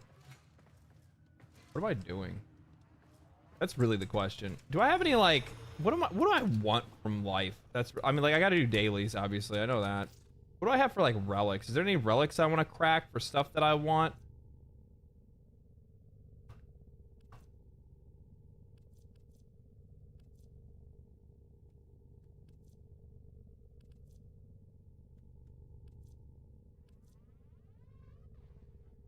I don't know. Like, what do I want to work on? Like, I guess I'm working on getting shards and getting a good build together for probably Saren.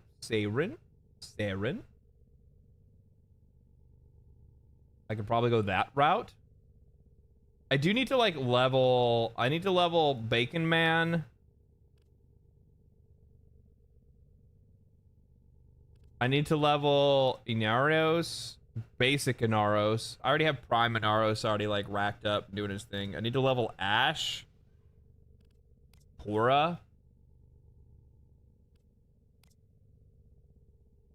Dynax, Zephyr, and Varuna.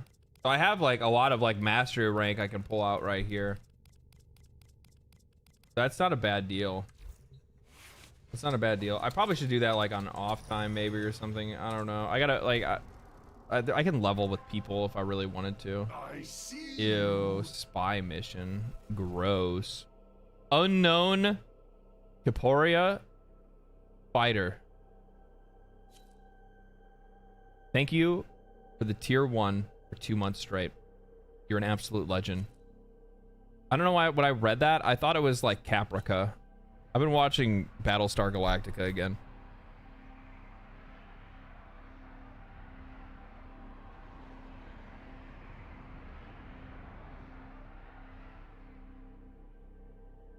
It's literally like, bar none, probably the best science fiction show ever made.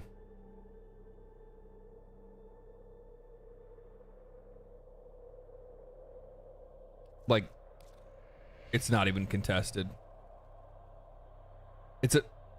It's the Brazilian fighting method? I don't even know there's even a thing. Battlestar Galactica was my first FAP.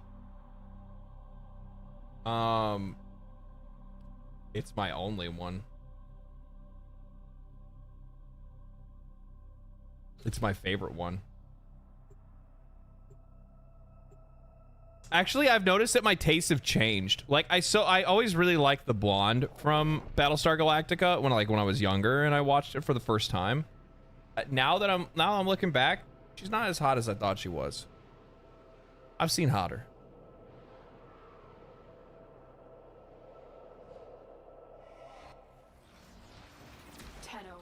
I need you to get inside enemy data. I can't remember her name. I think she's number 6 or something like that. She's one of the Cylons. She's a Cylon. The goddamn Cylons. Wait. Am I fucking? Where am I going? Oh, there we go. Boom. Stay focused. There's a heavy unit approaching.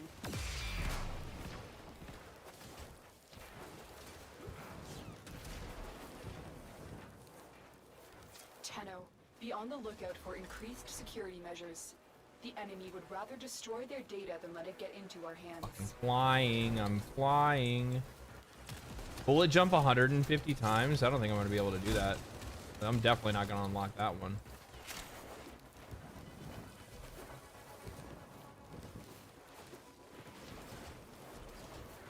Damn, I'm fast. Please scan me, motherfucker. The target console is nearby. If you trigger the alarms now, the enemy will start destroying data.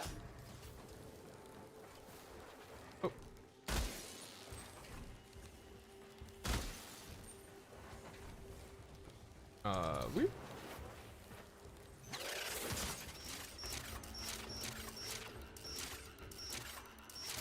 Excellent work.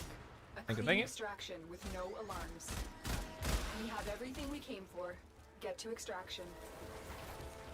We're done? Okay, there we go. Oh, wrong way. Item star. No. You guys ever like look at a box and you just think to yourself like what you think the loot is gonna be? So you're like, this is definitely gonna be an item star, and then it's not there and you're disappointed. And then it does happen and you think you have like the power to see the future. I do that.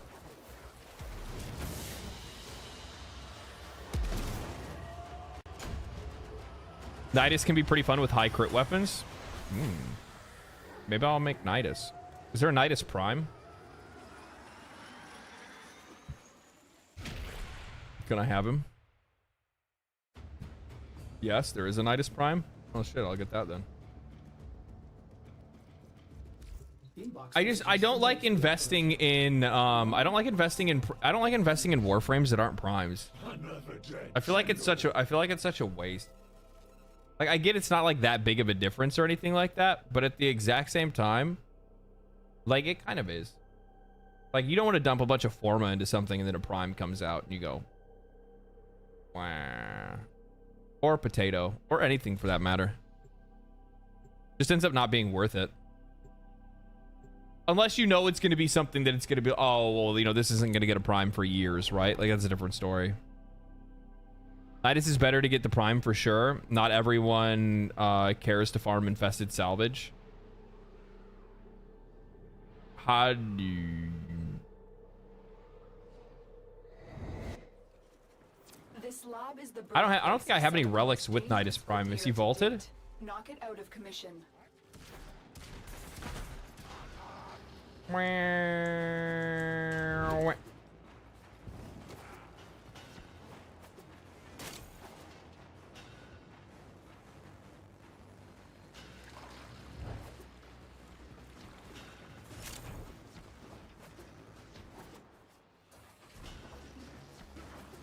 You know, with so I've been seeing a lot of people lately commenting on some of my videos, talking like I've popped up in conversation a lot recently within the Destiny 2 community because people have been watching the Warframe as a wake-up call. And while I love Warframe and it's a fucking insanely incredible game,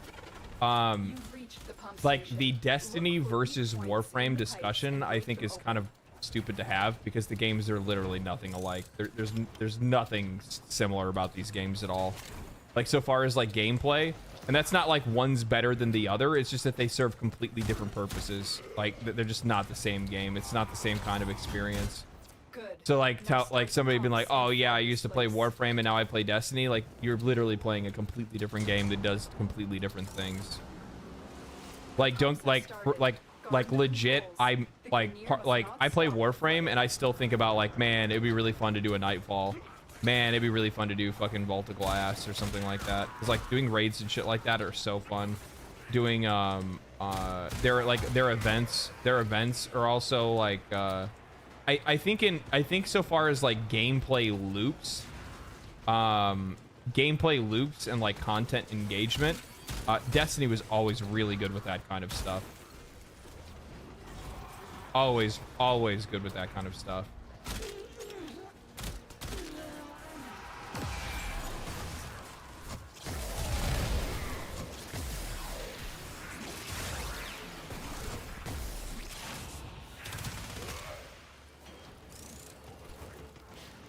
Warframe is so much faster paced.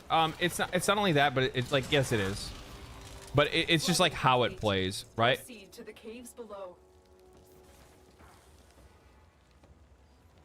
I play both. Weird to see Aztecross, basically our Titan patron of YouTube, react to your video. Yeah.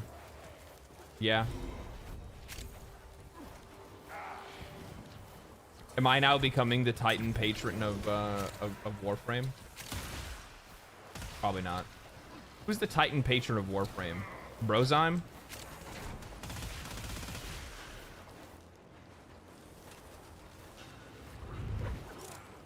Actually, I don't really think that like I don't think the Warframe community is very like united behind like a content creator or anything like that.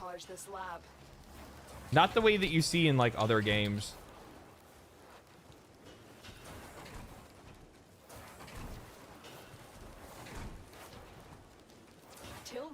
Why do I get fucking lost? There we go. Neutralize them.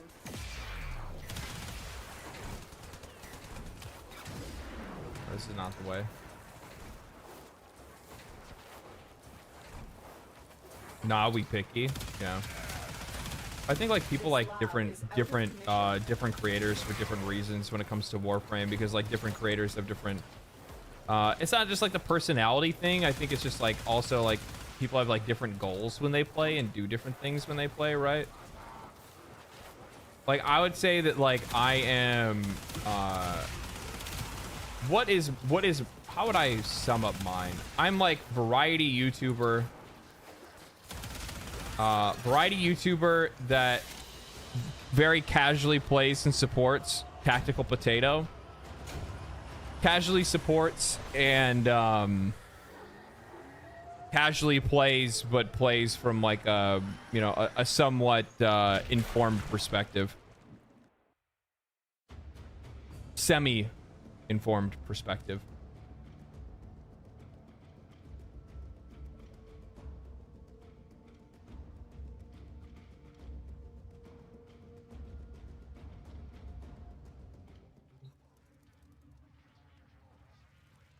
Yeah, I think people like folks that like fit certain roles. Like there is definitely like probably people that are really interested in like try hard players and stuff for sure. I could see that.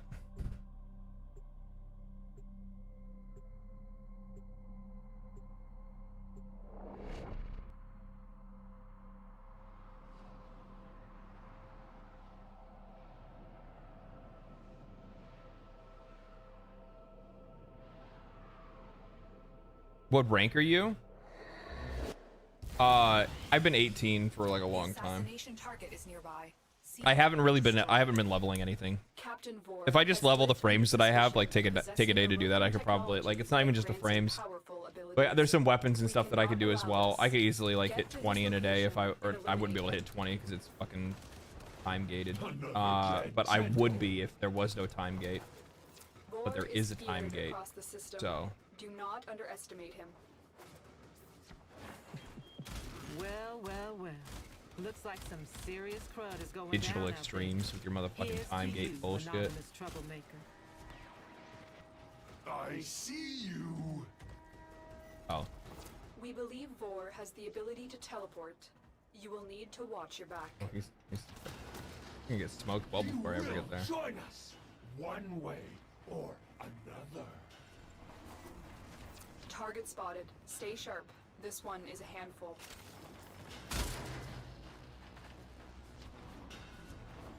It's crazy how often I play with like, with like some of these veterans that pop up and fucking chat and play.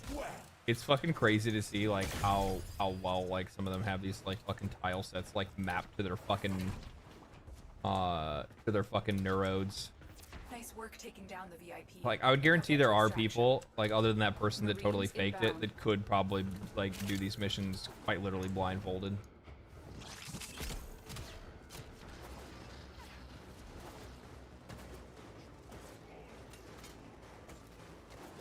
Okay, I'm gonna walk up the stairs like a normal person. Jesus Christ, I didn't know. I didn't realize I was that far behind. What do I get for reading chat? There's a heavy unit approaching. I'm running into walls.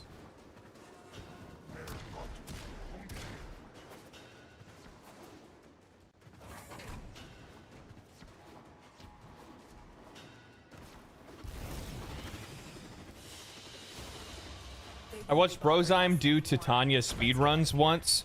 I couldn't figure out what the hell was going on. Yeah, I could probably see that. I got these tiles in my muscle memory. I would guarantee you probably do.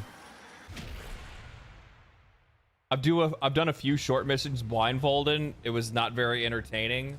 About 40 minutes of bumbling about, as you'd expect. Yeah, I would imagine that's probably what it would be.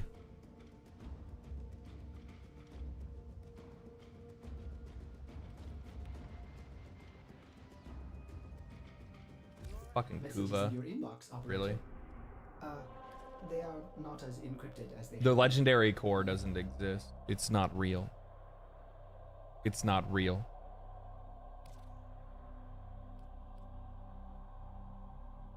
Oh, Raya got disconnected. You are a good Warframe content creator, though. Very enjoyable to watch. I think there's like different ways to like be a streamer, and I think that like initially when I first got into it, like I thought that you had to act like everybody else or do what other people do or try to like mimic, you know, how people try to choose to entertain folks. And that's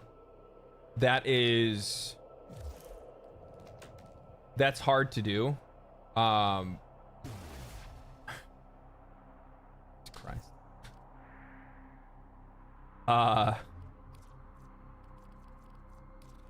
And yeah, I just do my own thing, man. I just play off of you guys and whatever you guys want to talk about, and if you guys don't have anything that you want to talk about, then I just come up with something on my own. You know, it's something crazy. So I saw it because I saved it and I was going to talk about it, but I think it's like really fucking funny to see like how much of a meme like American politics has become over the last few years. I'm not getting into actual political conversations, you know, left, right, Republican, Democrat, or anything like that. It's just I just found it like really fucking hilarious to see how people were like, you know, because Taylor Swift is endorsing, you know, Trump. Like these are like major W, or not Trump, but Kamala or whatever. Like this is a major W. Like, dude, look how oh dude, you're fucking cooked. This fucking this singer that makes songs endorses you.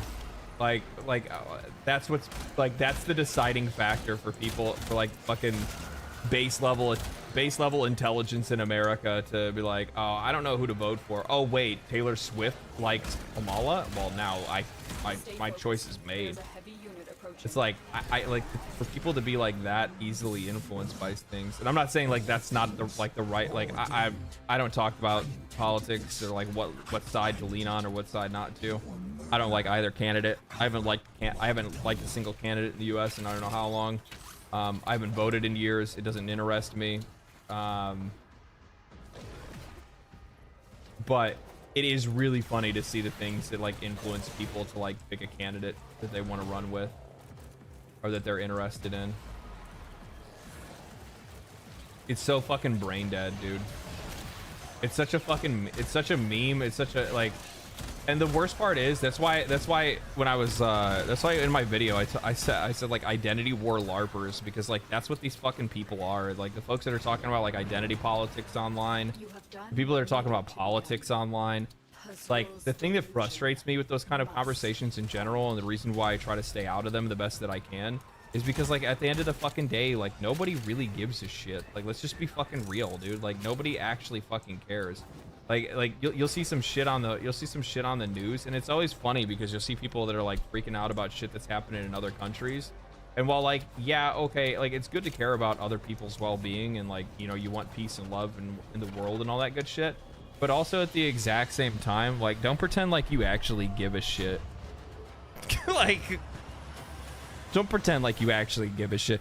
It's so funny because they like these are people that I can easily picture that go out and live their day-to-day life as a normal fucking human being, worrying about themselves, their friends, their family, and stuff like that. The minute they get online, it's just like like fucking world's on fire, their life is over. I don't know, man. I can't sign up for that kind of stuff. Mia, how you doing? Excited for Magic this weekend? I can't wait to, dude. I seriously, I look forward to Saturdays. Saturdays and Tuesdays are my Magic days. I've been having so much fun playing Magic the Gathering lately. It's not even funny. I'm fucking hooked. I'm fucking hooked. I'm in fucking deep. Now, while I haven't been playing Magic for very long, right? I've not been playing Magic the Gathering for very long at all. One thing I'll say is this.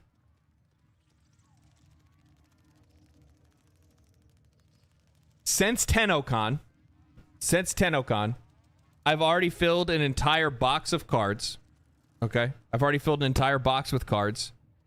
Those are commons, uncommons, instants, sorcery, spells, artifacts, enchantments. They're all in order. They're all in order not only by their I've ordered them not only by their rarity but also by their type and their magic alignment. And then I also have a deck box here with two fully built decks as well. Two commander decks. Commander's the only thing that I've played so far. And then I have another deck that I could have gone to pick up today, but I don't think I'm going to be able to.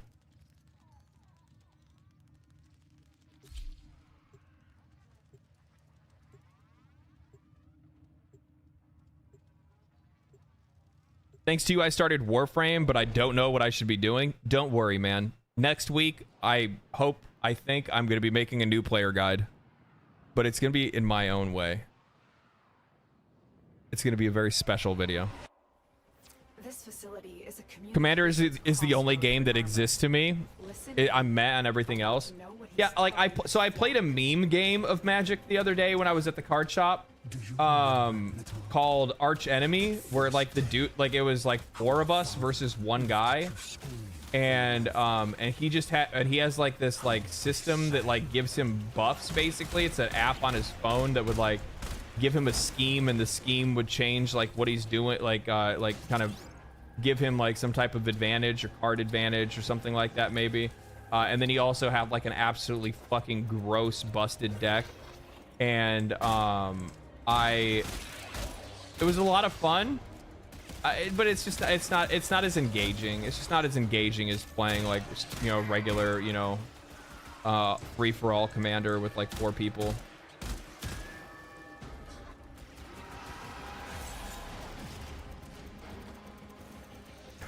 All the new Duskmourn precons have Arch Enemy decks included. Oh, do they really? Is that how they're all built? They're all built to be Arch Enemy decks? That's kind of toxic as fuck. I don't know how I feel about Duskmourn, to be honest. Like, part of me kind of likes it because I like horror themes, but I just don't really like how this is in like this universe. I don't like in Magic the Gathering specifically. And then I saw like they're doing like the Chucky crossover cards for Secret Lair, and I'm like, meh.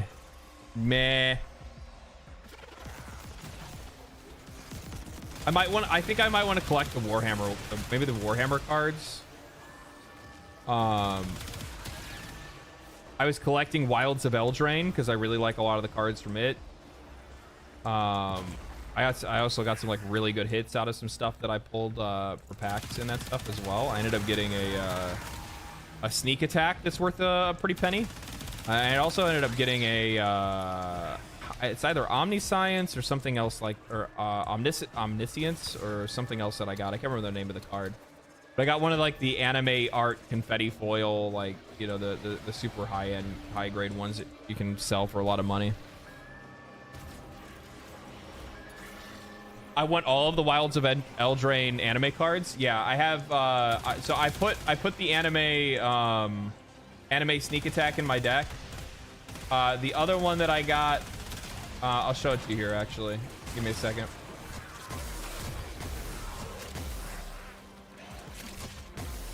I'm just holding my ground here.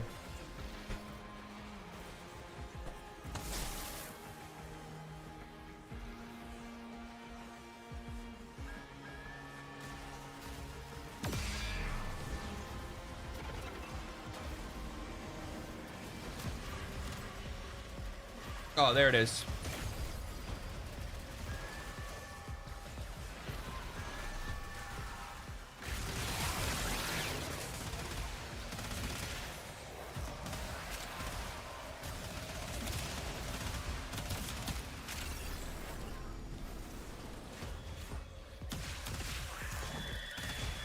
I got this one.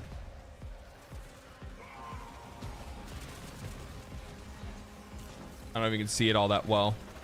Greater Auramancy.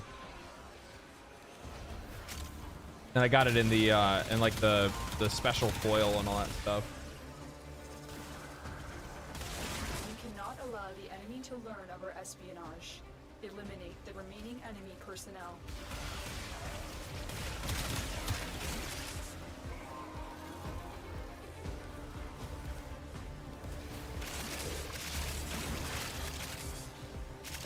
Look at them cores. Give me the loot. Give me the loot. Give me the loot.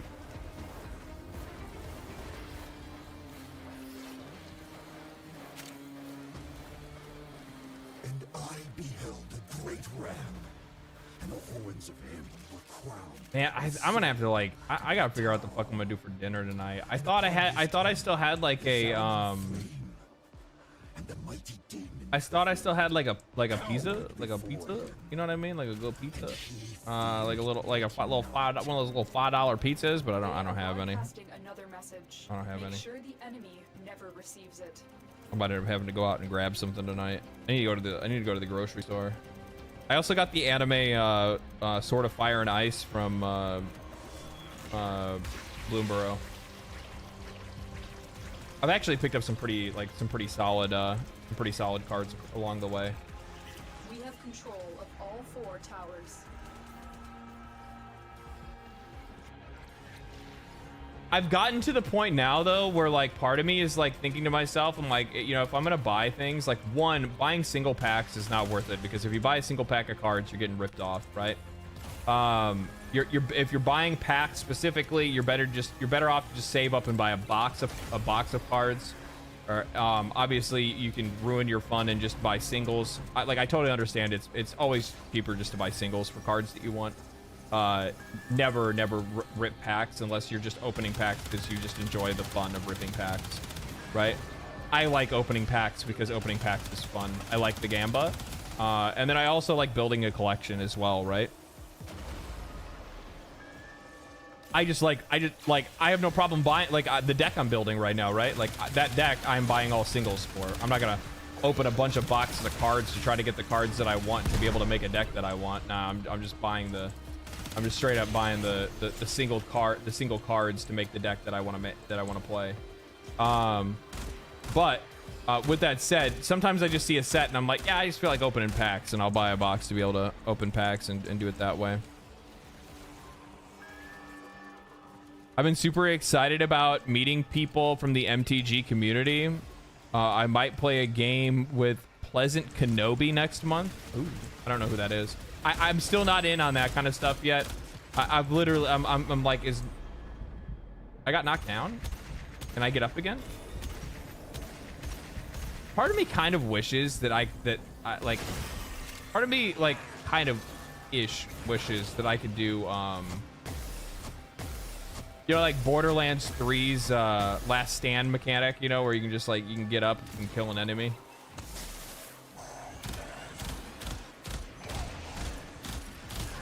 The enemy have captured a tower.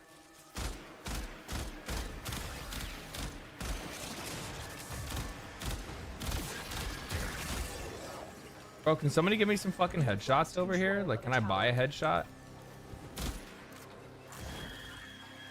Did you just shut the fucking door on me? The enemy have taken a tower. You must recapture it. What's going on?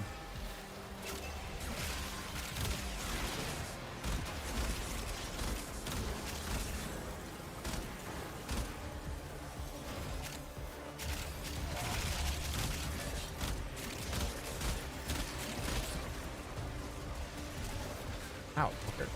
Fuck off. Alright, fine.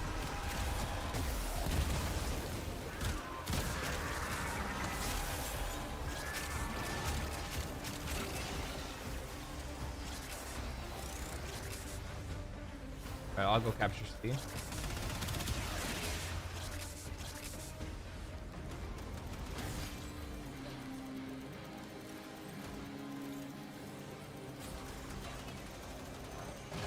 We are dominating.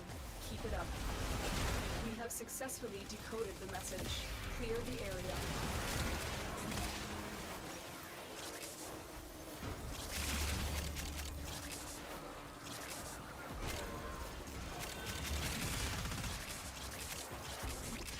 Got it. We're good. We're chilling. We're vibing. We're good.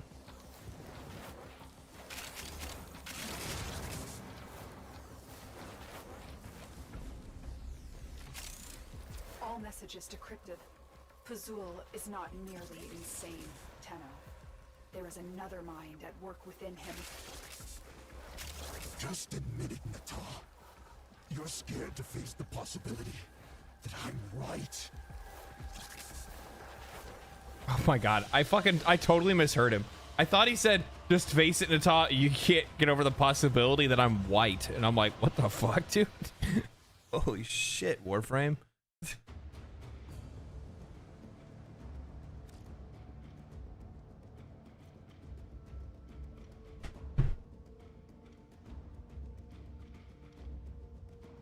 Technically you can. It's an operator ability. I didn't know that. Fazul starting his own right-wing podcast. That'd actually be really funny. Okay.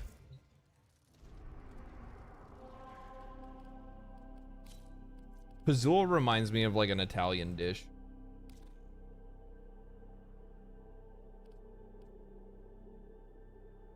Maybe I'll order like some pasta. I can't remember. Maybe I actually bought pasta stuff. I can't remember if I did or not. I thought I did, or at least I remember. I don't know. I have to look. I have to look.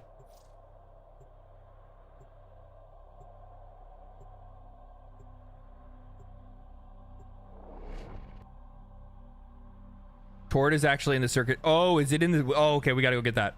We're gonna go get that. We're gonna go get that. And Toxis, right? And Toxis, right? We'll get them both. I'm not gonna miss it this week. Era always dreamed of power. It's how he was shaped. I need a new level to weapon. I need new weapons to level up anyway. We'll get them both done. Take the Archon down.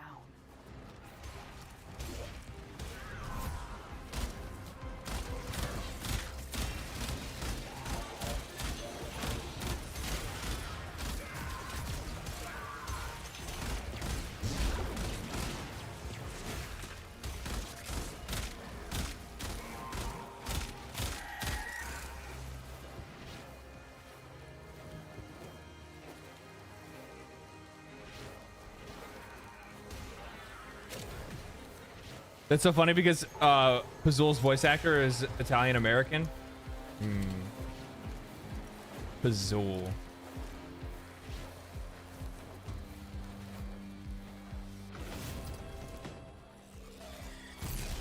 Boreal is here. Strike fast. Use cover. And do not let him heal.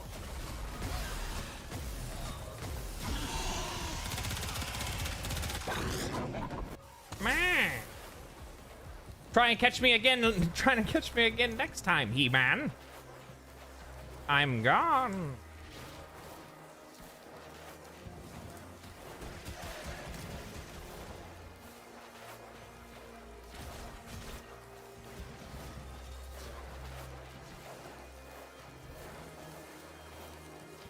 Sounds more like the Monarch.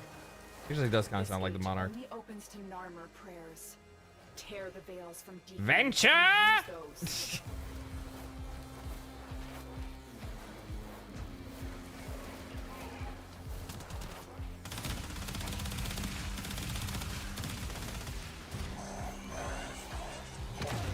Oh god.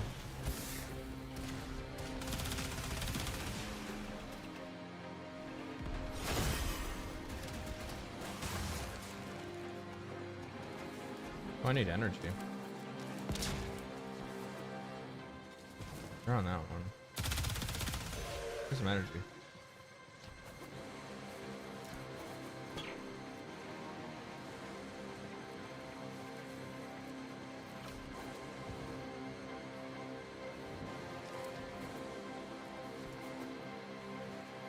Oh, okay.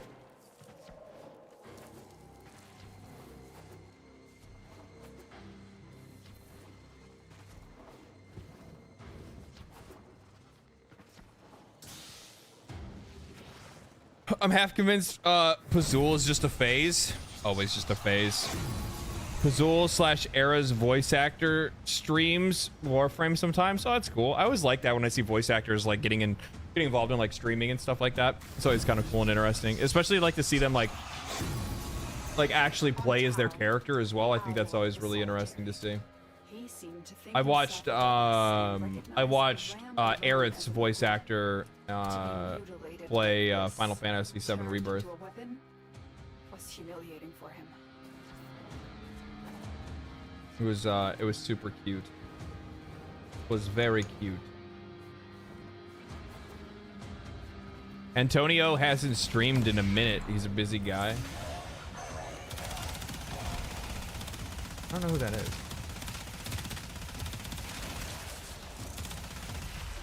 Wait a minute. Oh, is that the name? Is that the name of Pazul's voice actor?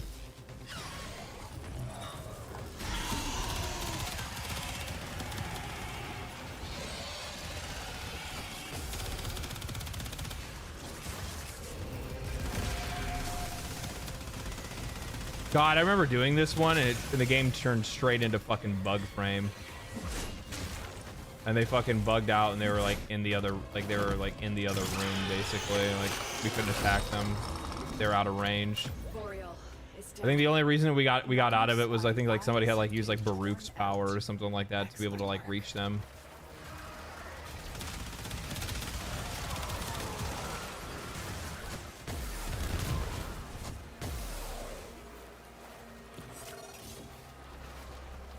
Oh, wait, hold on, let's finish this up real quick.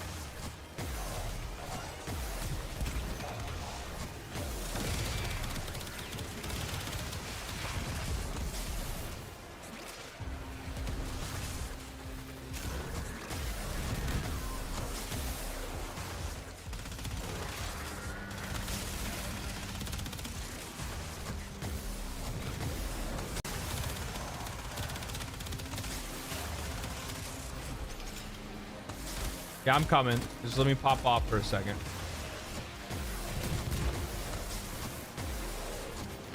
There it is. Hot mama. Hot mama. Coming through.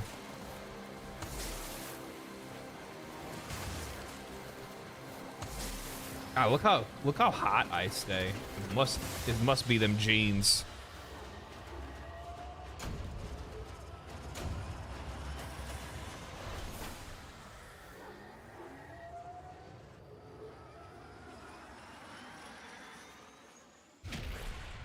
Ooh, hot. Oh, fast food pasta place near your house. There's fast food pasta places. I mean, I'm just, if anything, I would just order it from someplace. I think I have stuff to make pasta, if I'm not mistaken.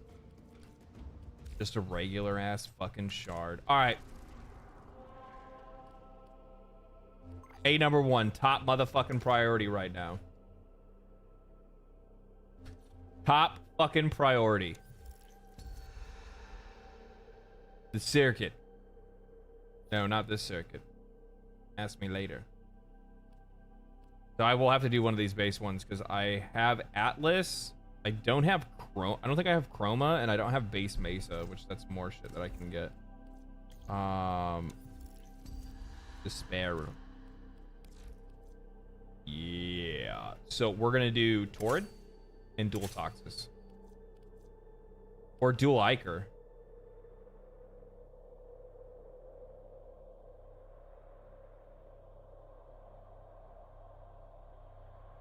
Oh, wow.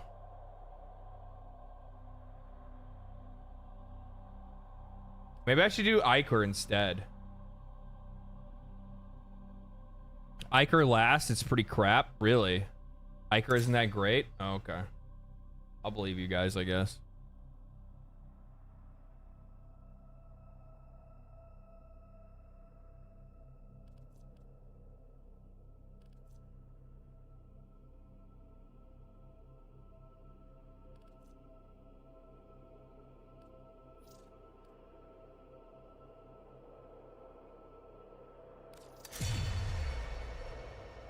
Okay.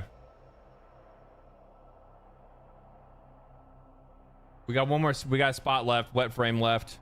We got kicked out. Not really sure. Outside Cetus, you may derive sustenance from mineral-dense termite droppings, which the Ostrons call Ito Da. You may also never form a consonant again, but at least you will not be dead.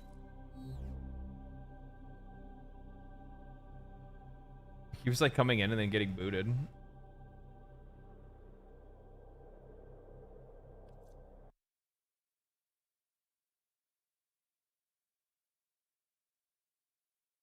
I'll wait while the spot fills.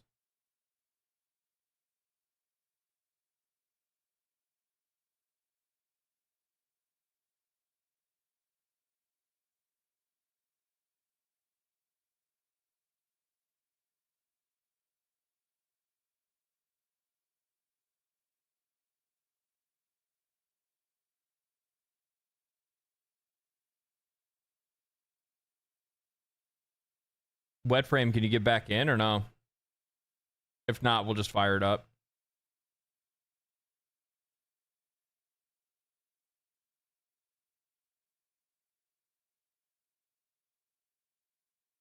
Iker is amazing with melee influence.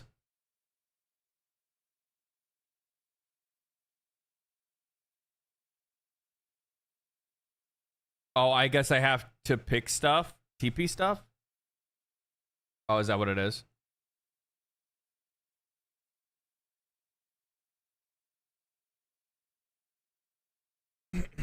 Just get the free shit, man. Get the free shit, man.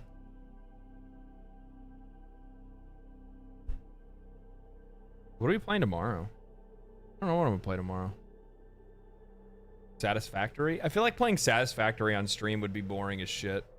That's just me, though. That's just me, though. Give me 1 second.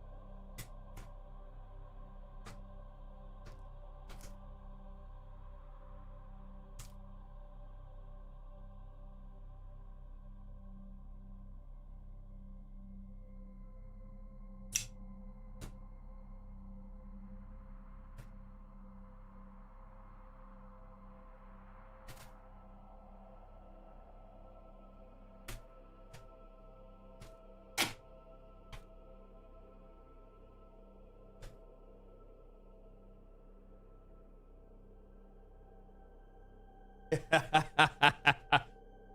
me try to protect my address real quick here. Look at this. I want to show you guys some. You guys want to see an unboxing? Want to see an unboxing? There's no address on the front of this. We're good. I'm gonna show you guys an unboxing real quick. We're gonna have an unboxing stream. The finest of beef jerkies. This right here is wild boar. This right here is peppered beef. This right here is garlic and onion.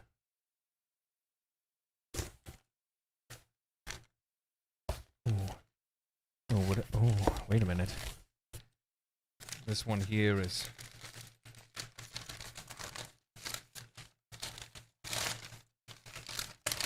endangered child. I mean, this one is morel and Swiss hunter beef sticks. These are super good.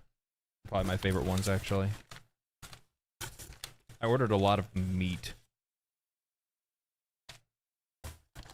I also ordered for somebody else as well. This one is more peppered beef. That's paper. And then I also have another stack here.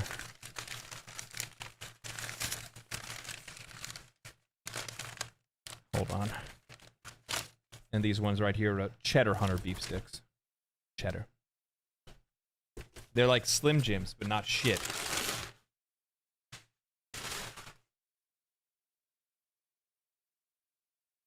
I need to throw this stuff in the fridge. All this stuff is supposed to be refrigerated.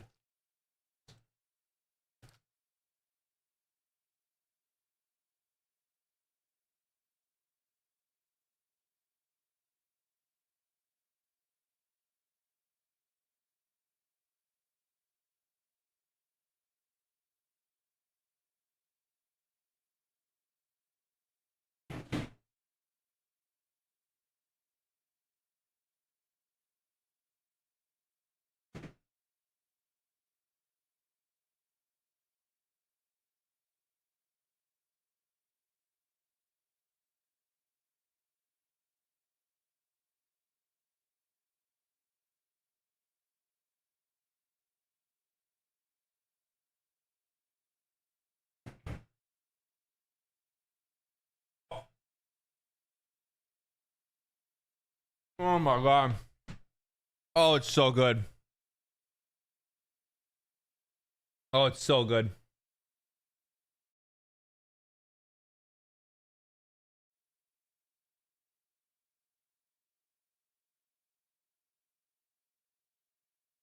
No, kitty, it's mine. No. No. Cats don't eat cows. I guess you probably could, but...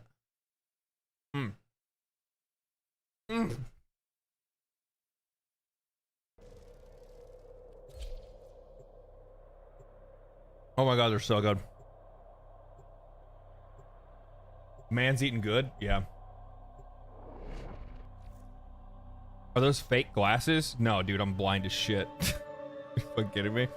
Put it this way, I'm so blind, I can't read chat. Yeah, no, I can't read chat. My distant vision is fucking horrible. I can see things close up, but I have to get like I can't read the keys on my keyboard until I'm like I have to be like this far away from something to read it.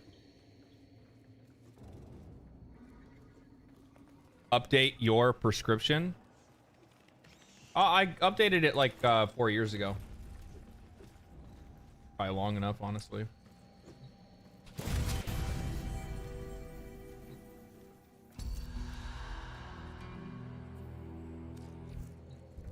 Access to the Undercroft is strictly controlled. We are lucky to have this undetected portal. Use it.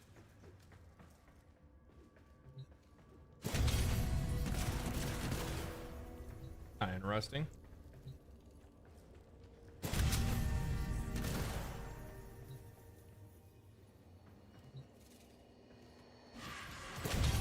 Tablet. Yeah. Hit him with the spooge gun.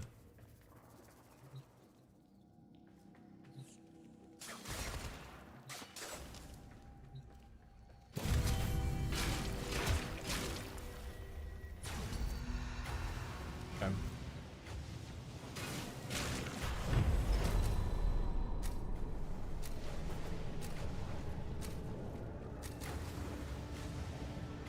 Must be really good glasses. I can't see any distortion. Yeah, they are really good glasses.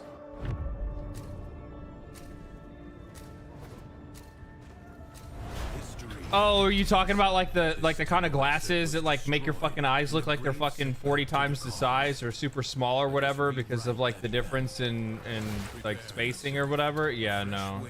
I don't know like the Coke bottle shit. You know what I mean? These actually use a very unique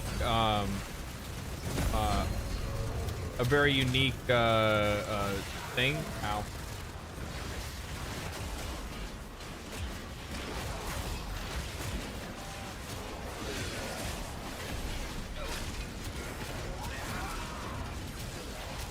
These are actually like they're doubled. They're like doubled up, I guess.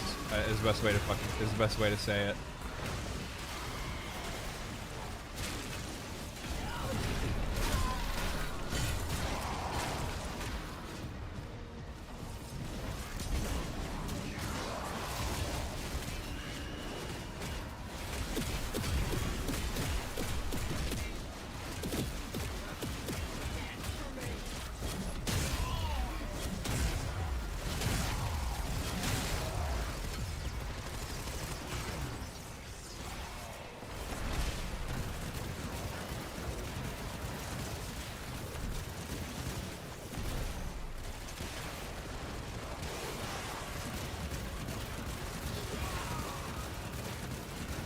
Bro, I don't do any damage. Using default mods and fucking Steel Path sucks.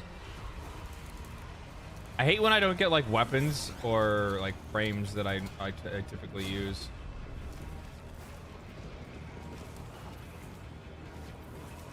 The enemy musters for a fresh assault.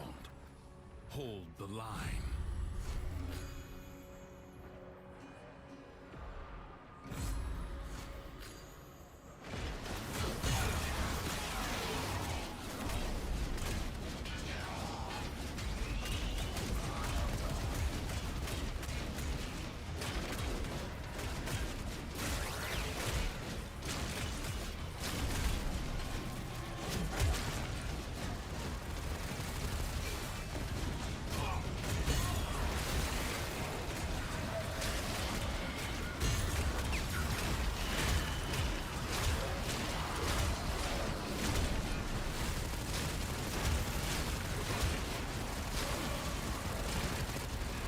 I actually forgot what his abilities are.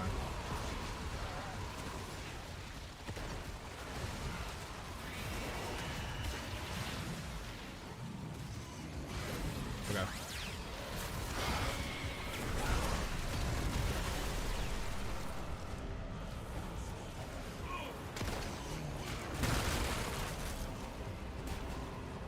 If anybody has been wanting Dalamon Noble, it's on sale in the market right now. One of the best stances. Could reset after one to try to. Rock. Well, we're all good. We're all good. I'm surrounded by Warframe's elite. I'm okay. We'll go to 4 and then we'll reset.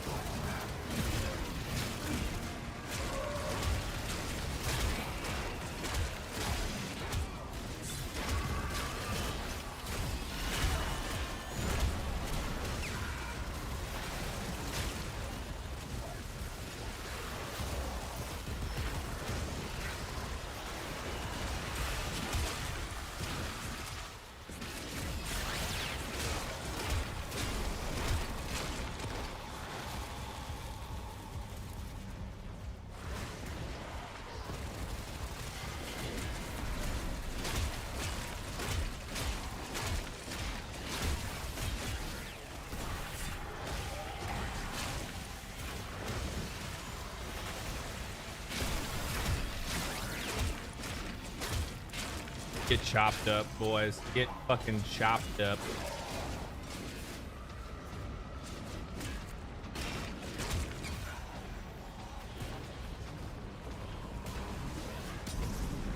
How the circuit be? We just started. So far, so good.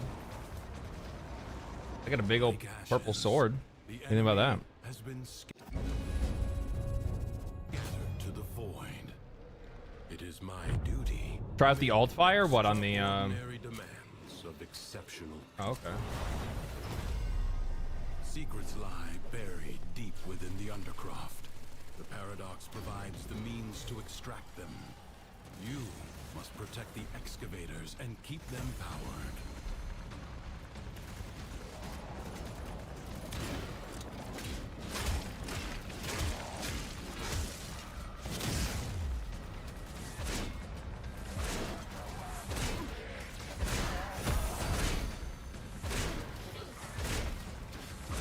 Extractor charge expended.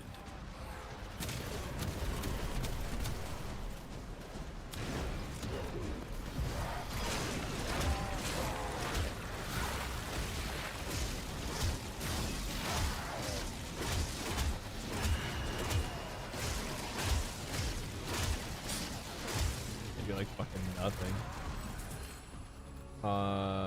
Inflicting cold or toxic statics and also inflicting viral. That's good. I don't know if I can inflict cold status, guys. I don't know if that's something that I can. I don't know if I have the power to do something like that. Treasure location established. An extractor is out of power. I don't know if that's something I can pull off.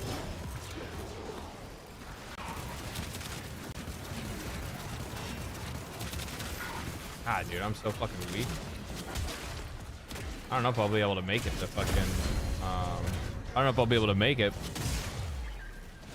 If you put your mind to it, yeah.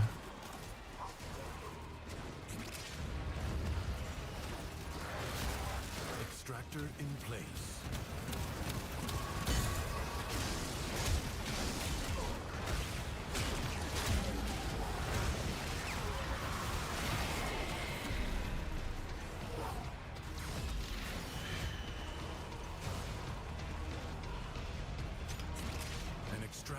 Requires power. Bro, that hunter stick was so good. Holy shit. I sense another void treasure.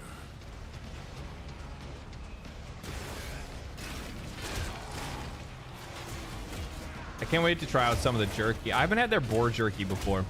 And I'm a big fan of wild boar. Wild boar and elk are like two of my favorite like game meats. Big fan. Big fan.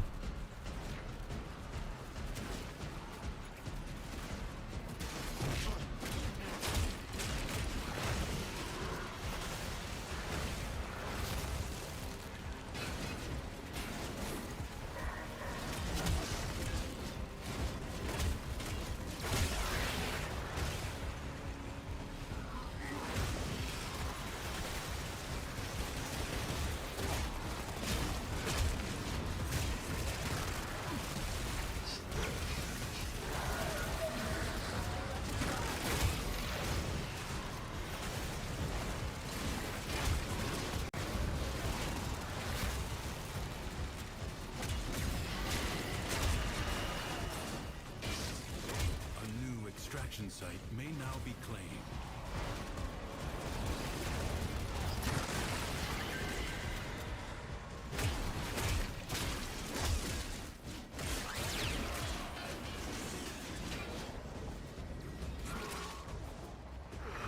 Extractor deploying.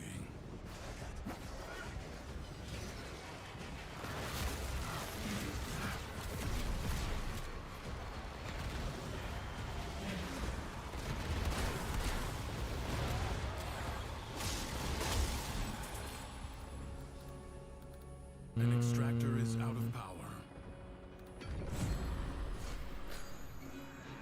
You have gained much. If you choose, you may now leave. Will you lay your sword aside and rest?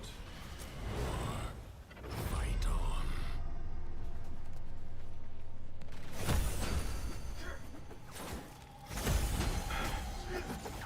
Wild boar is good? Yes, wild boar is fucking fantastic. Are you kidding me? Now, mind you, like, anytime you're gonna deal with like wild meats, the 20 nearby enemies, 15 space.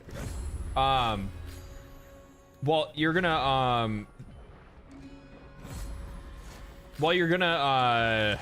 you know, you're gonna like wild meat in general is gonna be a lot more lean, and it's also gonna be like a little bit like more gamey. Gamey is it's a hard way to like pronounce. not pronounced, but it's a hard way to like describe what, you know, the aftertaste of like wild meat. But the severity of it is like you find a real good middle ground in there, and it actually kind of makes it taste like that much better.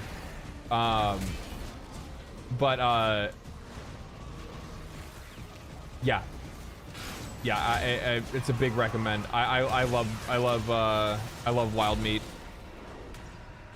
wild boar, elk, venison. I've had rabbit, gator, ostrich.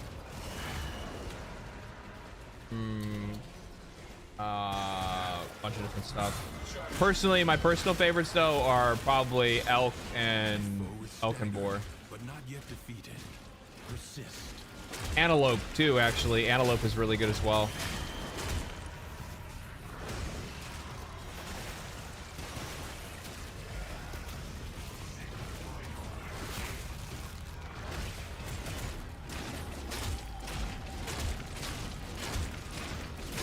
There's a decree where every crit does a second hit with cold damage. I didn't know that. Uncle used to make his own deer jerky. Damn, it was good. Yeah, dude. My dad does the same thing, actually. Well, I mean, what he does is my dad goes out, he'll hunt, he'll bring back, he'll take it to a butcher, get it all cut up, bring it back home, have way more than he actually needs, give me some of it. But I usually just go over there because like to have the stuff that he makes. He made like this like it was like antelope and like butter noodles or something like that. God, it was so good. Same thing goes for like he'll make like wild boar chili and stuff. So good.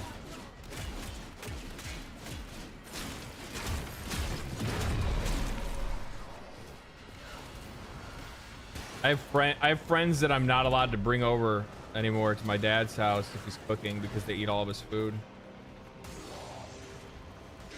And they'll even ask like, "Oh, dude, you going over to your dad's?" Like, yeah. You going over to your dad's to watch the game tonight? And I'm like, yeah. And they're like, "Oh, is your dad cooking anything?"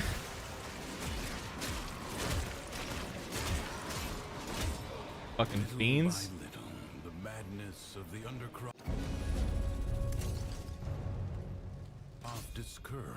Fucking fiends. Expect me to tell you when to stop. Ostrich jerky? Yeah, it's not bad. I don't mind it. Wild duck? Yeah, wild duck can be really good too. Bizarre contraptions left behind from the time of Scholar's Landing. Yeah, I'm not a hunter myself though. I just haven't gone, and never really was something that interested me. Like, I mean, I would go just to like do it, you know what I mean, just for the experience. But yeah, it's not really been my deal. Liberate the necessary amphors from your enemies. Even in the undercroft, toxin and cold create a viral elemental force.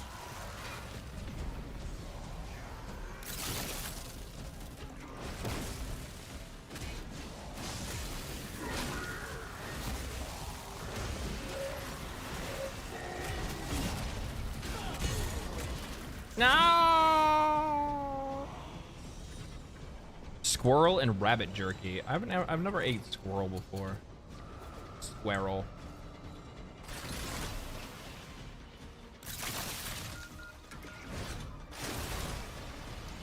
Find an amphor and throw it at the crucible.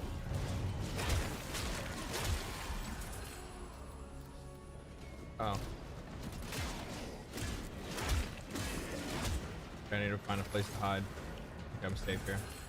Bro. Nearby enemies are affected by cold damage, slowing them. We already get that, so it's not that big of a deal. Bro, please stop. Your weapons deal an extra... But 100% of slash damage and status are self-inflicted when you attack. No, that doesn't sound very good. Reroll. A successful melee game's critical chance. Yep, I'll take that. No. Gain 40 or plus 40% damage for every enemy that's affected by. Yeah, that's a fucking no-brainer. like bugging out on me for some odd reason. It keeps like closing it.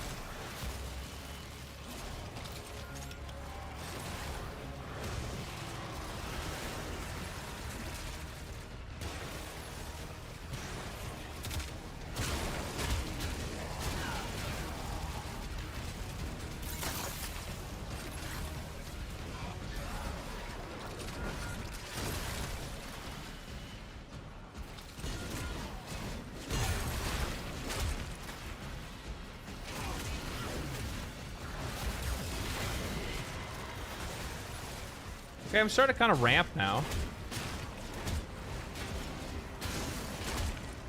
I was gonna reset before, but I'm feeling pretty good.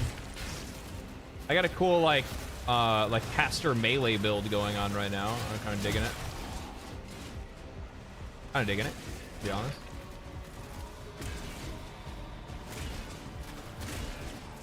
Like a Eldritch warrior, Eldritch knight. Bro, where the fuck are the ampules, motherfuckers? Why do they all keep dropping fire?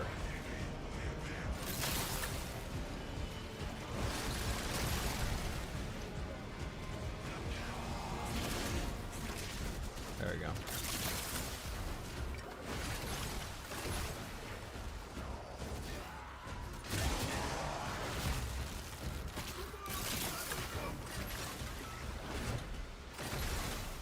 Fucking nailed that shot.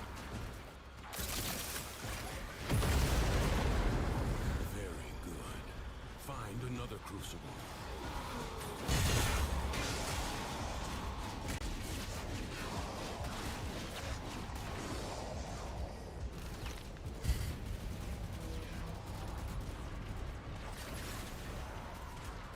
Just got back from a week-long bear hunting trip. Damn, hunting a motherfucking bear. That's some dangerous shit you work on right there. Byproduct of toxin and electricity. That is some deadly shit you're working with there, man. That's some dangerous shit.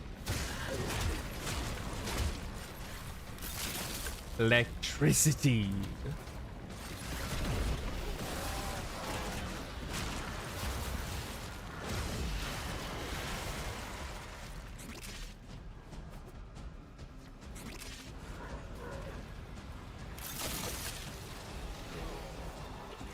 You know, I never asked this before, and it's a really good question.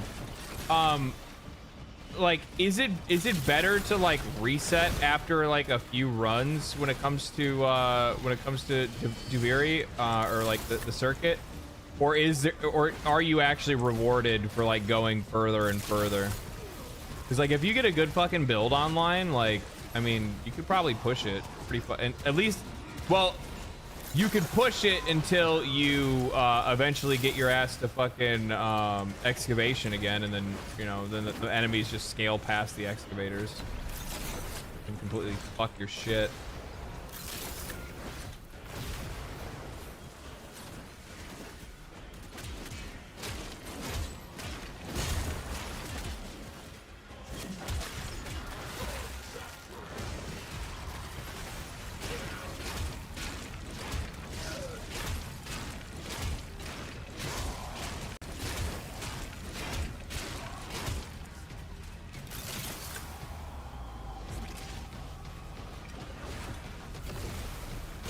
With a bad build, I bail after 2 to 3 goes.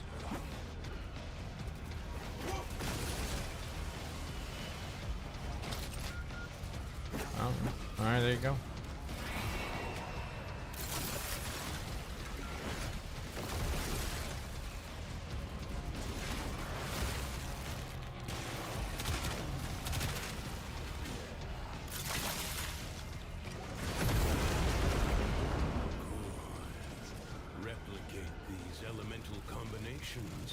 As you modify your weapons and warframes.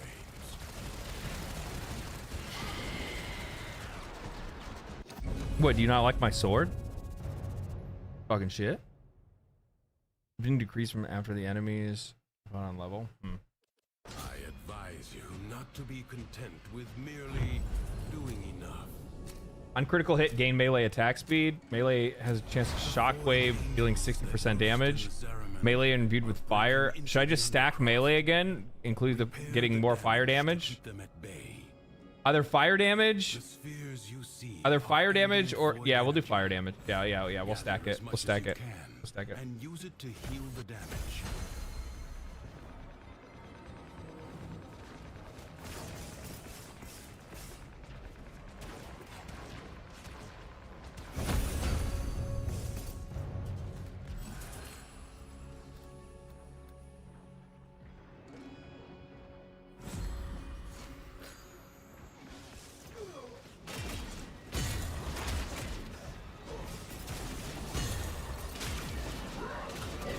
Yeah, because right now I have it where consecutive melee hits increase my critical damage.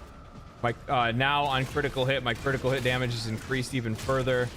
Every melee hit is dealing fire damage, plus I'm dealing ice damage. That ice damage is also causing viral to proc.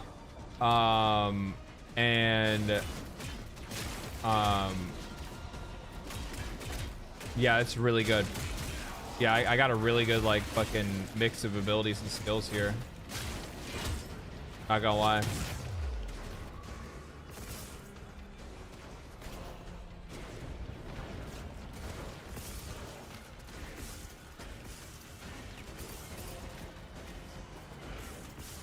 A breach has been sealed. Excellent work. Fight on. Close the ruptures as you would staunch the wounds of a comrade. Bro, why do you talk like that? Eshin.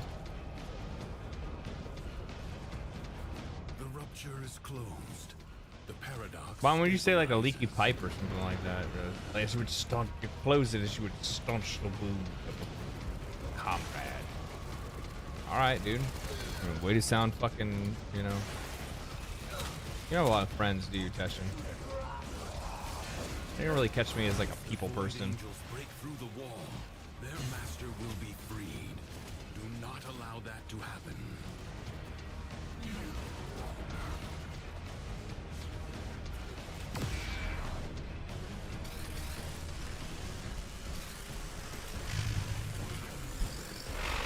I need to get that good frost skin. I need to get that at some point. You know what I'm talking about? The one that makes him look like he's like a fucking Norse god. That one's fucking sick.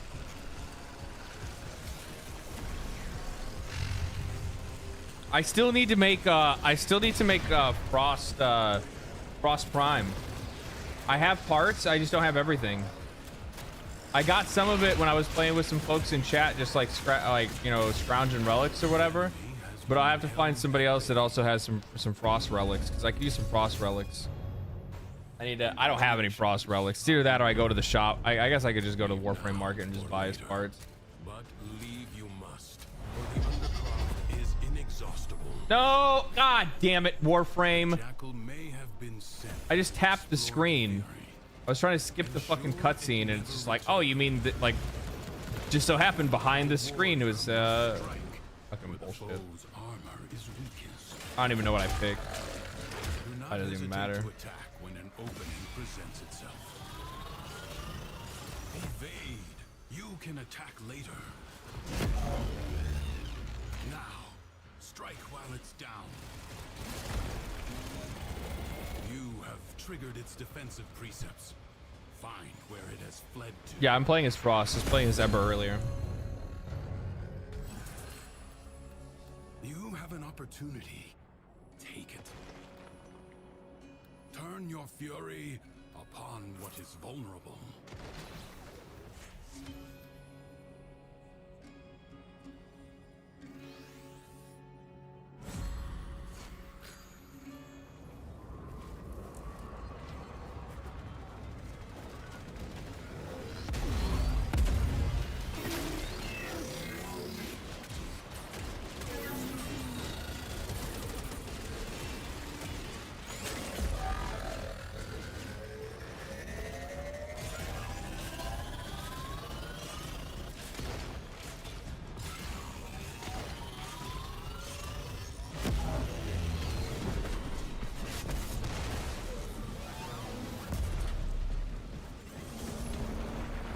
Just let me know what parts. I think I have, if I'm not mistaken, I think I have his blueprint. Find out what. And I don't know what else.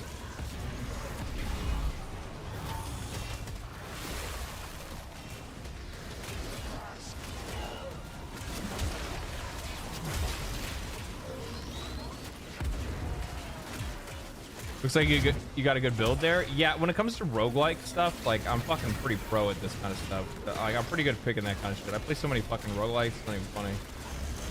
It's pretty easy to put a build together in this game and come up with something that's gonna be, like, worthwhile.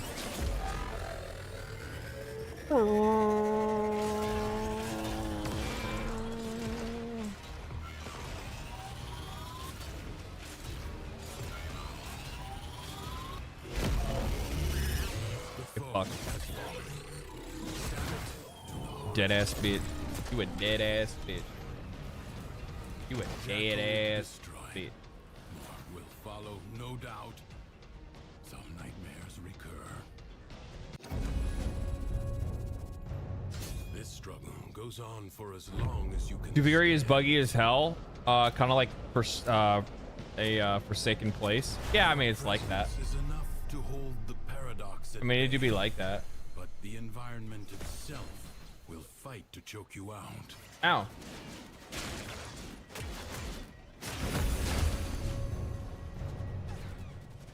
Oh, I need to go find a safe place. Leave me the fuck alone. Gain 80% damage for, yep, easy. On critical hit, gain melee attack speed. Yes.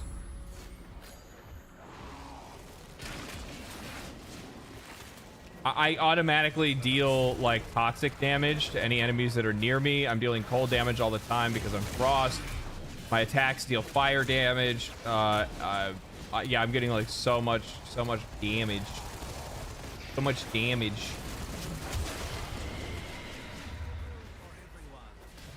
What, you want to fight, bitch? What, you want some of this? I don't think so.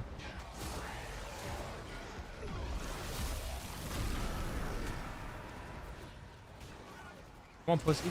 Come on, pussy. What you want? Oh, you broke my shield, you piece of shit. How about this? Bam, bam. Bam, bam, bam. Uh-oh. Okay, okay. I didn't mean it. I'll hit you with my juice gun. Thank you.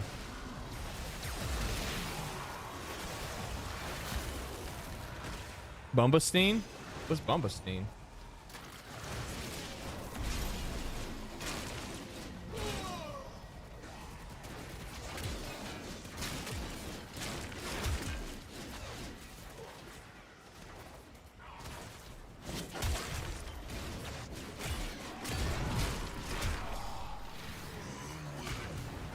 Oh, wow.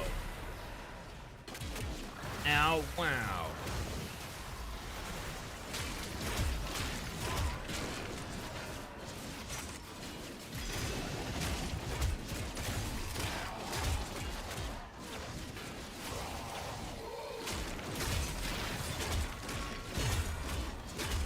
What'd she say? What, you want some of this? Come on. It's just the big boys that I gotta be careful of. Those guys can fuck me up. Only 60 seconds. These guys.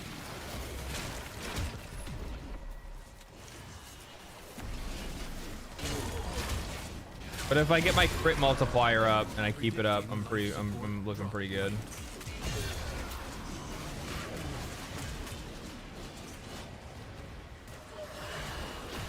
Like right now I'm in that damage zone. Wow. Very strong. I've always liked Duviri. Like not necessarily like the Duviri like map mode, but like I do really like the circuit. I think the circuit's a really fun and interesting concept. Life support will be scarce. Even though you go and you start asking, you know, the Twitter community, the Warframe community at large, and those motherfuckers will be like, Duviri was half-baked.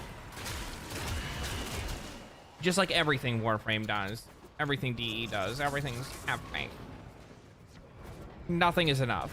I have 4,000 hours in the game, and it cannot hold my attention. they need to change the game entirely. Like, I'm memeing, but you know there's people that say that shit. Like, you know there is. You fucking know it.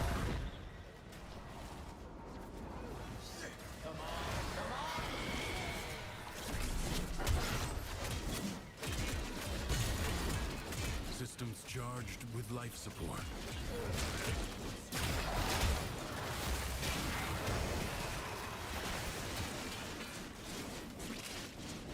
Well, that's like fucking. Well, I read you guys that the fucking Reddit post the other day. The dude had put like 800 hours into fucking 800 hours into the first Descendant, and was like, I'm sorry to say that this game can't hold my attention. It doesn't have enough content.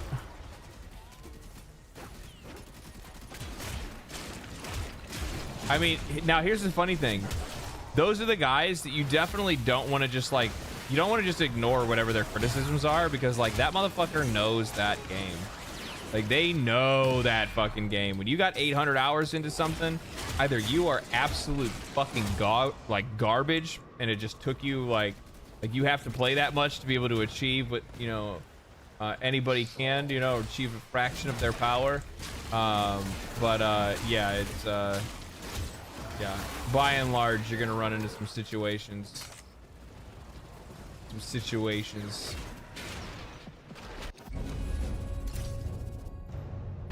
coming in of so many of you being your fifth self. Deveria's quarterback? Yeah, because it's supposed to be fucking Soulframe. Weren't they gonna release Soulframe into like open early access soon? Hostile forces intervene and change its fate. Enemies incoming. Stand fast.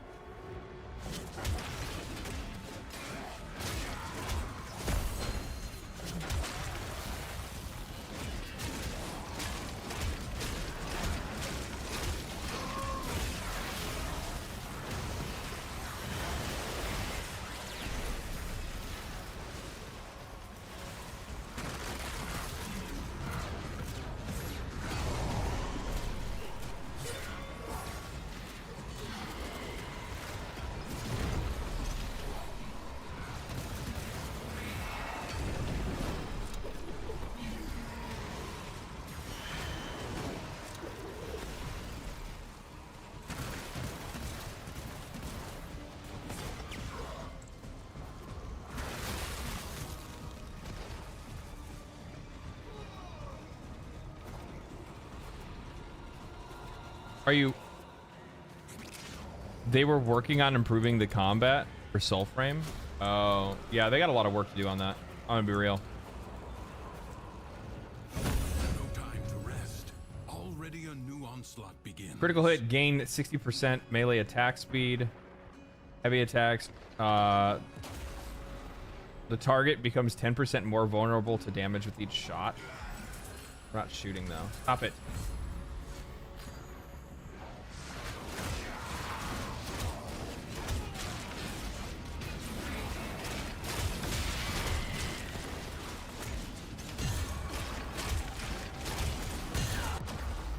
Shit. I went down.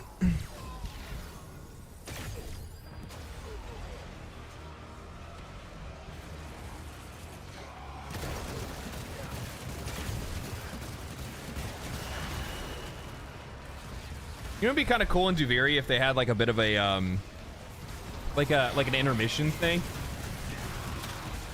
where like once you reach like a certain amount of rounds, you could take like an intermission, and like the group could like take a second to like, you know, grab a snack or something. You know what I mean? Your resolve is being tested. Okay, now I'm gonna grab another stick. Prepare yourself. A fresh wave approaches.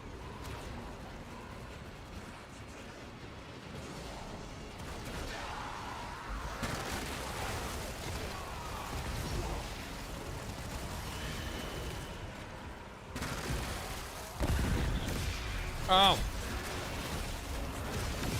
Stop it. I'm so hungry.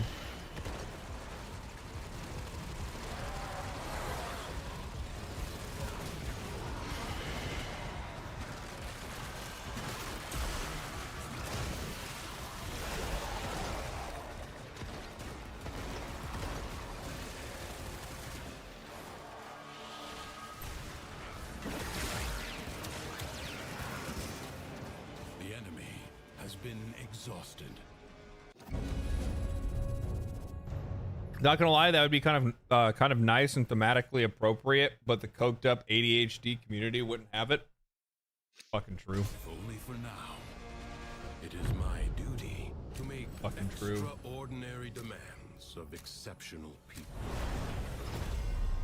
Secrets lie buried deep within the undercroft. The paradox provides the means to extract them. You must protect the excavators and keep them powered.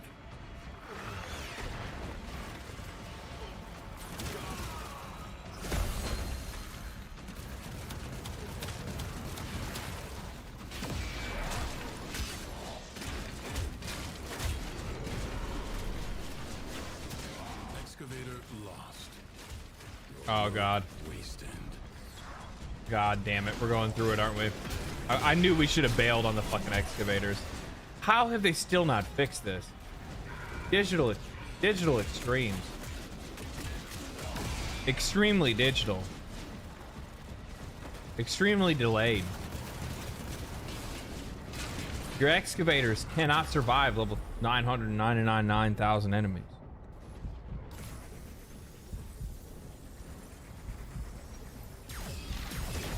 Thank you.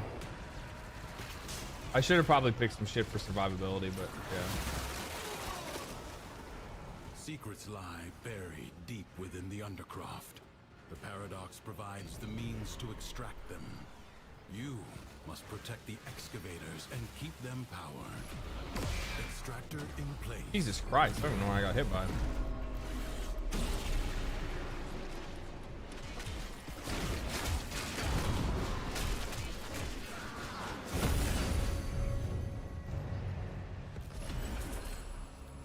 Heavy attacks deal heat damage to nearby enemies. I like that, yeah.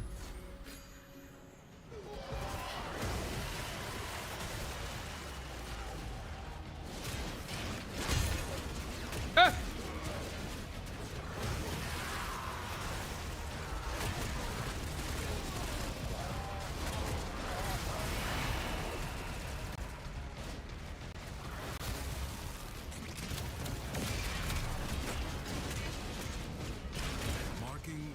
Treasure extraction site.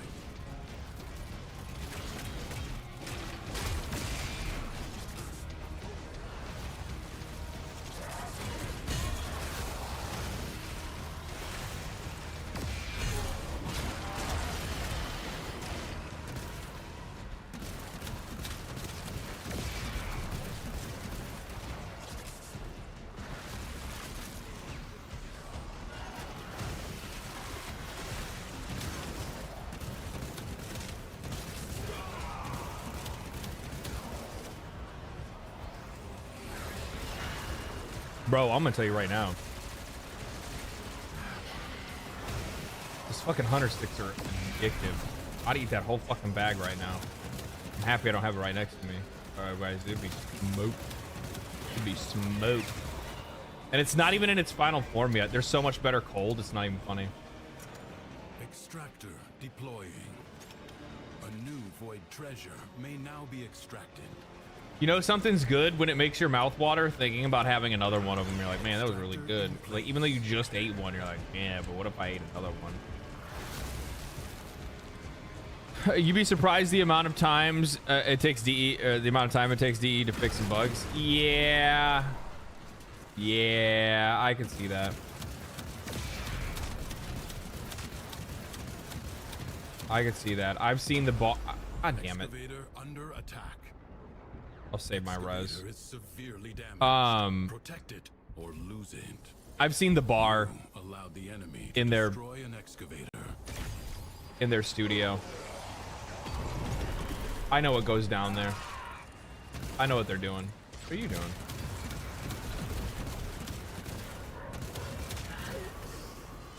What, you want some goo gun? I'll give you the goo gun. What you think about that, bitch? It's in your fucking face. Ah! Stop it!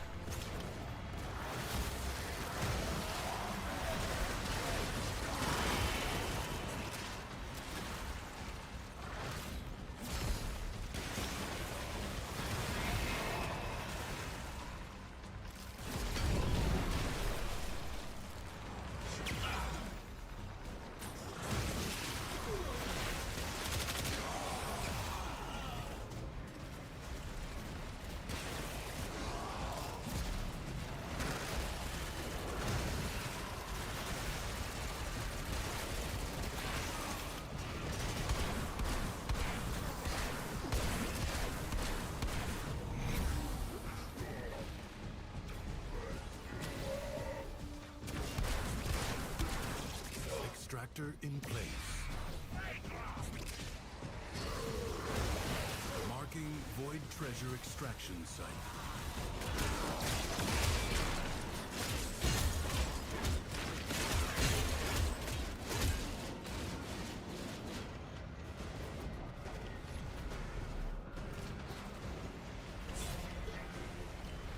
If it wasn't for that first one dying, we would have already been done.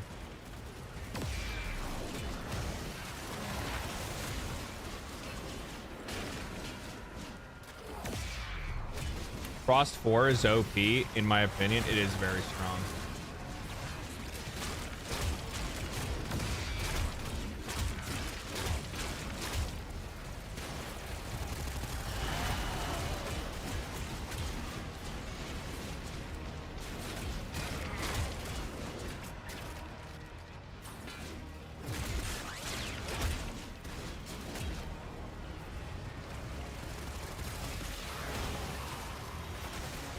Honestly, Frost is just good around the board on it. Like, it's one of those well, like, to be on, like, when I first started playing, it was before his buff. After his buff, he's fucking gross now. He's very good. I'm actually surprised that like, why wouldn't you just come out? It's time to come out with a Tenno-gen form or another heirloom or something, maybe. Isn't that how it works? Buff a character or rework a character and then release skins for it? Thinking you're fucking slick. Open to you. Exterminate. Exterminate. Bridges are here for the taking. Leave now or later. But leave you must, for the Undercroft is inexhaustible.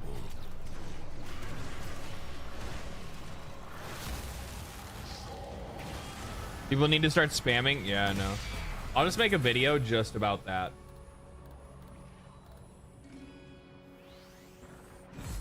What if I did that? What if I made a video just about that? And the video is literally just going to be titled... the video is just going to be titled, Digital Extremes, I Need Your Attention.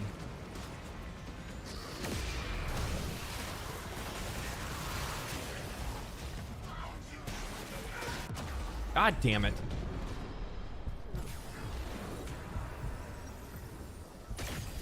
I like how this game is like this game is so fucking 0 to 100. Like, no fucking chill. Like, you're either playing it and you're getting fucking one shot, or you're one shotting everything else. Like, there's no in between. There's no like, oh, this is getting challenging. It's just like you're just dead or you're alive. That's it.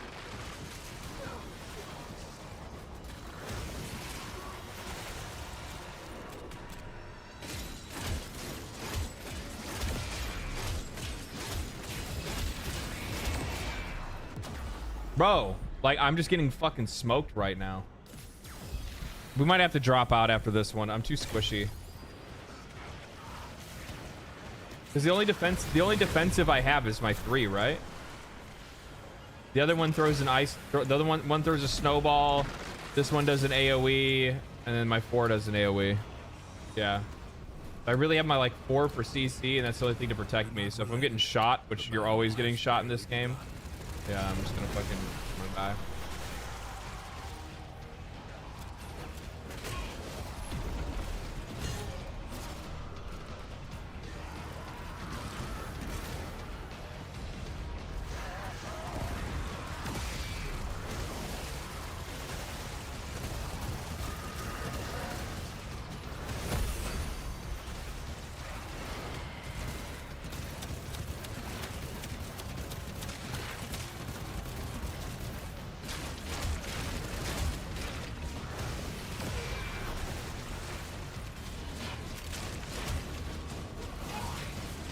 I mean, I can CC, which is strong, but if I'm getting shot from distance, there's no, or I don't see, or if I don't see them, I don't know. Maybe I'll be okay. I just need to stick close to everybody else. Is all it is.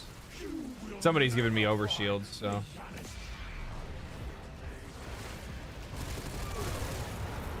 Yeah, somebody's boosting my shit. I probably just need to stay near everybody else. Stop trying to fucking be a lone ranger.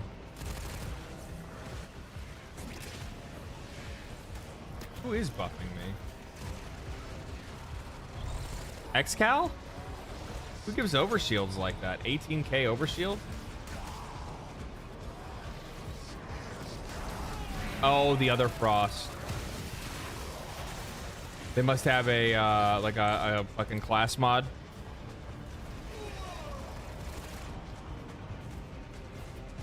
Augment life. Ooh. That's very strong. The battle is won.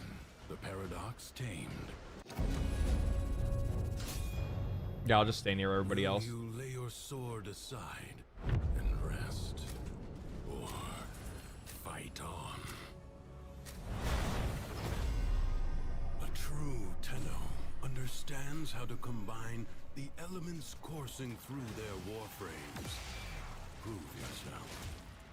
Find the crucible and the amphors it needs to create a complex elemental force. Your enemies hoard the amphors the crucibles need. Retrieve them. Deadly radiation, the product of heat and electricity amphors.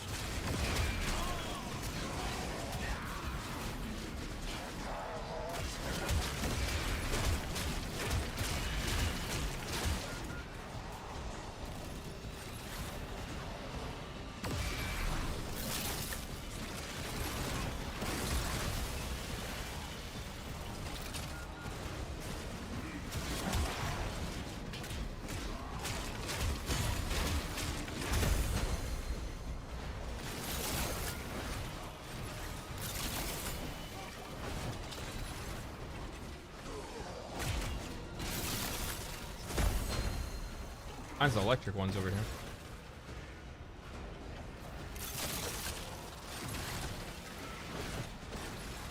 Throw the needed amphors at the crucible.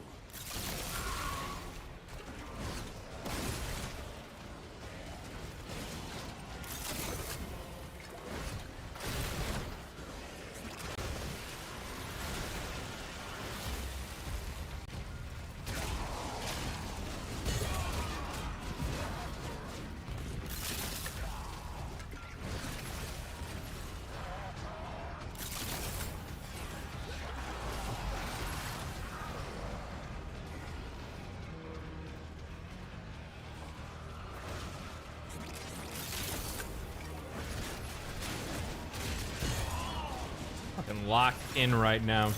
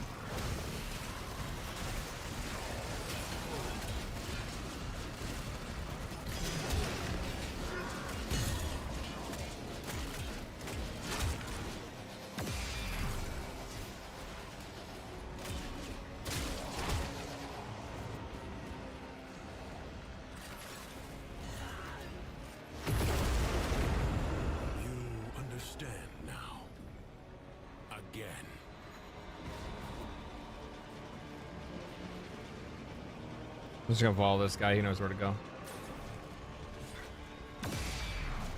What? The forces of heat and electricity unleash radiation when combined. Mastery rank? 18.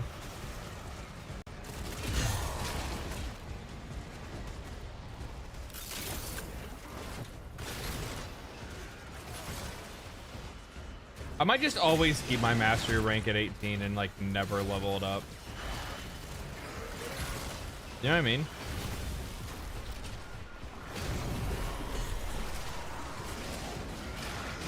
Though honestly, it probably would have been better if I kept it even lower and I never leveled it up and it was like MR6 or MR4 and I never got past that and people were like, oh wow, you just started. How long have you been playing? And I'm like, like, you know, 500 hours. What the fuck? Dude, you suck.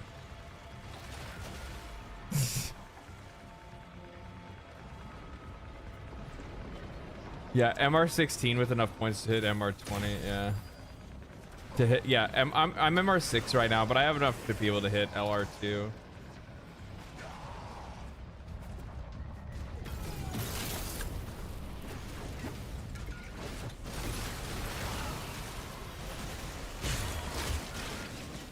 Came across a guy that stayed at mastery rank 8. I wonder why. Like, what? Like, there's really no like benefit or loss to either one. Actually, no, there is. Like, you're actually losing out on like mod capacity and a bunch of other shit, aren't you? Mod capacity, void essence.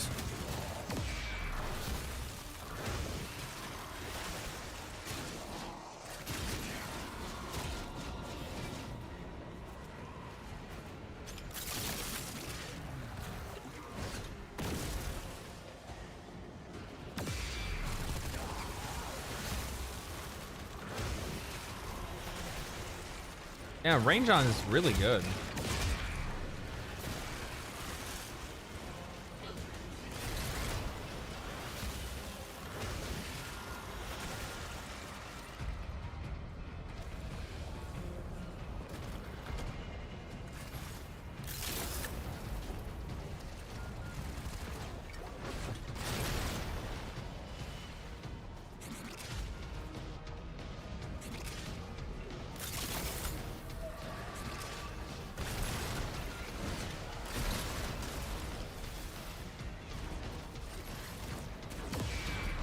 Uh-oh.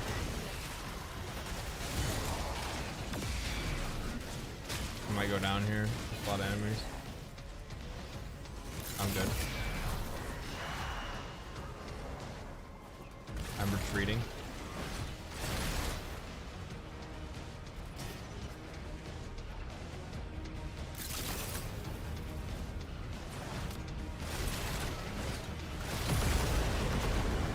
Got it. 30 ribbon capacity and an hour booster of choosing 1 day a week is very useful. Yeah. Did I hear something about a cult meeting? Yes. But you missed it. And everybody already drank the punch. Me to tell you when to stop. Judge for yourself. Creatures of the deep void are assaulting the undercroft, tearing rents in its fabric. Seal them up again. Or worse foes than Thrax may emerge. The ruptures can be closed, but only if you collect enough ambient void energy. Seize the globes that float nearby. Ah!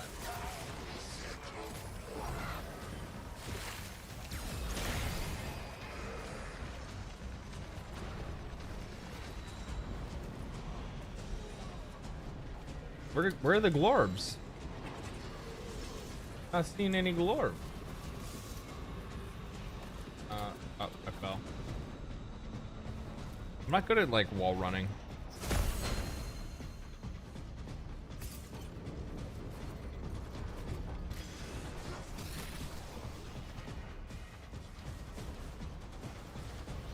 Try it again though. Nope, never mind. Pushed out.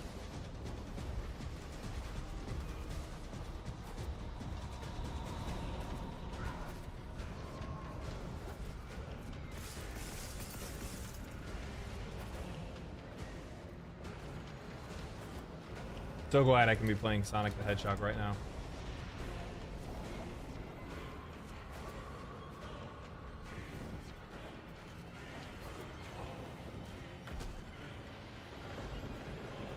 The Void Angels are unrelenting. You are all that is keeping them at bay. Hold fast. Fight on. Close the ruptures as you would staunch the wounds of a comrade.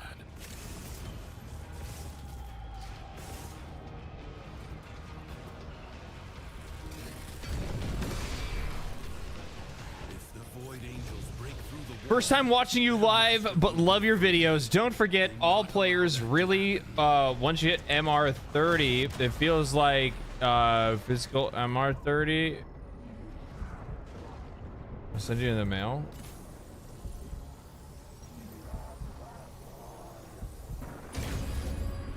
Oh, I didn't know that.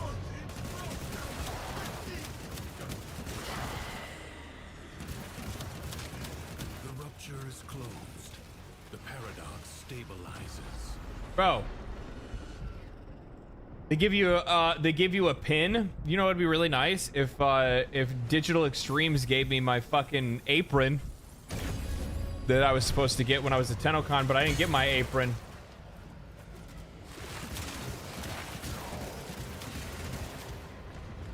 I was the afterthought content creator. Ooh, that's actually really good. Kind of works okay with my build, you know what I mean? The whole, like, it's a melee status build, and I get to hit twice now.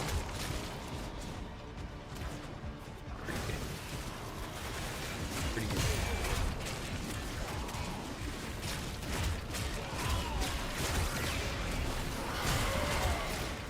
Y'all get fucked up. Okay, I gotta go some Orbeez. Some Glorbos. Where are the Glorbos? Give me the Glorbos. What was that? Wasn't it Glorb? Was it Glorb? You guys remember the time the World of Warcraft played a fucking joke on like websites that use AI, and they basically made it like trick the AI into thinking that there was a new update called Glorb that was coming.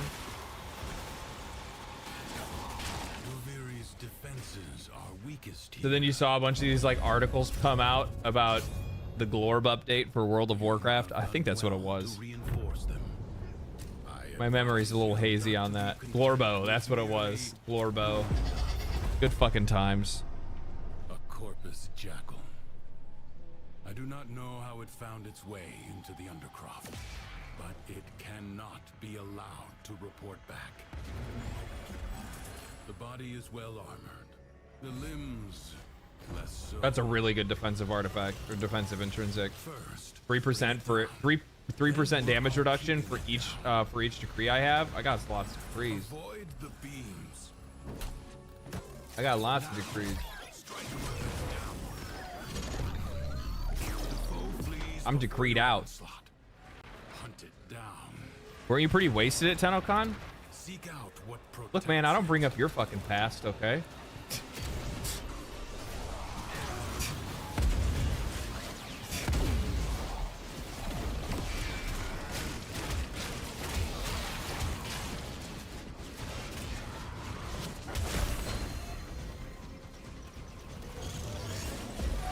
Maybe for all you know, maybe I have trauma. Maybe I have trauma from that, you know, from that happening. You don't know. Good lord, like.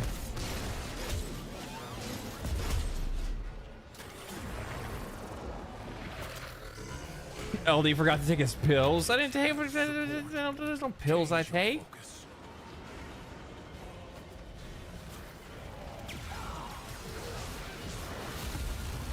Unless you have some.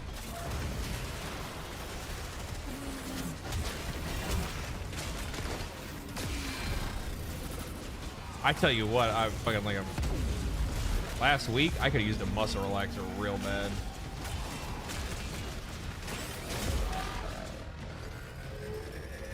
I don't know how I did it.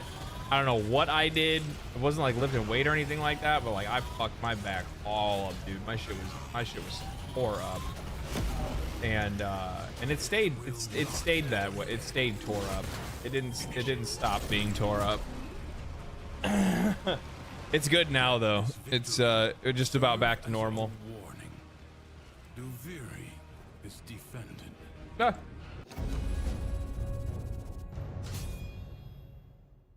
Leave now or later, but leave you must. For the Undercroft. Still loved your review of it. Yeah, it was a good time. Endurance is defiance.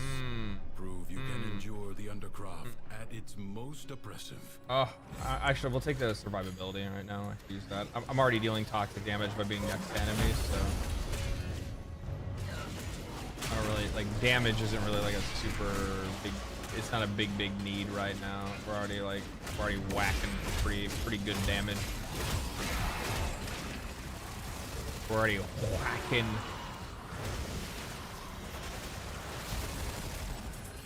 Free drops. Deal. Yep. That was the one everybody was like, look out for that one. The crit with frost damage. That's spicy.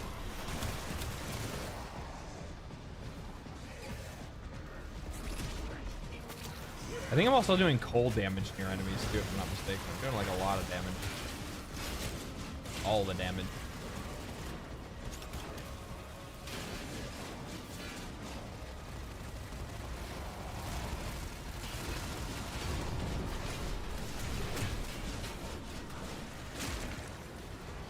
What are we playing? This game is called Animal Crossing.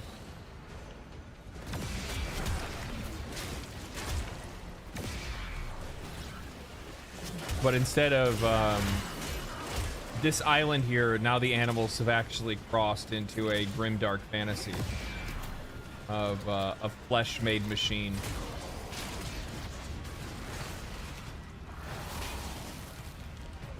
And interdimensional aliens.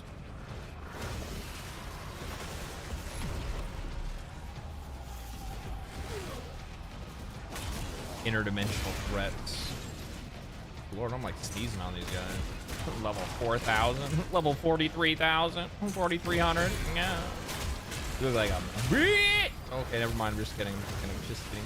Kidding. There's some ice damage. Okay, now you're dead. Come here. Stab you in your asshole. What you think about that, bitch?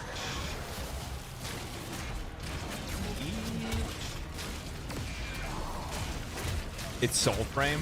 Yeah. I wonder how, like, I'm really hoping that Soulframe doesn't walk the path of Warframe.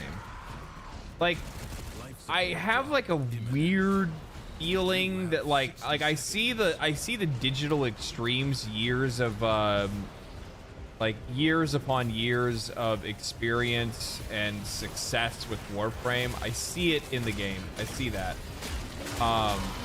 What I also see is something that I just don't know if like conceptually players are gonna like, the same way that conceptually people didn't really like what Warframe was at the start, right? Because like Warframe is night and day different from what it was when they wanted to make it.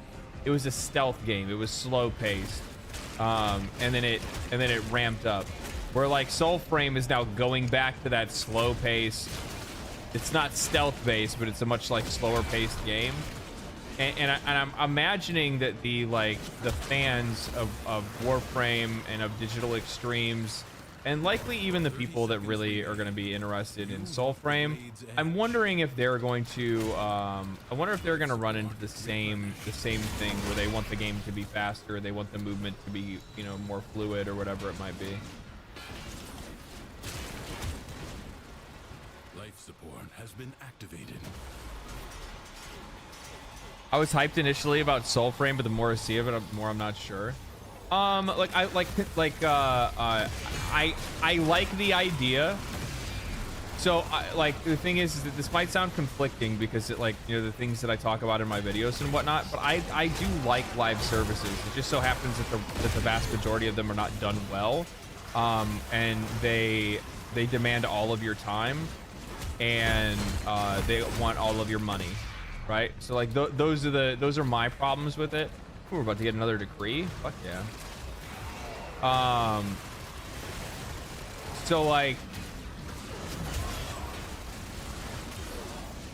but I like live services. I like the concept of live services in games that are continually supported, and games that I can play, you know, all the time or whenever I want to, and they're filled with all kinds of content and updates, and they keep people fucking employed and give them long projects to be able to fulfill their dreams through and whatnot. Like, live services are great, man. They really are, as long as they're done the right way.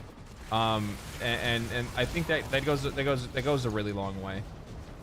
With that said, like, I love the concept of a fantasy live service game that's not an MMO, right?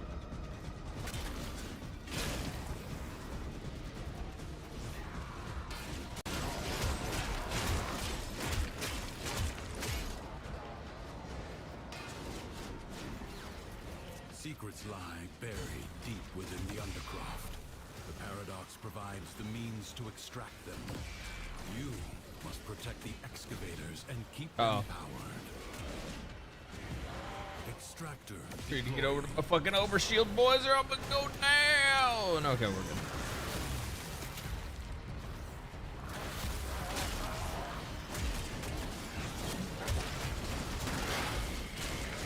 Fuck out of here.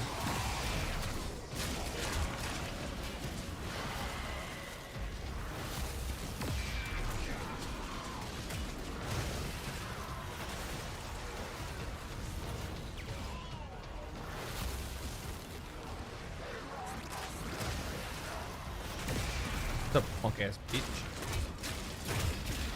That's the sword. They catch my sword.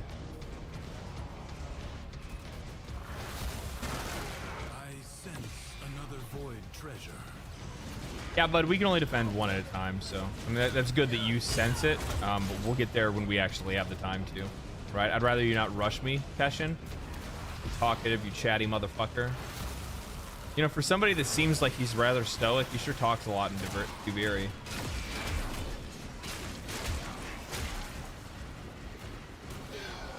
I wonder if that's lore accurate. Enemies are assaulting your excavator. Yeah, well, I'm gonna assault more than that. Okay. Nope. Nope. Nope.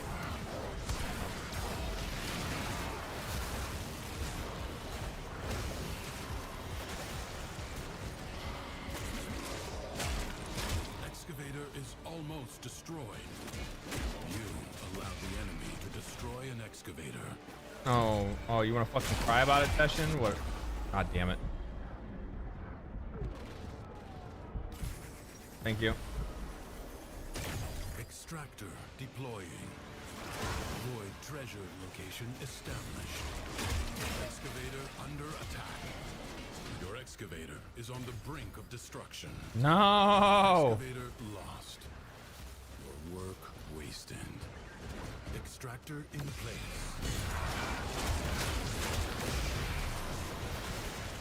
These are the motherfuckers that are the problem. Those, the fucking ghosty boys, when they jump up in midair, they're the fucking problem. They just fucking annihilate the extractor. They're just like, and our powers combine.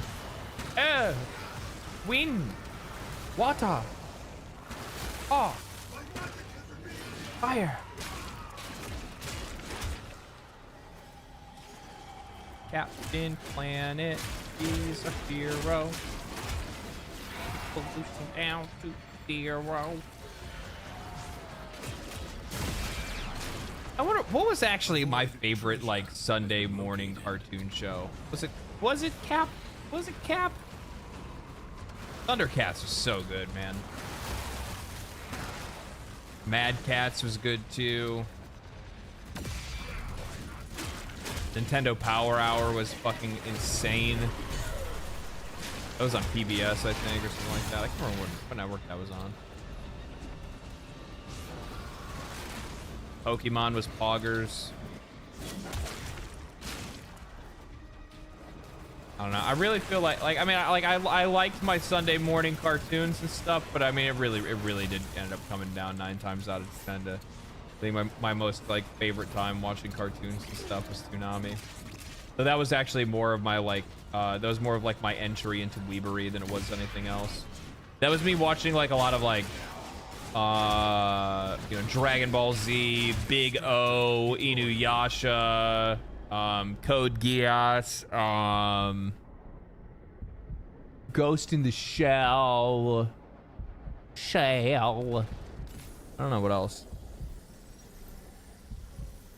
Biker Mice from Mars? What the fuck? Thank you for picking me up.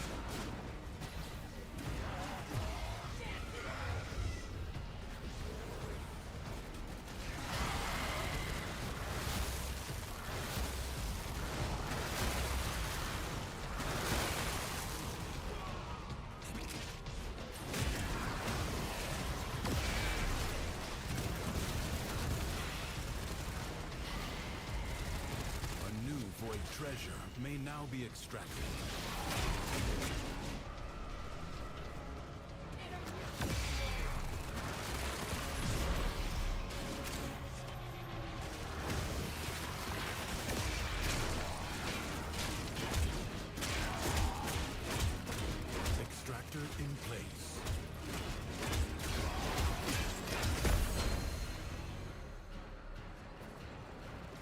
Oh. Extractor deploying. An extractor requires power.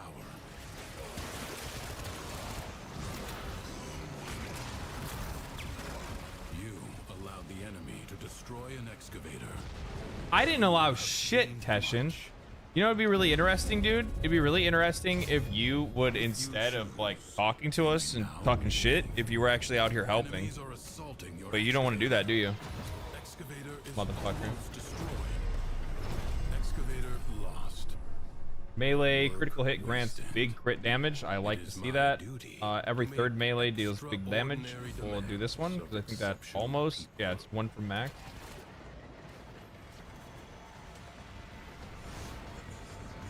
Exterminate.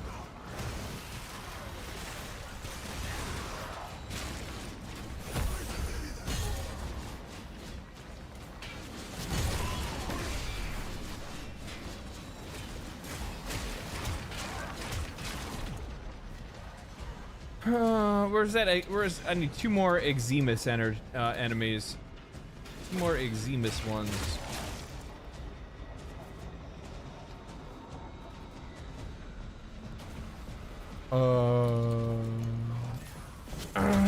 I'm hoping that I actually have enough materials to incarnate another incarnate.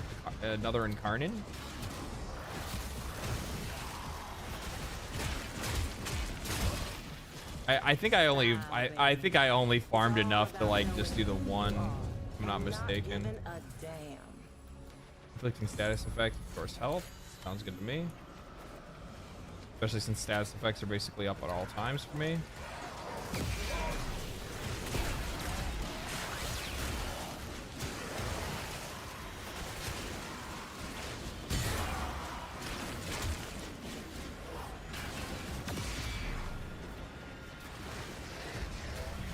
Burger Planet.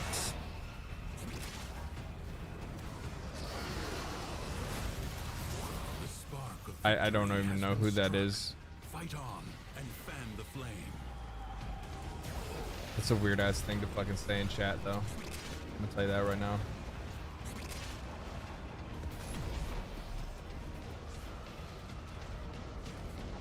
Love the Spirit Box shirts. And so many bits. I mean, I really only have, how many Spirit Box shirts do I have? I think I have like 4. It was a fucking problem, dude. I went to go see them, and when I went to go see them live, like all of their fucking merch looked so good that I couldn't help myself. I had to get like the death metal version. I had to get like the plain white, the plain white like album version. Like they had so many good ones.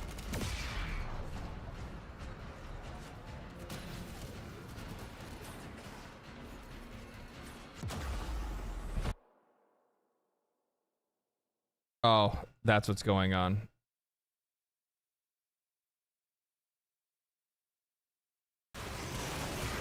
Do you have a mod on YouTube?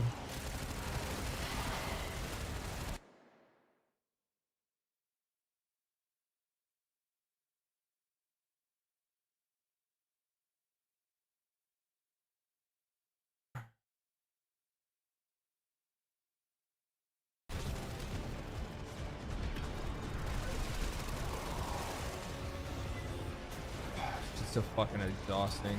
People have no fucking life, I swear. You have calmed the storm. Return to the...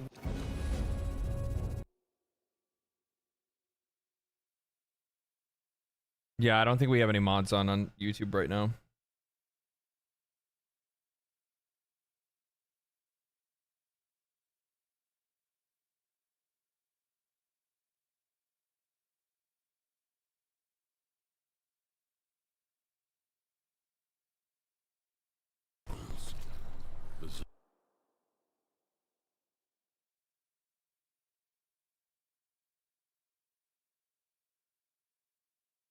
The elemental forces you wield. Thank you, Tickle. Locate a crucible.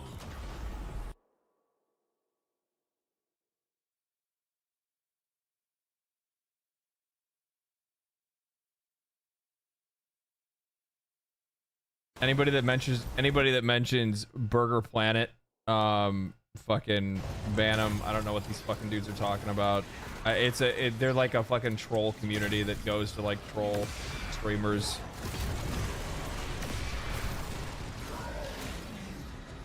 You found a crucible. Now, liberate the necessary amphors from your enemies.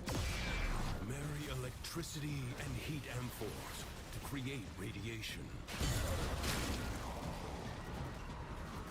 Okay. What do I want here? Critical hit, gain melee attack speed. Yeah.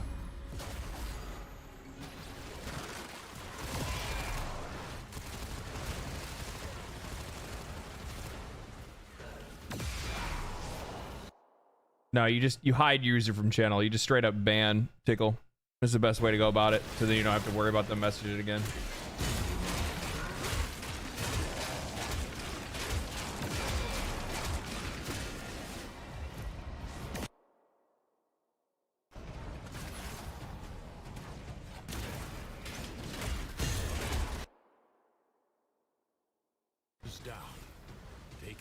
Welcome to level cap. Oh, is that what they're at right now? I'm sorry, I was distracted. Oh yeah, they're 99.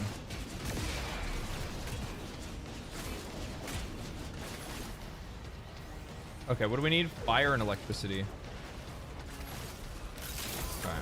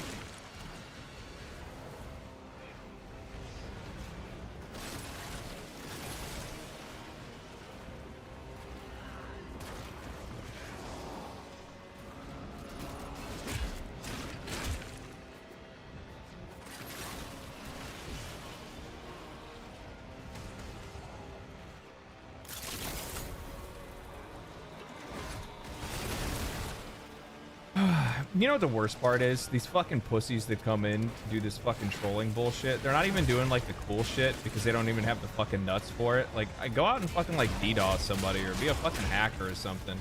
Instead, you're just some fucking chatter that comes in saying dumb shit in a fucking chat room. Y'all are fucking stupid as shit. It's not even like a waste of time thing. It's just straight up fucking pathetic.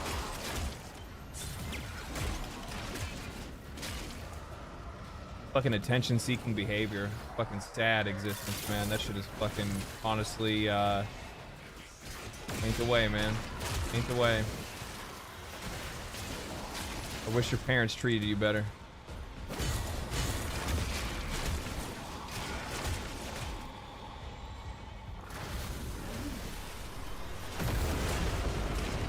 Finished. A new crucible hungers. It's low effort? Yeah, it is fucking low effort.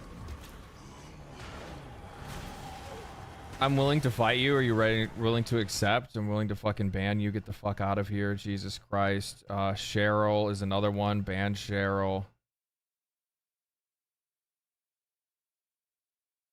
Jesus fucking Christ. You guys are so fucking retarded.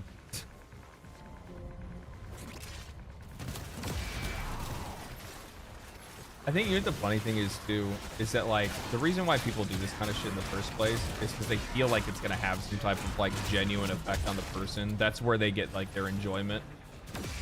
Is they hope that it's gonna get some like it's gonna get them fucking riled up, or maybe they're gonna get to see some funny reaction or something out of it or whatever it is. At the end of the fucking day, when the fucking stream ends, I don't even fucking remember it even happened. I don't even fucking think about you. Nobody else does either. Find electricity and cold amphors. They're just trying to spam certain words in chat because they think that it's going to like, I don't know, trigger something maybe or something. I don't know. They're fucking stupid. That's all I know. You already gave us the reaction. I don't give a fuck what you think, dude. Y'all are fucking stupid. like this is the reaction that you were looking for. If so, that shit's already fucking pathetic. This is what you're looking for. Keep it up, big dog.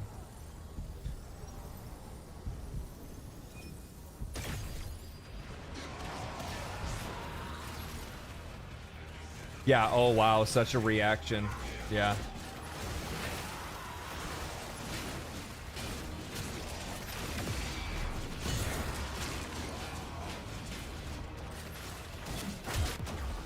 Bro.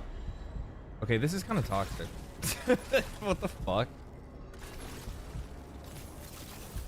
You sound triggered. Yeah, don't I? Don't I sound triggered?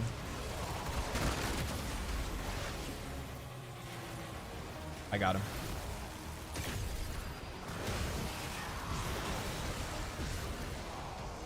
So they just stay at level 99 and they go any further than this? So now we just become more powerful, right? They stay the same? If that's the case, this isn't too bad then. I mean, it's still, I mean, they hurt. Don't get me wrong, they hurt. My bad, I haven't been throwing fucking ampules. What is it? Cold and electric?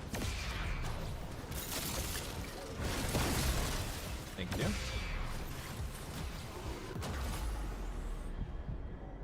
Me, it's not too bad. Immediately gets one-shotted.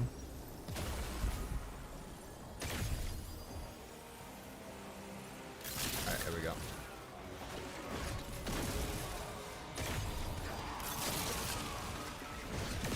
Alright, y'all pretend like that didn't happen. It is a comfort to know. Pretend like that shit didn't happen. In the depths of the undercroft, the laws of alchemical science. It's Cap with Overguard? Broken. I don't know.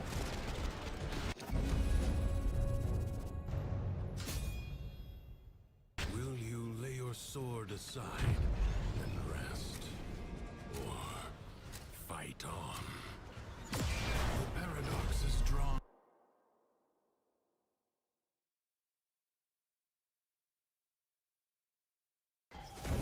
Theory may fall to something worse, even We'll take the cold damage. What the fuck? Stop. No. I'm gonna run away. I'm gonna run away.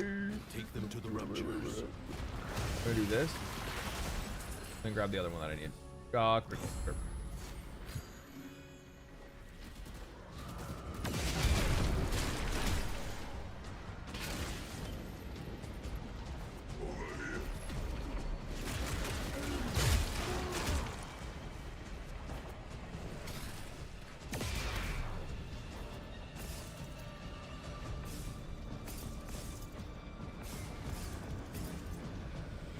Some people, got people have some no life. It's sad. Yeah.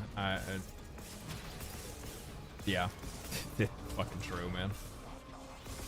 Like, I mean, I think it'd be kind of different if it was like I totally get it, right? Like, I was 13. But these, like, this kind of shit, this isn't fucking 13-year-olds. These are like fucking grown-ass neckbeards in a basement.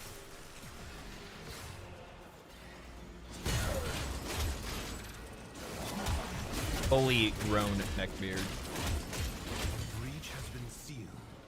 I still haven't figured out what I'm gonna play tomorrow though. Like so I want to play Ghost of Tsushima, but I don't know if I want to actually play Ghost on stream or not, or if it's a game that's like better experience, like solo, vibing. You know what I mean?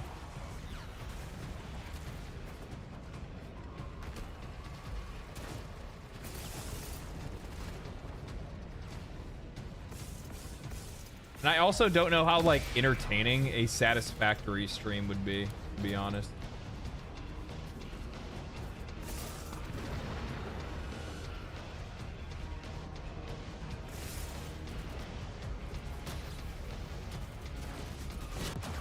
Oh shit. Good lord. Subnautica tomorrow? Yeah, I mean, like, part of me, I do want to I don't know, man. Like, I want to play Subnautica on stream because I know that people really enjoy the reaction to the things that happen in it and whatnot. I don't know. Maybe. We'll see how it does tomorrow. If people want to watch it and they stick around and that's what they want to do, then we'll play it. You are all that is keeping them at bay. Hold fast. Grab these over here.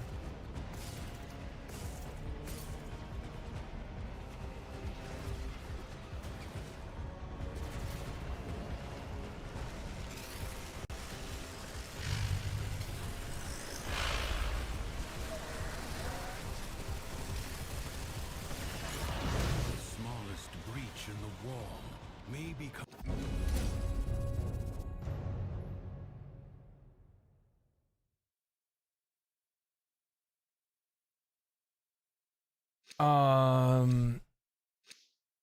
oh man, a gaping wound. Thanks to you, that will not now happen. Leave now or later, but leave you must, for the under.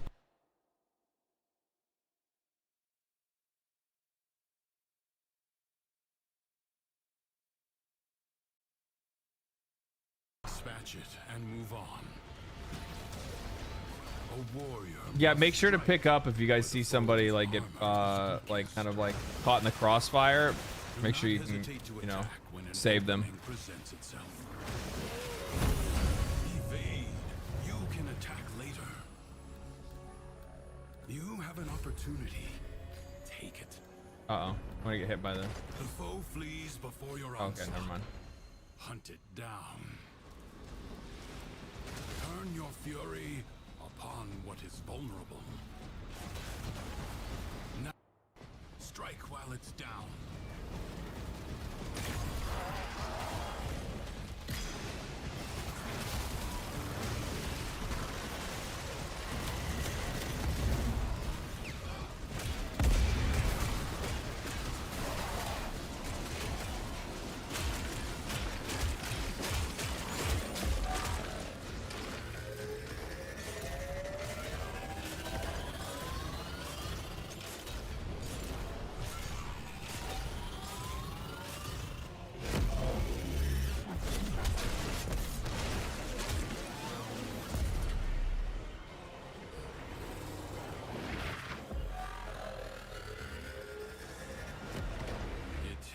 Support.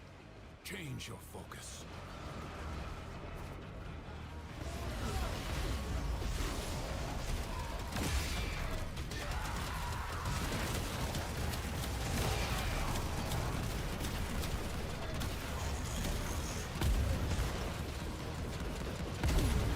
Oops.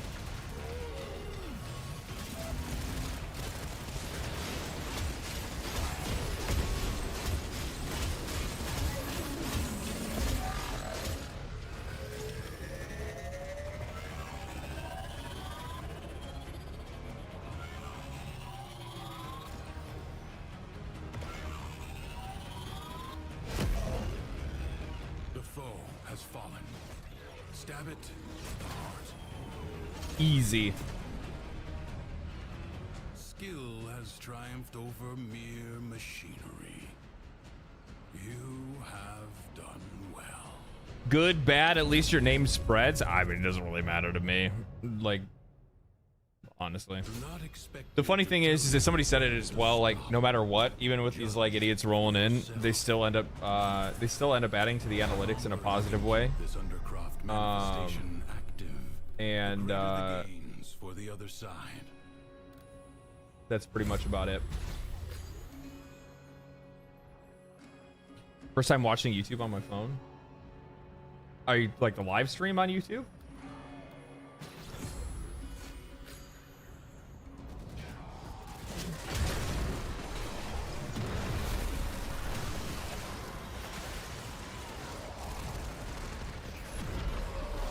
Like it's a weird thing. So like YouTube, I think across the board for like as a I think like YouTube across the board when it comes to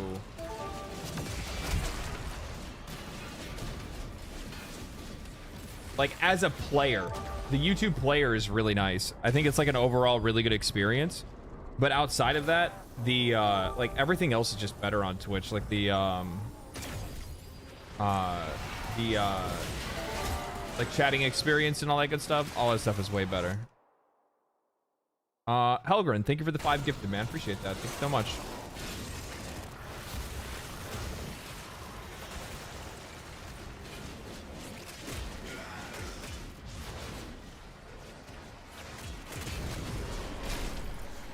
My positive addition. Thank you, brother. Appreciate it. Thank you. Thank you.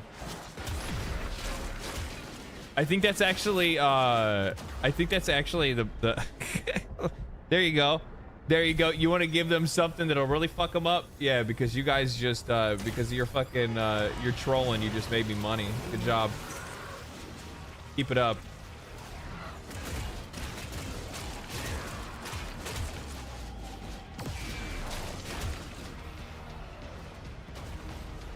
Twitch has too many ads? Who the fuck are you telling? I know. I watch Twitch like frequently. I can't fucking stand it, dude. It's wild. Especially if you're like and like the worst part is like sometimes I'm like somewhat tempted to get Twitch Turbo. It's like 15, but I like, even though I watch a decent amount, I don't watch enough Twitch for me to justify spending $15 a month.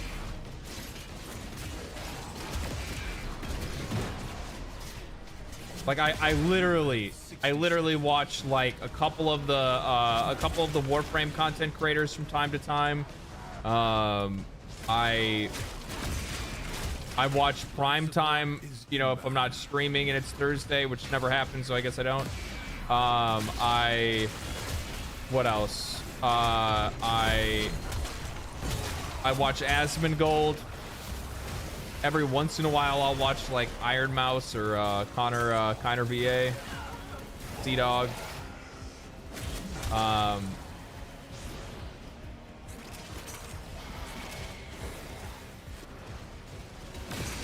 Yeah, that's about it. That's it. It must not be squandered.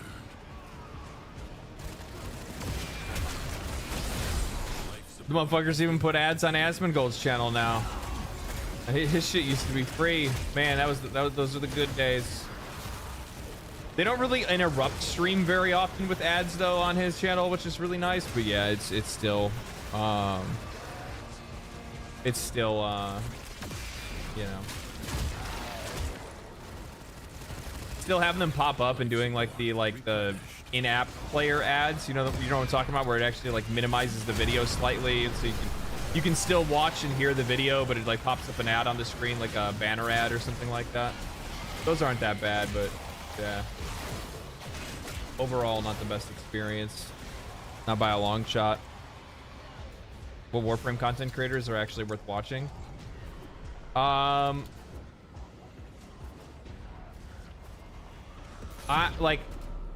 By content creators, I mean like I go watch like Big Jim every once in a while just to say hi. He's a super nice guy. He doesn't have like he doesn't have like big streams or anything like that, but he's just a really nice dude. And I watch Brozime from time to time just to like stop in and say hi.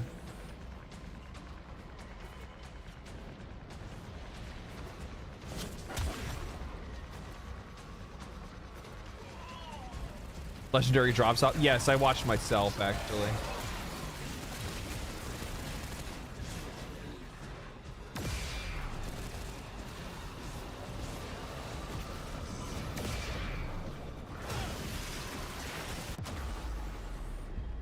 Watching you and a few others maybe want to stream again lately.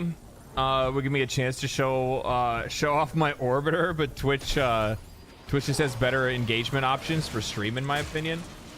So like there's if I had to give any advice to people that like want to stream or whatever, the one thing that I can tell you is this.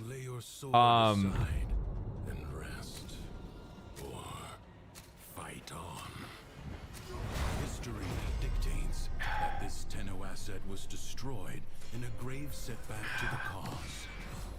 Crit damage is doubled. Good lord. Holy shit, this is about to get spicy. Okay, so here's the thing. This is what I would say. So there's like people that like want to stream, and then my question ends up becoming like, do you want to stream because you want to stream and then you just like to do it, or do you want to stream because you want people to watch you? Which it always ends up being number two. You want to stream because you want people to watch you, and it's not just people to watch you. You want to have people to interact with. It's fun to interact with people. It's the community engagement and having chatters and stuff while you're playing video games, just fun in general. I fucking love it. If I could stream full time, I would probably do that instead of making YouTube videos, but I also really love making YouTube videos at the same time. But anyway, tangents. The thing is that for discoverability, Twitch is the worst platform to ever exist, and it will never change because there's kind of a bit of nepotism. It's not really nepotism because they're not related or anything like that, but it's just the hierarchy of how Twitch works and how it finds its audiences. It takes the highest viewed people and puts them at the top. That's just how they do, and that's what they'll do, and they'll continue to do it because that's how they make all their ad revenue. And the last thing that they want to do is put themselves into a position in which they are not bending over backwards to serve the top creators that are on their platform. Number 2. So what does that mean? So can I find viewers if I just stream on Twitch alone? Yes, but the only way that you can find viewers if you stream on Twitch alone is either A, by luck, or B,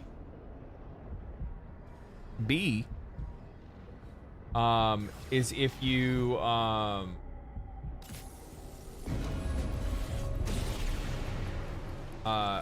by luck. B, if you're just streaming on Twitch, you're not doing anything else at all. B would be if you stream games that don't have a lot of viewers. Games that don't have a lot of streamers. That's really the one you want to look for. Find ones that don't have a lot of streamers. Stand fast. Where's my fucking mouse? Oh, there it is. Because less people that are streaming it means higher chances that somebody will actually find your channel on the list.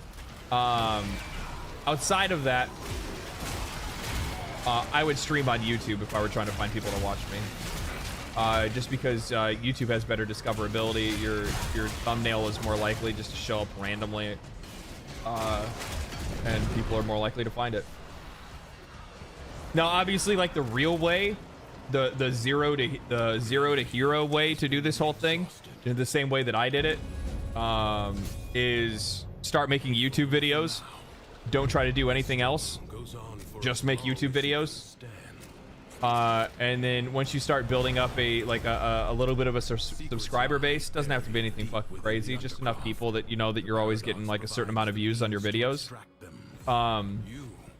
Then what you do is that you just advertise your Twitch on every single YouTube video, and you slowly but surely start building an audience up on that platform. You have to build an audience somewhere else first, and then yeah, that's just how it works.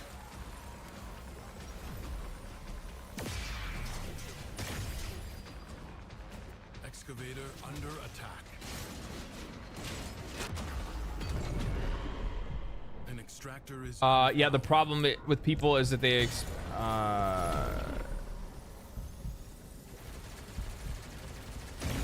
the problem with that is that people expect from you, which means you have to do that kind of game. Yes, that's the difficult part, right? That's the difficult part. If you, typically 9 times out of 10, and I mean, Brozyme will tell you the same thing. If I go and I look at a Brozyme stream, if he's streaming anything other than Warframe, his view count is like 1/4 of what it normally would be, or a 1/3 of what it normally would be. He loses the vast majority of his audience because if he's not playing Warframe, then they're not really interested in it. Which is actually really funny. Like, it's actually just kind of weird in general now that I think about it. So if like on YouTube, right? If I put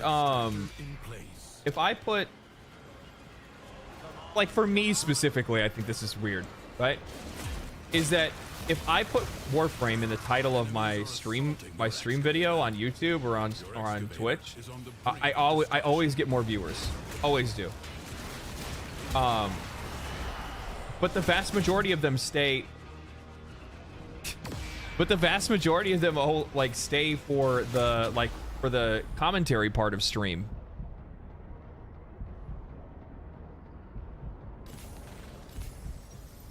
They stay for the commentary part, and then they leave after the commentary part. And during the commentary part of stream, I don't even talk about Warframe at all to begin with. And then the funny thing is that like the same thing goes for like tuning into want to watch the same person that you've been watching for months play Warframe. Like 9 times out of 10, people aren't actually watching you play Warframe. And nor do I really I don't even really talk too much about Warframe when I'm playing Warframe. Lucky Stucky, thank you for the Prime, man. Appreciate that.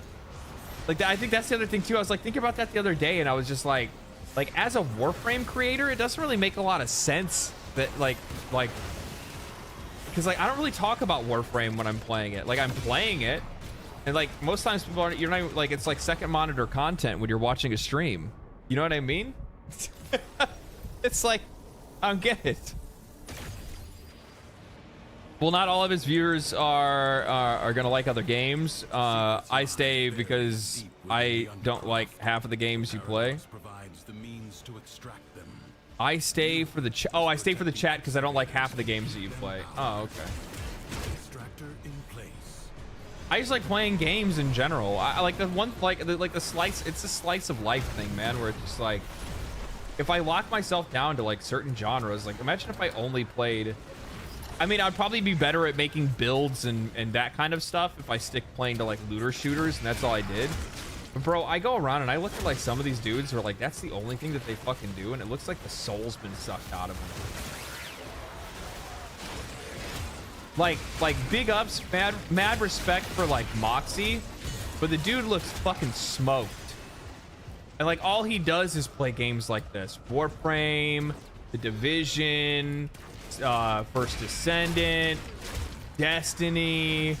Like, it's all about those like looter shooter games. Got to make builds and all that shit. And it's just like, man, sometimes I just want to like play something stupid. Not even stupid. Sometimes I just want to play something completely different. I usually watch, mostly listen to streamers while playing the game myself. Tune in to something related, or tune in when something relatable is said. Yeah. That's usually how it goes. Or something you want to talk about or whatever. I think really what it is for like Warframe specifically, or like any game that people are a fan of, and that's the reason why they come to watch the stream, is because it kind of gives you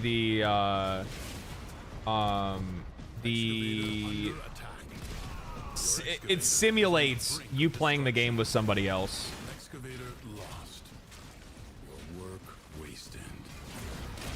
That's probably the better way to say it. It simulates you playing the game with somebody else. The paradox provides the means to extract them. You must protect the excavators and keep them powered. Extractor in place.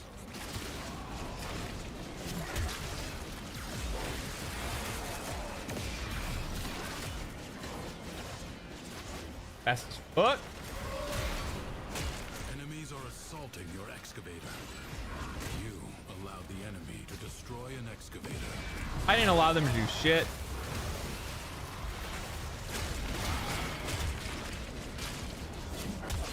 I've been watching you play the same stage for 2 hours and I didn't have to. Yeah. But it's a great stage.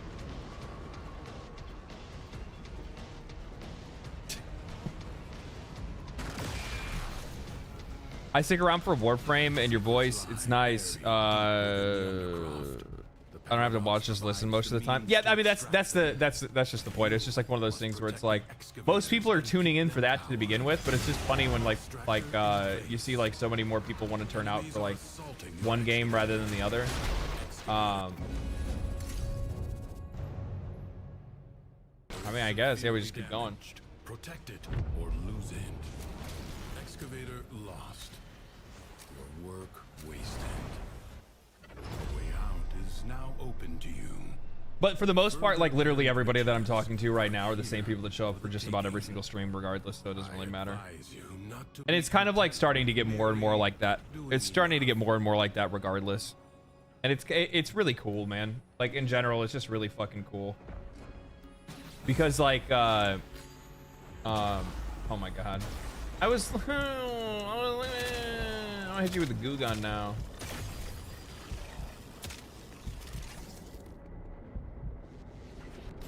Thank you. Thank you, Wavrin. Wavrin. Bobrin. Bobrin. I don't even say that. Makes me want to say Wavrin. Probably Wavrin.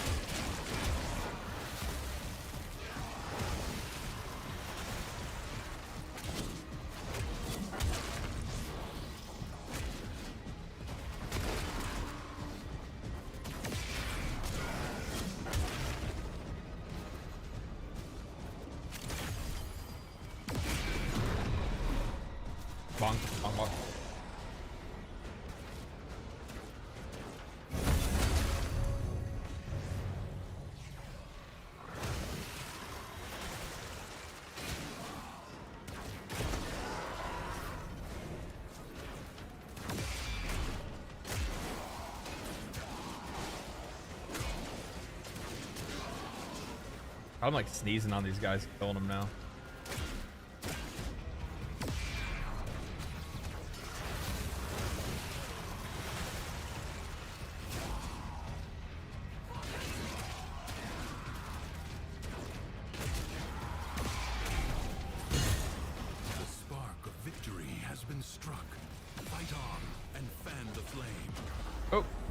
And then I get, I don't even know what that was. I just get one shot by something. The name of the game.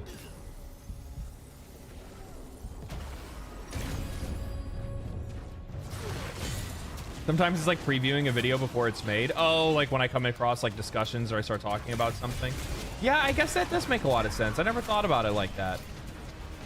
It's almost like, you know what, like, I guess live streams, especially like as somebody that makes like YouTube content like I do, I guess from like your perspective, like live streams could actually like be like lore.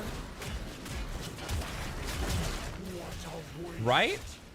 Does that make sense? You know what I mean?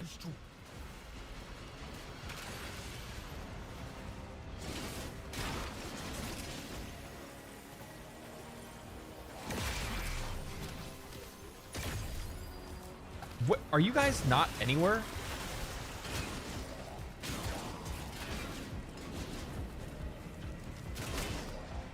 I'm just trying to find a secluded spot to sure. I hit shots. I didn't read it. It's not that big of a deal. I'm fine. I'm just waiting for the one that pops up that says you are now invincible.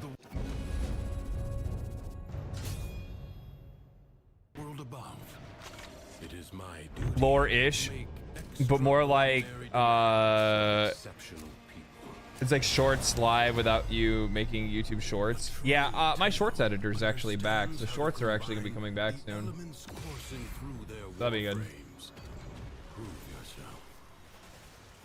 Crucible and the amphors it needs to create a complex elemental force.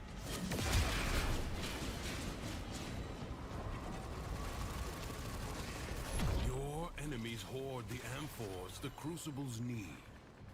Retrieve them. Too fast! I'm not used to it. Ah! No! Hold on. Okay, we got it. We're good.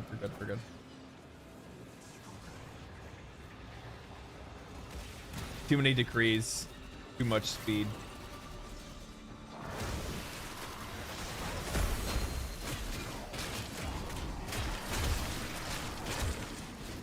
Too much speed.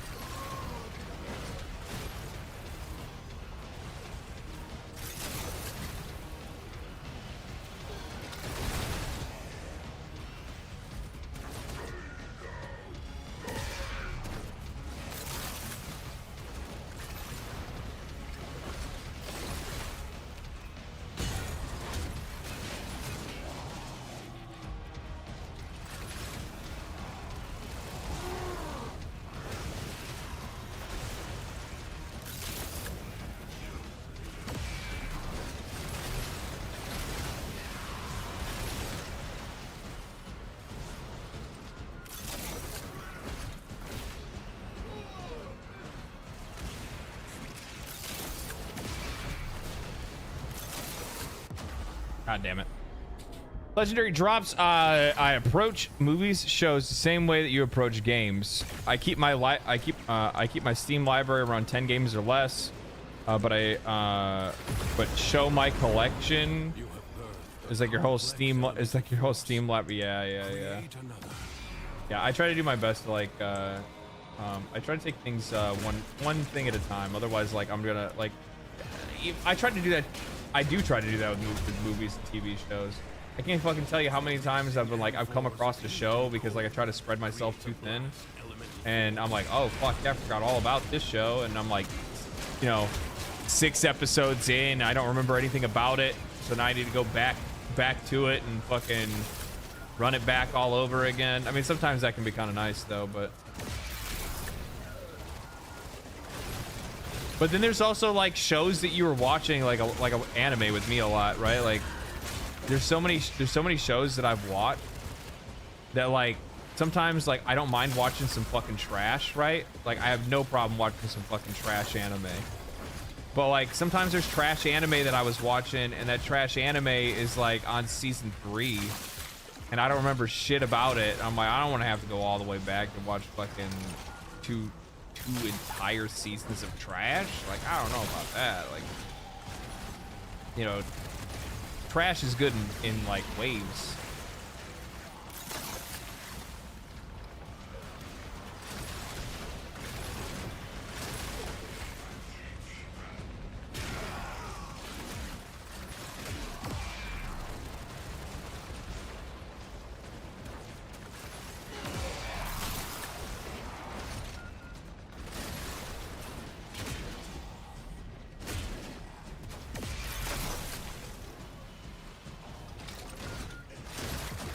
God damn it. I got shot in the face.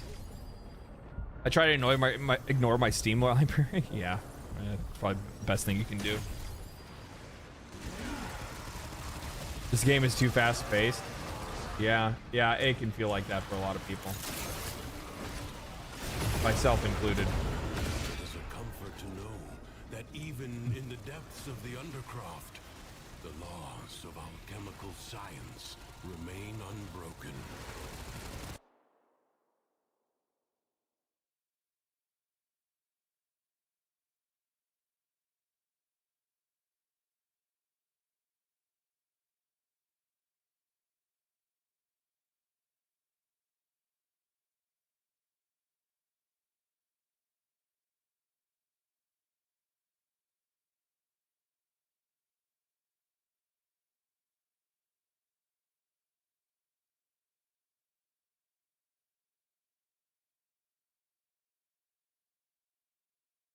Duviri may fall to something worse, even than traps.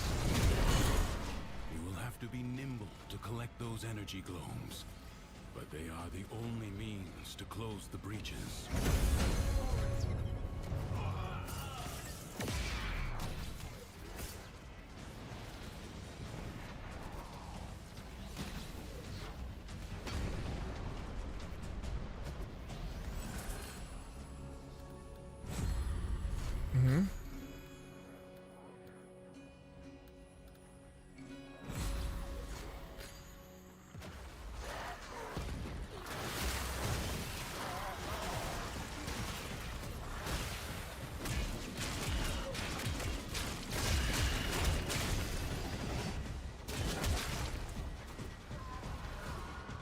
Yeah, we're looking good.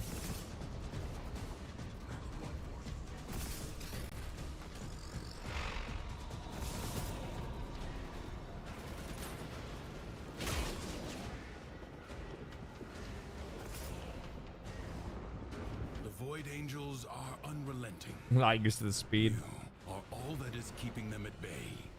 Hold fast. Fight on. Close the ruptures as you would staunch the wounds of a comrade.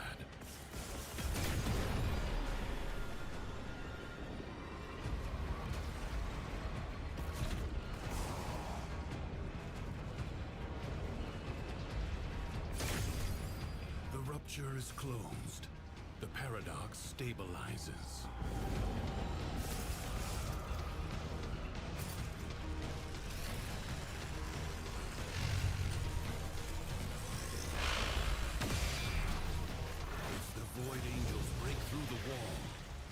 monster will be freed. Do not Man, allow that my to my happen. my glorbs. My glorb. Oh, somebody got him. Okay.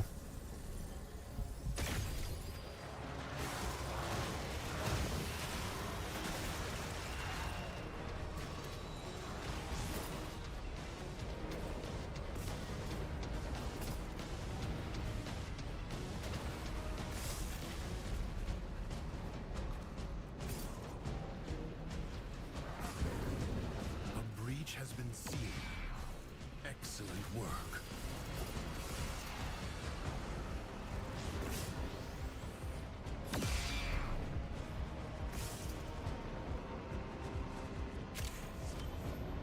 Keep your hands off the keyboard.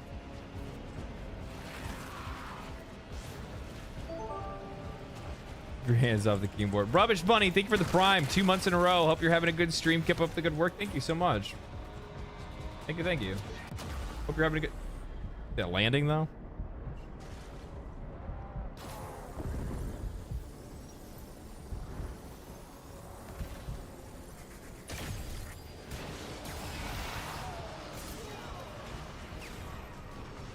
I lost all my glorbs.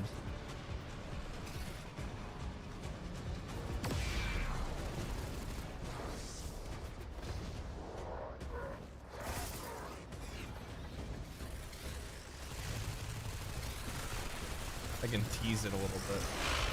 There we go.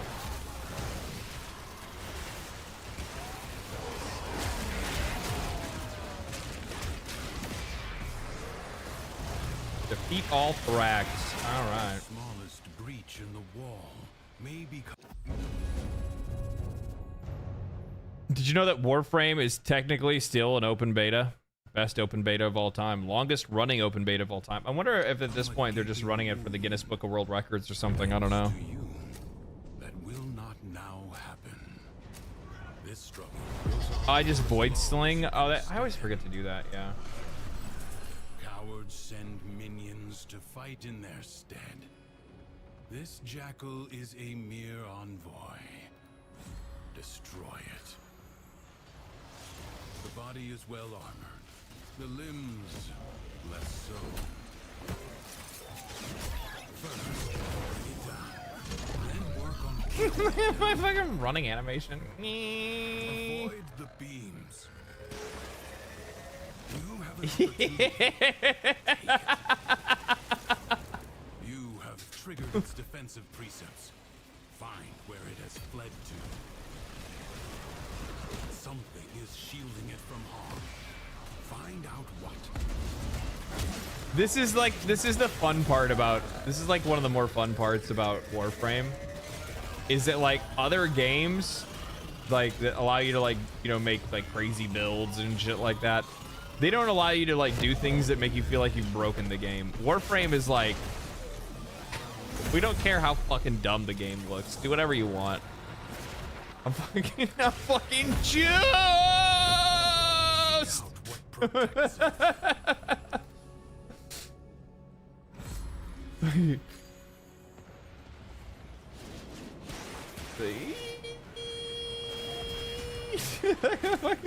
it's I don't know why it's so fucking funny. It looks so fucking stupid.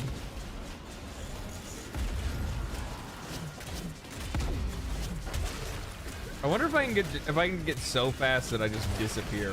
I'm not even on the screen anymore. My character's body is gone. The screen just turns black. Then all of a sudden, the galaxy unfolds behind my eye, behind my eyes, and I'm already in 1999.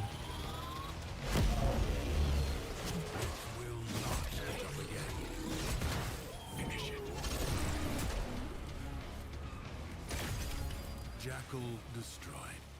More will follow, no doubt. Recur.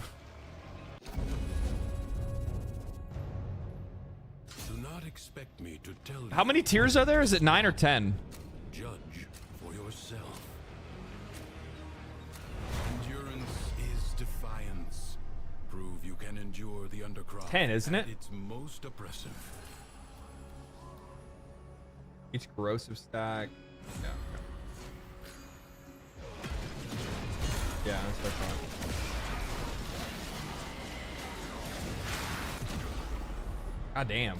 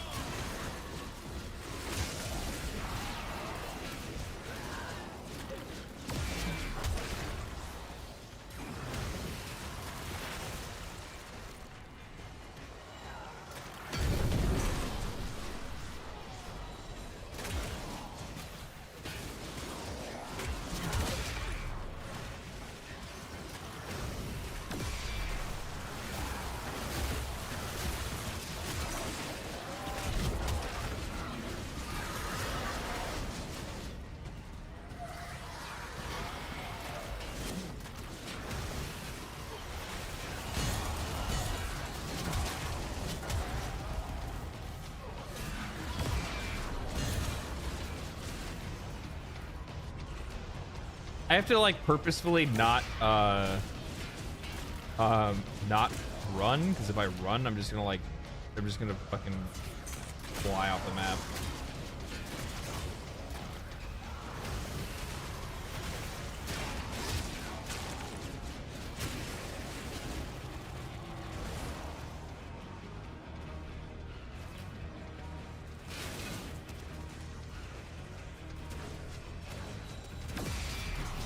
Shit. Do I get for trying to reach that? I should probably be like a little bit more responsible, as I am fighting the, like, literally the highest level enemies in the entire, you know, highest level enemies you can possibly get in the entire game.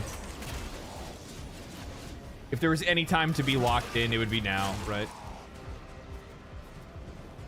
And not doing this.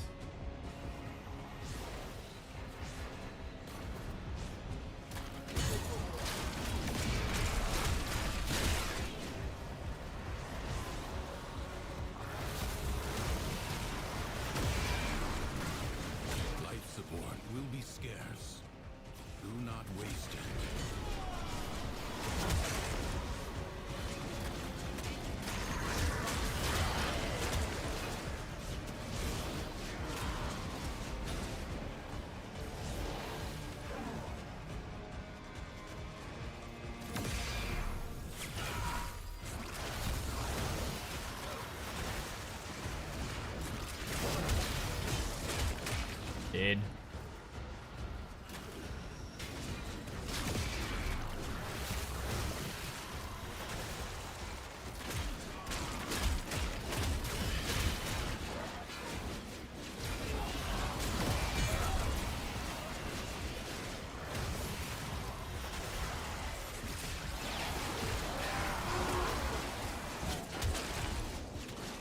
How much are the, like, how much more XP are we getting for the, like, progression for the circuit in comparison to, like, the earlier levels? Is it that big of a difference?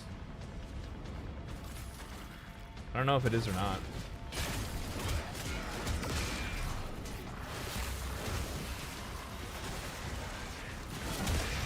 A lot, yeah.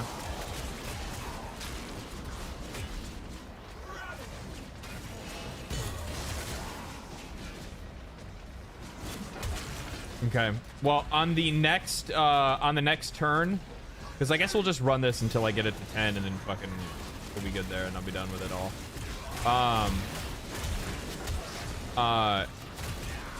On the next stage, after we finish this,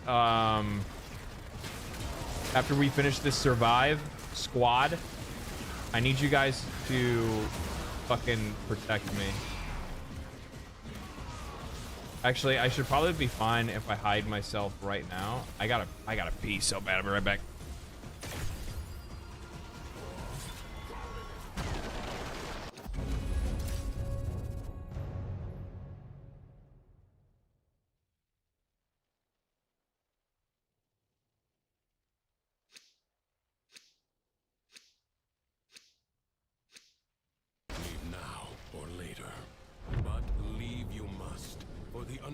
Ubisoft is inexhaustible. This Tenno asset is destined to be destroyed by hostile forces. Intervene and change its fate.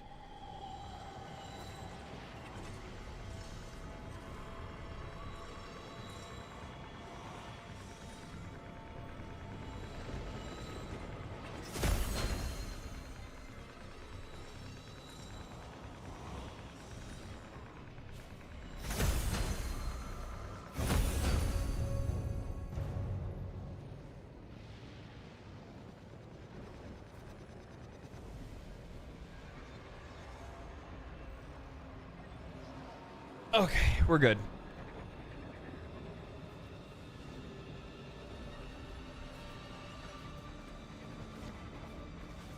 The winds blow fiercely. The rains do not relent. Still, the stout bow stands.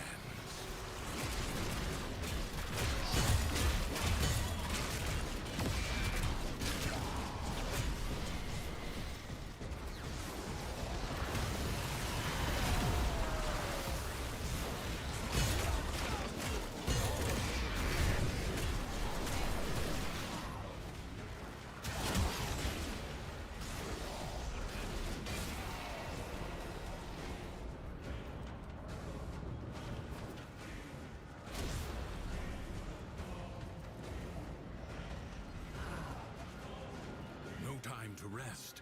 Already a new onslaught begins.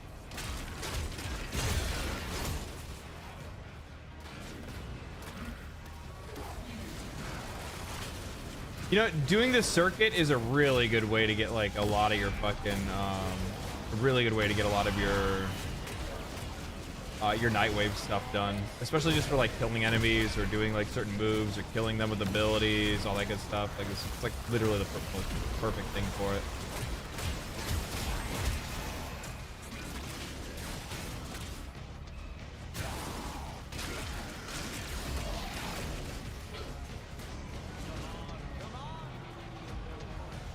This battle is already half won. The enemy musters for a fresh assault. Hold the line.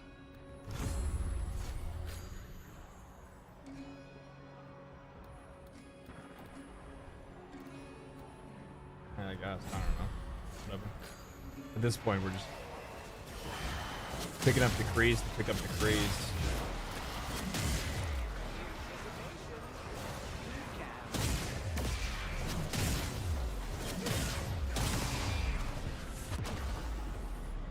Motherfucker shot me once.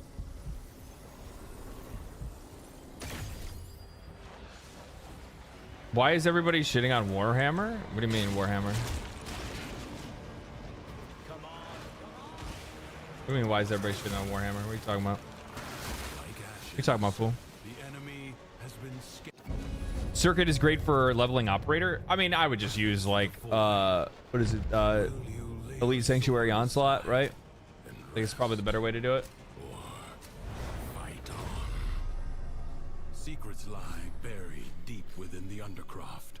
The paradox provides Glass cannon? Yeah, I have no fucking survivability. You must protect the excavators and keep them powered.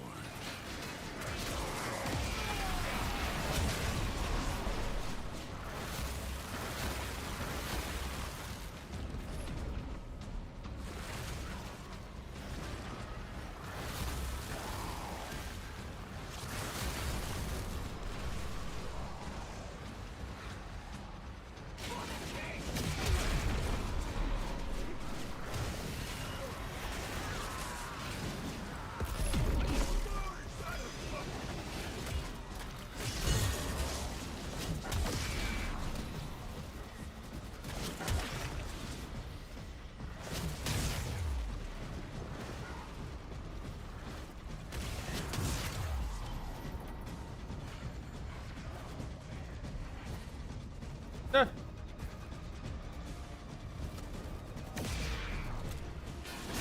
new extraction site may now be claimed.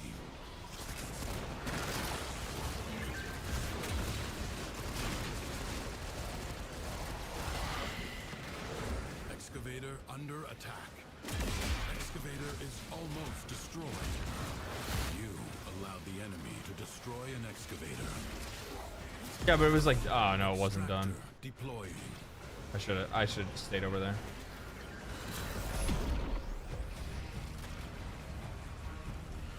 Jesus. One roll and my guy was like, woo! You allowed the enemy to destroy an excavator. I what now? Tab to what?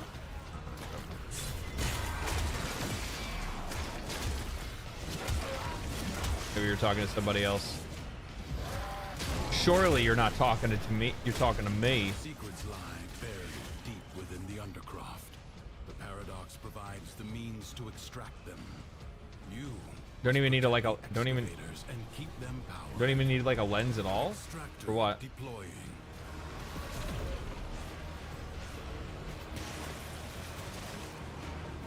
Oh, cranking through focus. Oh, I know what you're talking about. You're saying like cranking through focus with my if you're an ESO. Yeah, because ESO always drops those fucking things all over the place for you to get a bunch of focus. I hit these guys with a goo gun. I don't give a fuck anymore.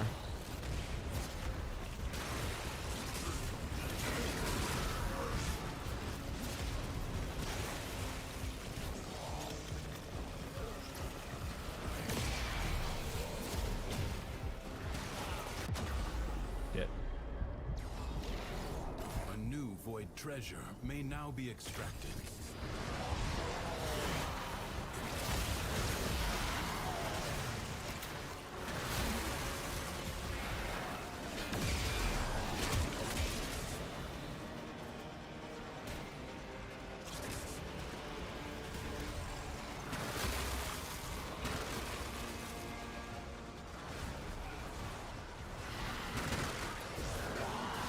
Excavator under attack.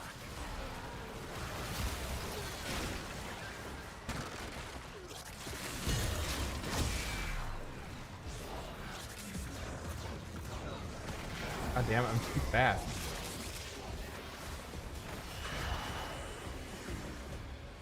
I'm just not gonna move.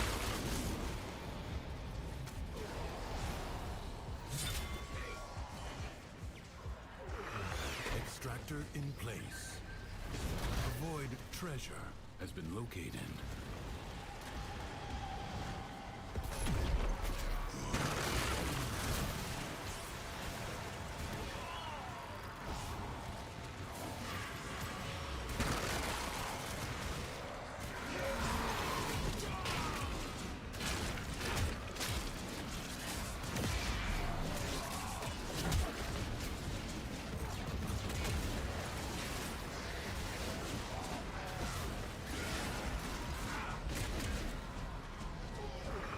Extractor in place.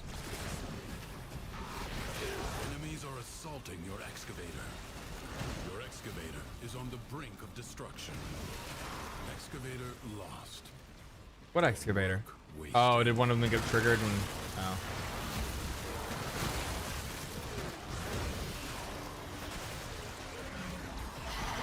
Void treasure location established.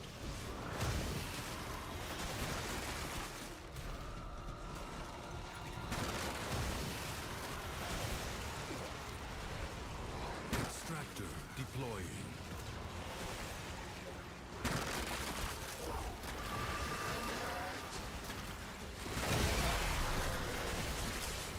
Excavator lost. Work wasted. Enemies are assaulting your excavator.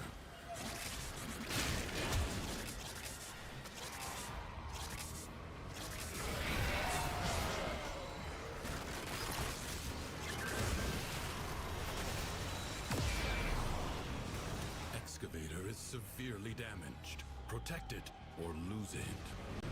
You allowed the enemy to destroy an excavator.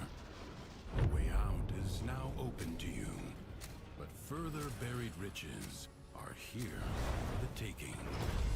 It is my duty to make extraordinary demands. descendants of exceptional people.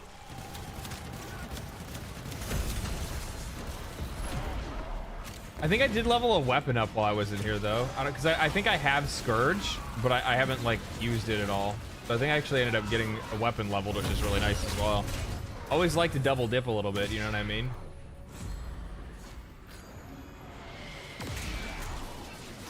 Nothing wrong with that.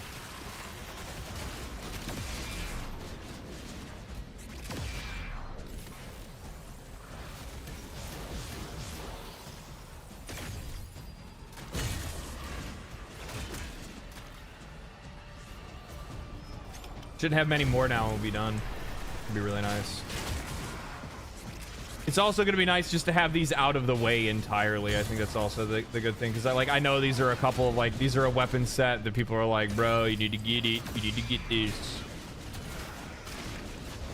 And I know it's really good too, so it gives me like a little bit more flexibility on like some of my like some other frames and stuff like that. Like frames that aren't necessarily like just busted by their powers alone and need like a really strong weapon, or like weapon platform frames and stuff like that. There's a lot of different things that opens up. What are good weapon platform frames? Because I know that like that's a term, like frames that are better at making weapons good rather than frames that are like, there's like Ember as an example is a great caster, right?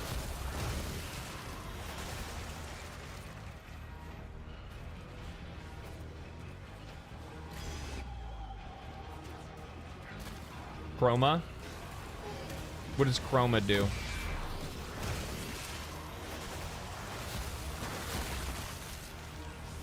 Saren, Vault, Gauss, Gauss.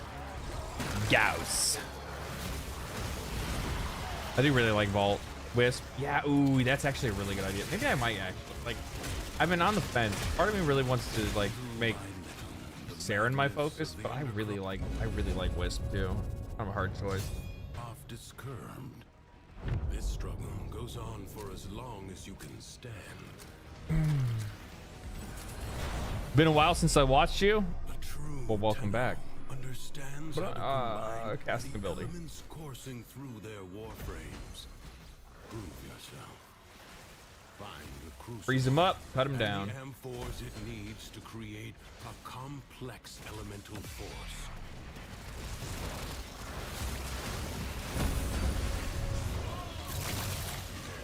You found a crucible. Now, liberate the necessary amphors from your enemies. Whether on your weapons or in the crucible, toxin and cold amphors will create a viral elemental force. I always think it's really funny that they bring in like alchemy, but alchemy is like something that like the vast majority of new players aren't going to like end up seeing until later, because like chances are they're not going to know about the circuit or whatever. And it teaches them how to make elements. It should be like one of the first missions.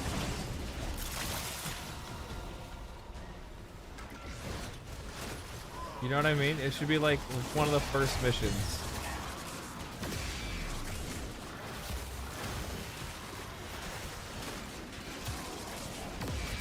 Cut the enemy forces down. Take the amphors and hurl them at the crucible.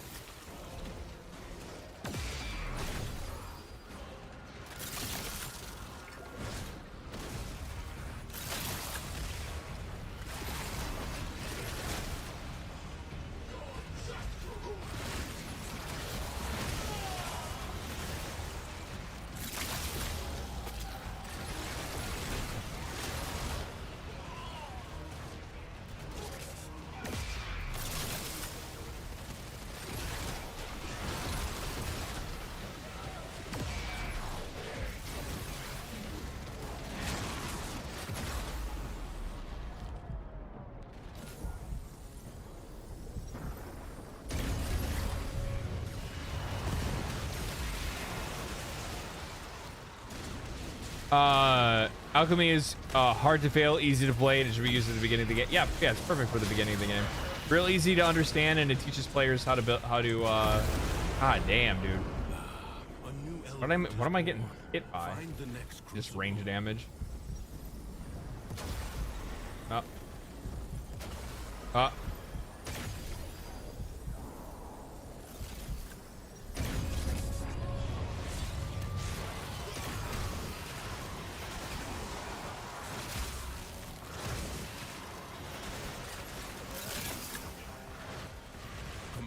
Electricity and toxin amphors to produce the corrosive elemental force.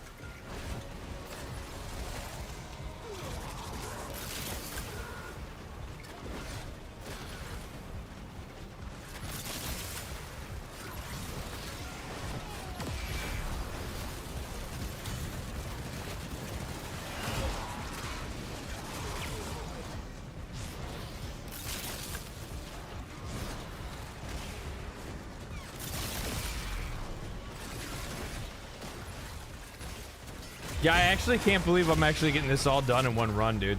Especially on Steel Path. I think it's just that we all got, I think everybody got lucky in the party and everybody got like decent frames and good builds.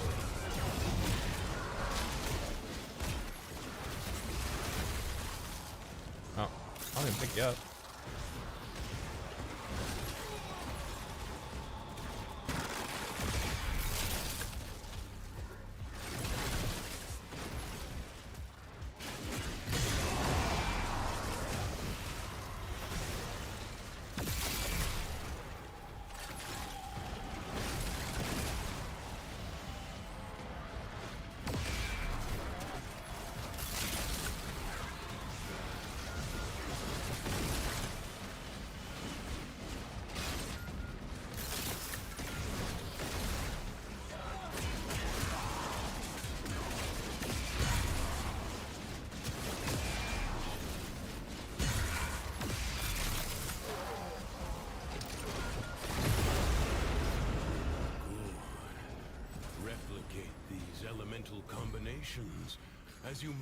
Just started watching your videos the other day about your playthrough and just wanted to say you got me back into the game again. So thank you for your content. No problem, man. Glad you're enjoying it. Glad it's bringing people back to Warframe, or bringing them to Warframe. Both end up happening. I've had some new players say they got interested from watching my videos. Other way around, people that have been old, haven't played in a long time, want to play again. Repair the damage to keep them at bay. Globes of ambient The new Q-Bro quest is going to be your first to take on. First one to take 60 seconds to build. I mean, that's good. I don't think there's anything wrong with that, but you know, I don't know, man. I just feel like from my perspective, like learning how I don't know. I think it's just because the game just doesn't have like what we would consider like traditional we just don't have traditional like what I would consider like traditional tutorial mechanics. That's the word I was looking for. Tutorial mechanics. Or tutorial quests and stuff like that, you know what I mean?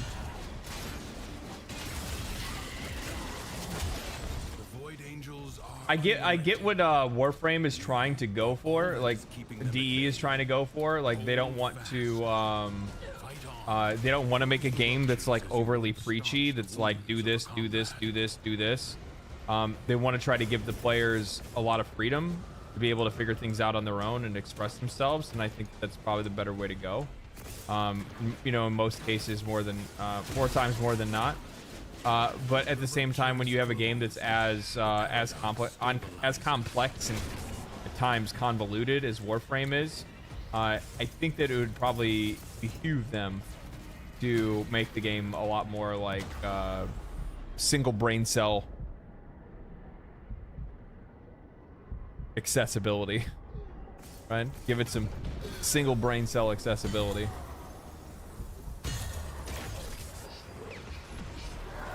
It's not a hard game.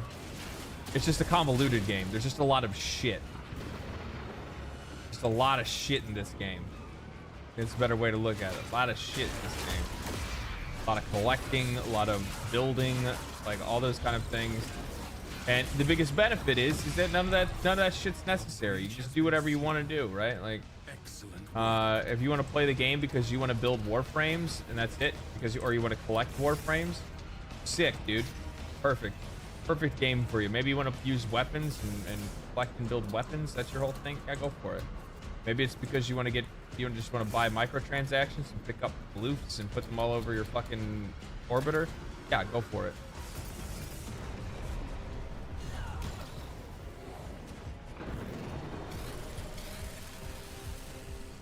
If the Void Angels break through the wall, their master will be freed. Do not allow that to happen. If you're all about the story content and that's the only thing that you're interested in, then you just do the story content, you know, level up only a few things and just keep working on those things to make sure that stuff's like updated and ready to rock anytime new content drops that you want to do, and then you're pretty much good to go. And that's about it. You don't gotta work on a bunch of stuff. Search for the stuff that you want to use. You don't have to be a collector. I think that's the other thing people can like look towards as well, right? Like you don't need to build every single frame or build every single weapon or, you know, get to LR4 or anything like that. None of that shit's necessary. Just play it however you want to. Are weakest here. Oh, fuck you. We'll just do a level 1 run. We lost somebody anyway. What the fuck? That's such bullshit. I need one more, like, tiny run. And then I leave. We'll probably just do it solo. Yeah, I'm almost max. I'm literally like 10 XP from it being done. Like, I'm right there. What are you inviting me to a game for? Get out of here with that business. Kimbo slip shot. Secondary kip. Shot, Ribbon Silver, Torrid Incarnon Genesis.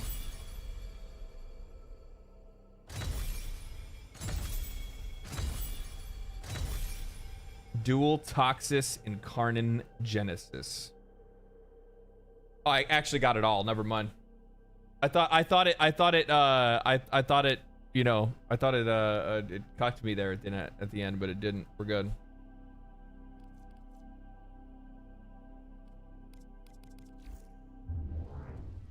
We're chilling.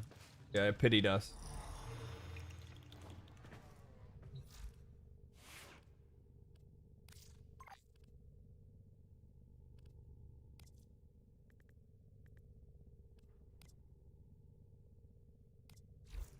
Now it says I unlocked it. All I need to do is just go to the dude over on whatchamacallit and apply it, right?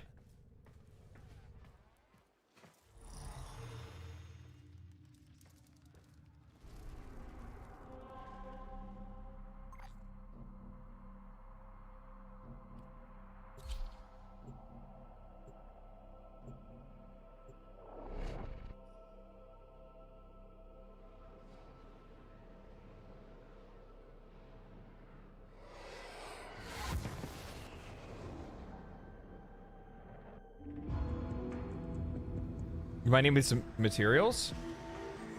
Why? Oh, yeah, maybe. All right, we'll find out. We'll see.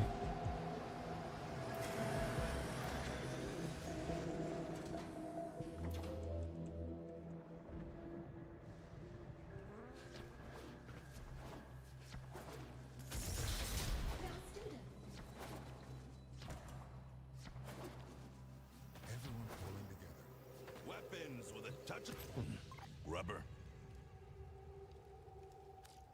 Here's where it gets interesting.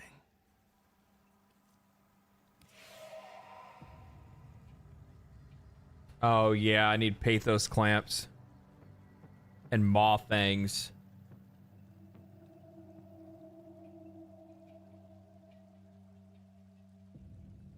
Pathos clamps and maw fangs. Maw fangs I get from the fishing game, right?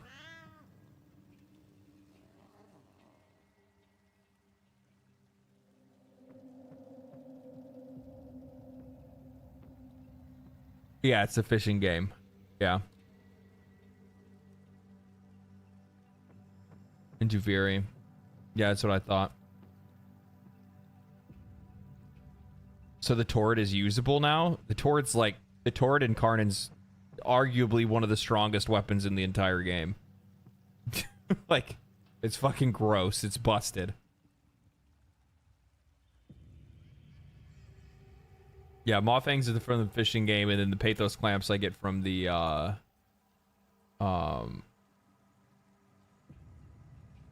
Pathos clamps I get from the other thing. Plenty of these. Pathos clamps you get from the end boss. You get from the aura worm. This is from the fishing game. This needs even more Pathos clamps. 20 required. So I need 40 if I want to do both.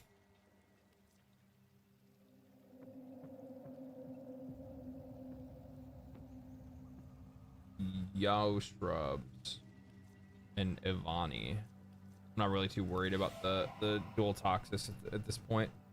Or it's gonna be the one that I'm like really gonna try to push for first before anything else.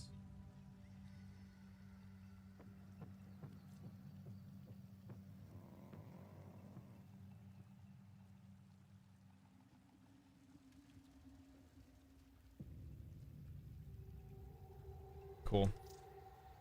Okay. Later.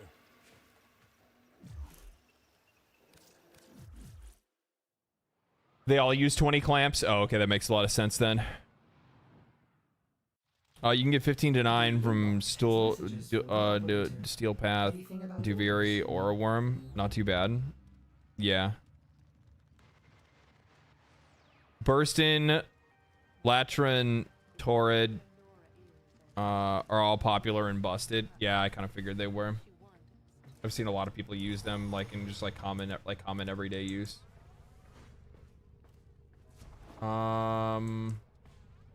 Yeah. Yeah. Well, we got a lot done.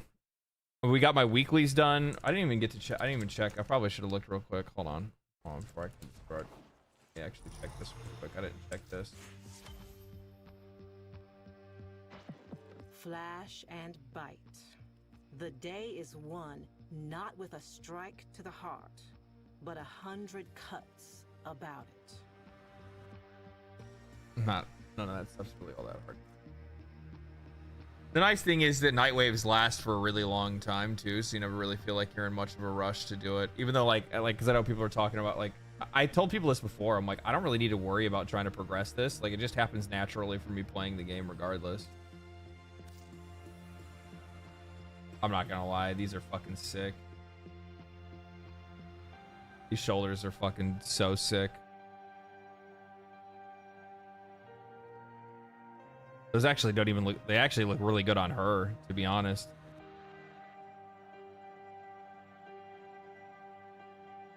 Especially if I put them in like the right color scheme that goes with everything else with her frame. Those would look fucking dirty.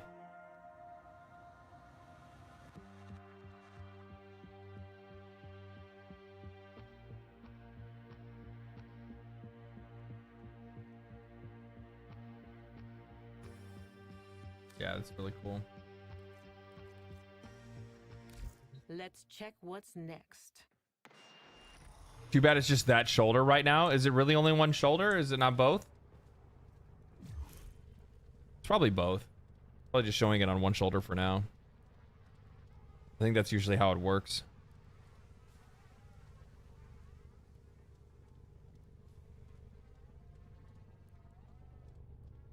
I think that's how it works. Anyway, ladies and gentlemen, boys and girls, I am going to get me some food. I'm hungry. It's dinner time. We've been streaming for over 7 hours, almost 7.5. I was actually going to try to cut it at 6, but we were on a roll, so I was like, well, fuck it, we'll get it all done today, baby. Do you have a community clan on Warframe? I do not have a community clan on Warframe. I just have a clan that I'm in with friends of mine. Though maybe I could probably make something like that in the future. No, I'll just tell you right now, I'm not going to be the one to manage it or like build it or anything. Because I really only play like a couple days a week, right? Like I don't play Warframe every day. So yeah, I'm going to relax for the rest of the evening. I'm going to get myself some dinner and eat and get ready for bed, and then we'll get back at this tomorrow. We'll play, I don't know what we're going to play tomorrow. Games. Who knows? We'll find out. Pull the trigger when we get there, probably. So I hope you guys have a fantastic rest of your evening. Thank you guys for hanging out today. Thank you guys for the memberships, and thank you guys for the subscriptions and subs and all that good stuff and gifted subs and everything. Thank you guys so much. Thank you for your generosity. Thank you guys for watching the videos. I will see you guys tomorrow. Stay cool, stay righteous, stay safe, my friends. Enjoy the rest of your evening, and I'll see you guys tomorrow.